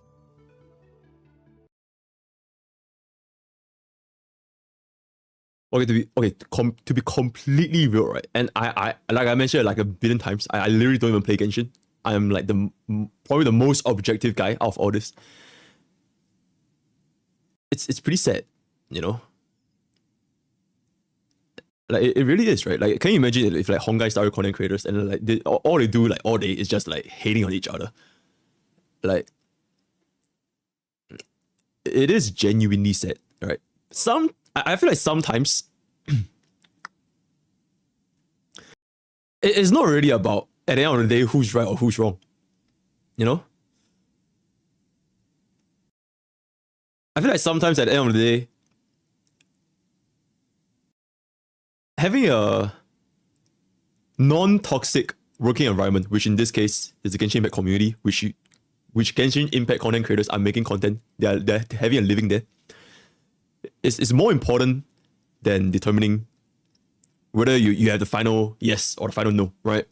For example, Tenha, right? I'm not sure you guys know, Twitch is shutting down Korea Twitch, right? Like the Korea section for Twitch is gonna be gone. And Tenha is from Korea. So he's losing like a huge portion of his income. And I used to rate Tenha streams. I'm not sure if you guys were with me. Like back when like MrPokke had like what 200-300 viewers, we rated Tenha, and like Tenha was always nice to us, right? So like he's just a dude that makes money off of Genshin. And I think that it is completely nothing wrong with that. You know, it's his living, right? Like it's not his fault that his viewers want to watch Genshin. It is not his fault that his videos that make him well, his streams generates income for him, just because it's Genshin, right? And there's no like whether Tenha is a villain here. He's like, okay, for lack of a better term, he's literally collateral damage, and it sucks because it's a collateral damage because of the state where the community is in right now. And yeah, it's sad. It's sad. It really is. I thought as I discussed this, I'd have some like epiphany or this like moment where I was like, you know what? I think I can fix it. He has a full-time job, but I can't. Okay, yeah. It is. But it still sucks. It is literally it still sucks. on fire. It really sucks. And I don't know where to stand. I don't know where to be for myself. Okay, we can slow this down a little bit because this part is kind of real. Part of me wants to make guides, but I'm shit at that. What the fuck? Okay. Part of me wants to do drama because there's so much of it, but I don't like that. I just kind of want to play video games and vibe. Maybe I'll be the ultimate fence sitter. I think both sides have dished out some drama here and there. But I do think that, unfortunately, Tectone sometimes doesn't realize how his words come across. And I swear to God, if he cries in this video, there's no way you cry. In the future, whether he wants to change or not, he recognizes that sometimes being right isn't worth it if it's going to really hurt. I didn't pre-watch this, guys. And dying on the hill sometimes isn't worth losing friends.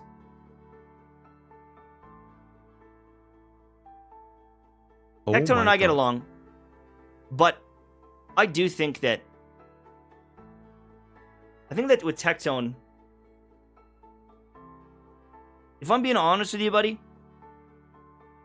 I would not want to poke the bear. Does that make sense? We get along really well, and even this feels dicey. But I think that if we can call each other friends, then a friend would call out the friend. And I think that sometimes you get into the content, you get into the wrestler, and I understand that it makes money and it makes views, but is it always worth it? Is it worth it sometimes? Like it just seems like there's just so much, like, whether they're giving it back to you or not, but you have to understand that like some of this is your fault. But also doing this, it ignites it as well. You know, they're not blameless, they're not victimless, or what do you even call it? Like, it is both sides. But Atsu called Tectone about this long ago. I mediated it, and it never really was remedied. It was a large discussion That was a lot of deflection, if I'm being honest with you. And, I don't know. It's just frustrating because it's like, holy shit, we're back here again, fighting about the same stuff again. It just doesn't feel worth it for me anymore. I don't want to talk about it. I don't want to even think about this shit. It just seems such a waste of my life. But I have to a little bit because it's like all my colleagues doing it. It's just unfun to be around. So, anyways, I gotta go do some other stuff for a bit, and I'm gonna come back later, and we're gonna get a 5-star in Genshin Impact because of the new monthly wishes, and I'm gonna log into HSR, and we're gonna do a little bit of that, and then we're gonna play Grand Blue Fantasy Relink. So I'll be streaming, you know, in another hour and a bit, but I like Tectone. He's made me laugh. I like Tectone, but I don't like the way he acts sometimes, and I don't like the fact that with a lot of the other community, because I get along with Tectone and we did squash our beef, I think that I've been also outcast a little bit from them. It's like I can't be too close to Atsu or Dish or all these people because it's like, well, I don't hate Tectone, you know? And that's like a weird situation to be in. You know what I mean? I wish I could get along with them all. He just wants to be Thorfinn, guys. He just wants to have no enemies. Content creation, at least for me, is a very lonely world. And I've never felt lonelier than covering this game. Because it's not a co-op game where I can play PvP or raids with my friends, really. And coming from Destiny, where I had tons of friends that I played with, I came to a community where a lot of people were, like, quite terrible. And I don't have any close friends in the Genshin community where I'm, like, chatting with all the time and, like, friends with all the time. And when I got into content creation, too, I told the story, is, like, a lot of my friends that I played hockey with really, really attacked me, and we stopped being friends. I was also a young dad. And when people found out that I was having a baby, they, like, bullied the shit out of me. Of like, you knocked your girlfriend up. And I lost a lot of friends through that as well. And I wish that things played out differently so that I could be closer with a lot of the people in this community and have those relationships, because I do cherish those things quite a bit. But instead, it just feels like a bunch of fucking kids fighting. And I can't be friends with any of them. Because if I do, then someone else gets mad and it's just... tough spot. See you guys.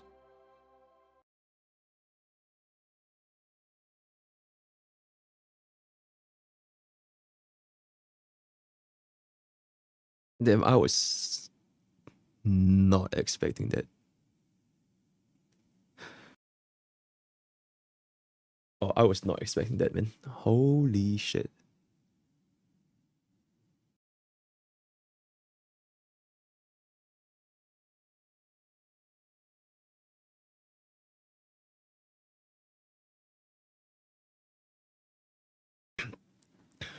Oh my god, sorry guys. I'm a little bit taken aback. Wait.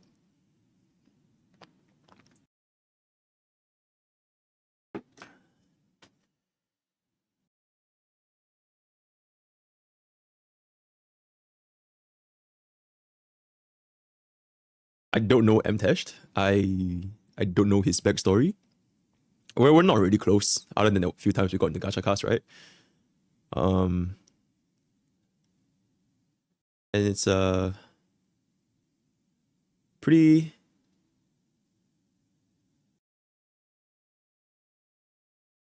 rude awakening behind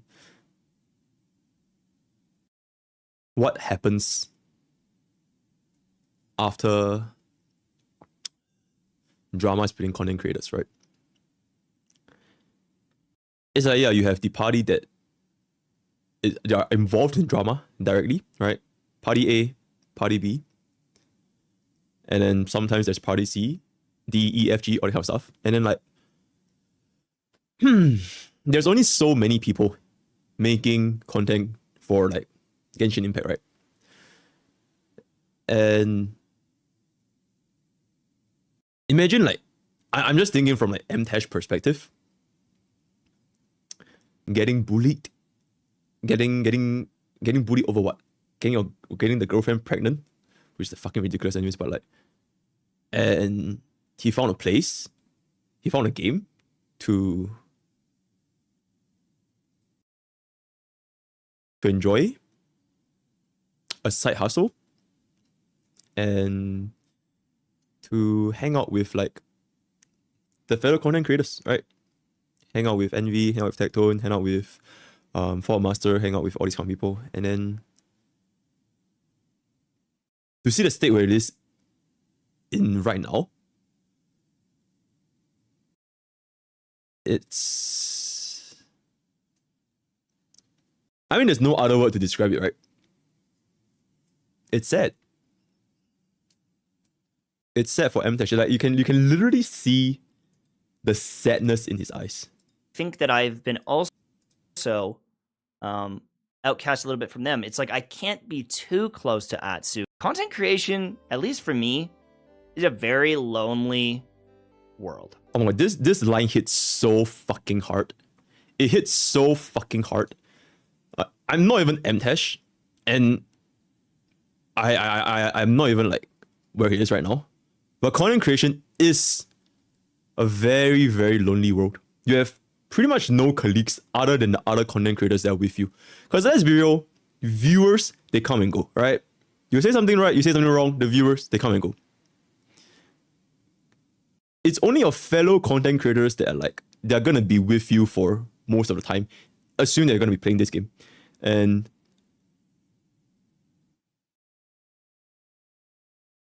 being a content creator is already lonely enough by itself. And imagine the only constant in that specific game they're making content for, in this case Genshin Impact, is just an absolute fuckfest of drama. And everyone is just fighting with everyone. And not to mention, this is not even considering that the viewers, right? Because the viewers, the commenters, they all have their own opinions. And it's like a shit ton of them, because Tectone, Envy, they're all giants. They have like hundreds and thousands of viewers. So this entire community just gets like so depressing. And people like MTash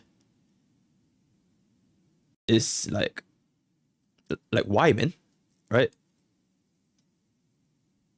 It's just genuinely sad. This entire video is just genuinely sad, and genuinely I was not expecting this, man. Like I was not emotionally expecting this, so I'm a little bit stunned. Damn. Yeah. I don't even play Genshin. So like imagine how those people playing Genshin, those like content creators that are covering Genshin Impact, and they're not even like part of the drama, right? Okay, like you can just imagine like in Honkai style terms, if let's just say like let's just say Honkai style, the entire community is just fighting over, I don't know, like Honkai style got 3 pools or some shit like that. Then you can't even side as a content creator. You can't really side with anyone, because if you side with somebody that they're wrong, you're gonna wrong the other party.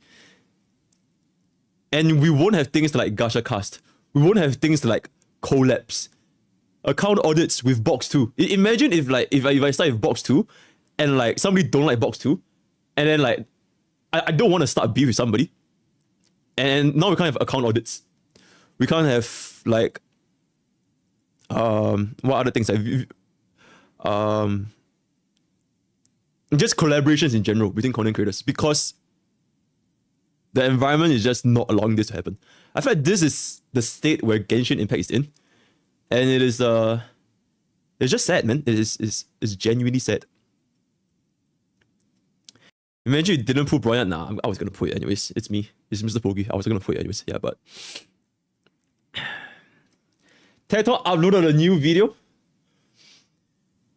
Is it addressing this? Because if it's not, I don't really want to watch it. I feel like my mental can't take it. Is it addressing this? Is the Tecton's video addressing this? Respectfully. Yo, Young Barbarian, thank you so much for the 3 months, man. Respectfully. It's not. Genuinely. No. Cannot believe this shit. Okay, I'll watch it next time, man. I'll watch it next time. I feel like I can't take any further drama. Like this is way. Like, okay, watching drama, reacting to drama, it's fun, right? Yeah. We it's human nature. Okay.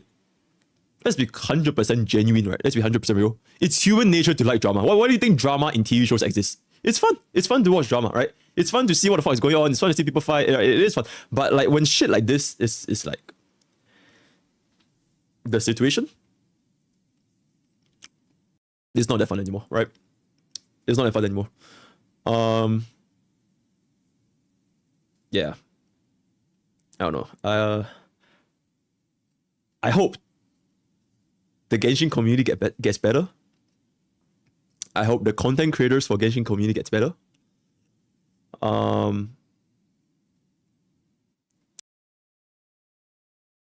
I guess I just hope things get better for like the content creators covering Genshin Impact. You know. Yeah. Star Rail is chill, right? I know the Star Rail is like it's pretty chill, right? Most of the Star Rail, okay, I would say that 99% of Star Rail is pretty chill, other than Dreamy, but that's a completely different thing. But like, I would never wish it for Honkai Star Rail to be in the same predicament. Like, I really hope that doesn't happen. Because if that does happen, then fuck it, boys, we're going to Wuthering Waves. There's one reason why I didn't even want to be in the corporate rat race in the first place. Why I want to quit my job. Okay, number one, I don't like to work for a boss. I like to work for my own hours. And number two is like, imagine being in a toxic work environment. Like, holy fucking shit, bro. Like, I don't need all that. So, yeah, man. I just hope things get better, man. I hope things get better. Yeah. All right, boys. Oh man. Whoever told me to watch that video, go fuck yourself. Respectfully, though. Respectfully. But yeah. That was yeah, I need some food for thought after this. I need some food for thought after this. And we'll see what's up after that, right? But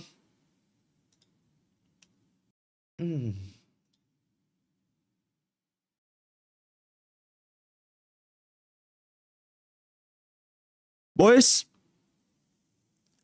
absolutely banger of a stream. I will see you guys tomorrow for the tier list video. If you are feeling depressed, check out all of my old videos, right? I have a huge library of old videos for you guys. Or if you just want to talk to somebody, there's Pokke'S Village. Very active community filled with awesome players. Alright. Nobody's depressed there, at least not to my opinion, right? Not to my knowledge. And yeah, I'll see you guys in roughly 20 hours, 18 hours, I don't know, right? And now, I'll drop you guys off at Tectons. And that's gonna be that. Alright. See you guys on Blackswan real quick. Oh yeah, box 2 video dropping tomorrow. Or either tonight. I'll see you guys there, right? Take it easy. I love you guys. See you guys soon. Thanks for all the subs, guys. And the follows.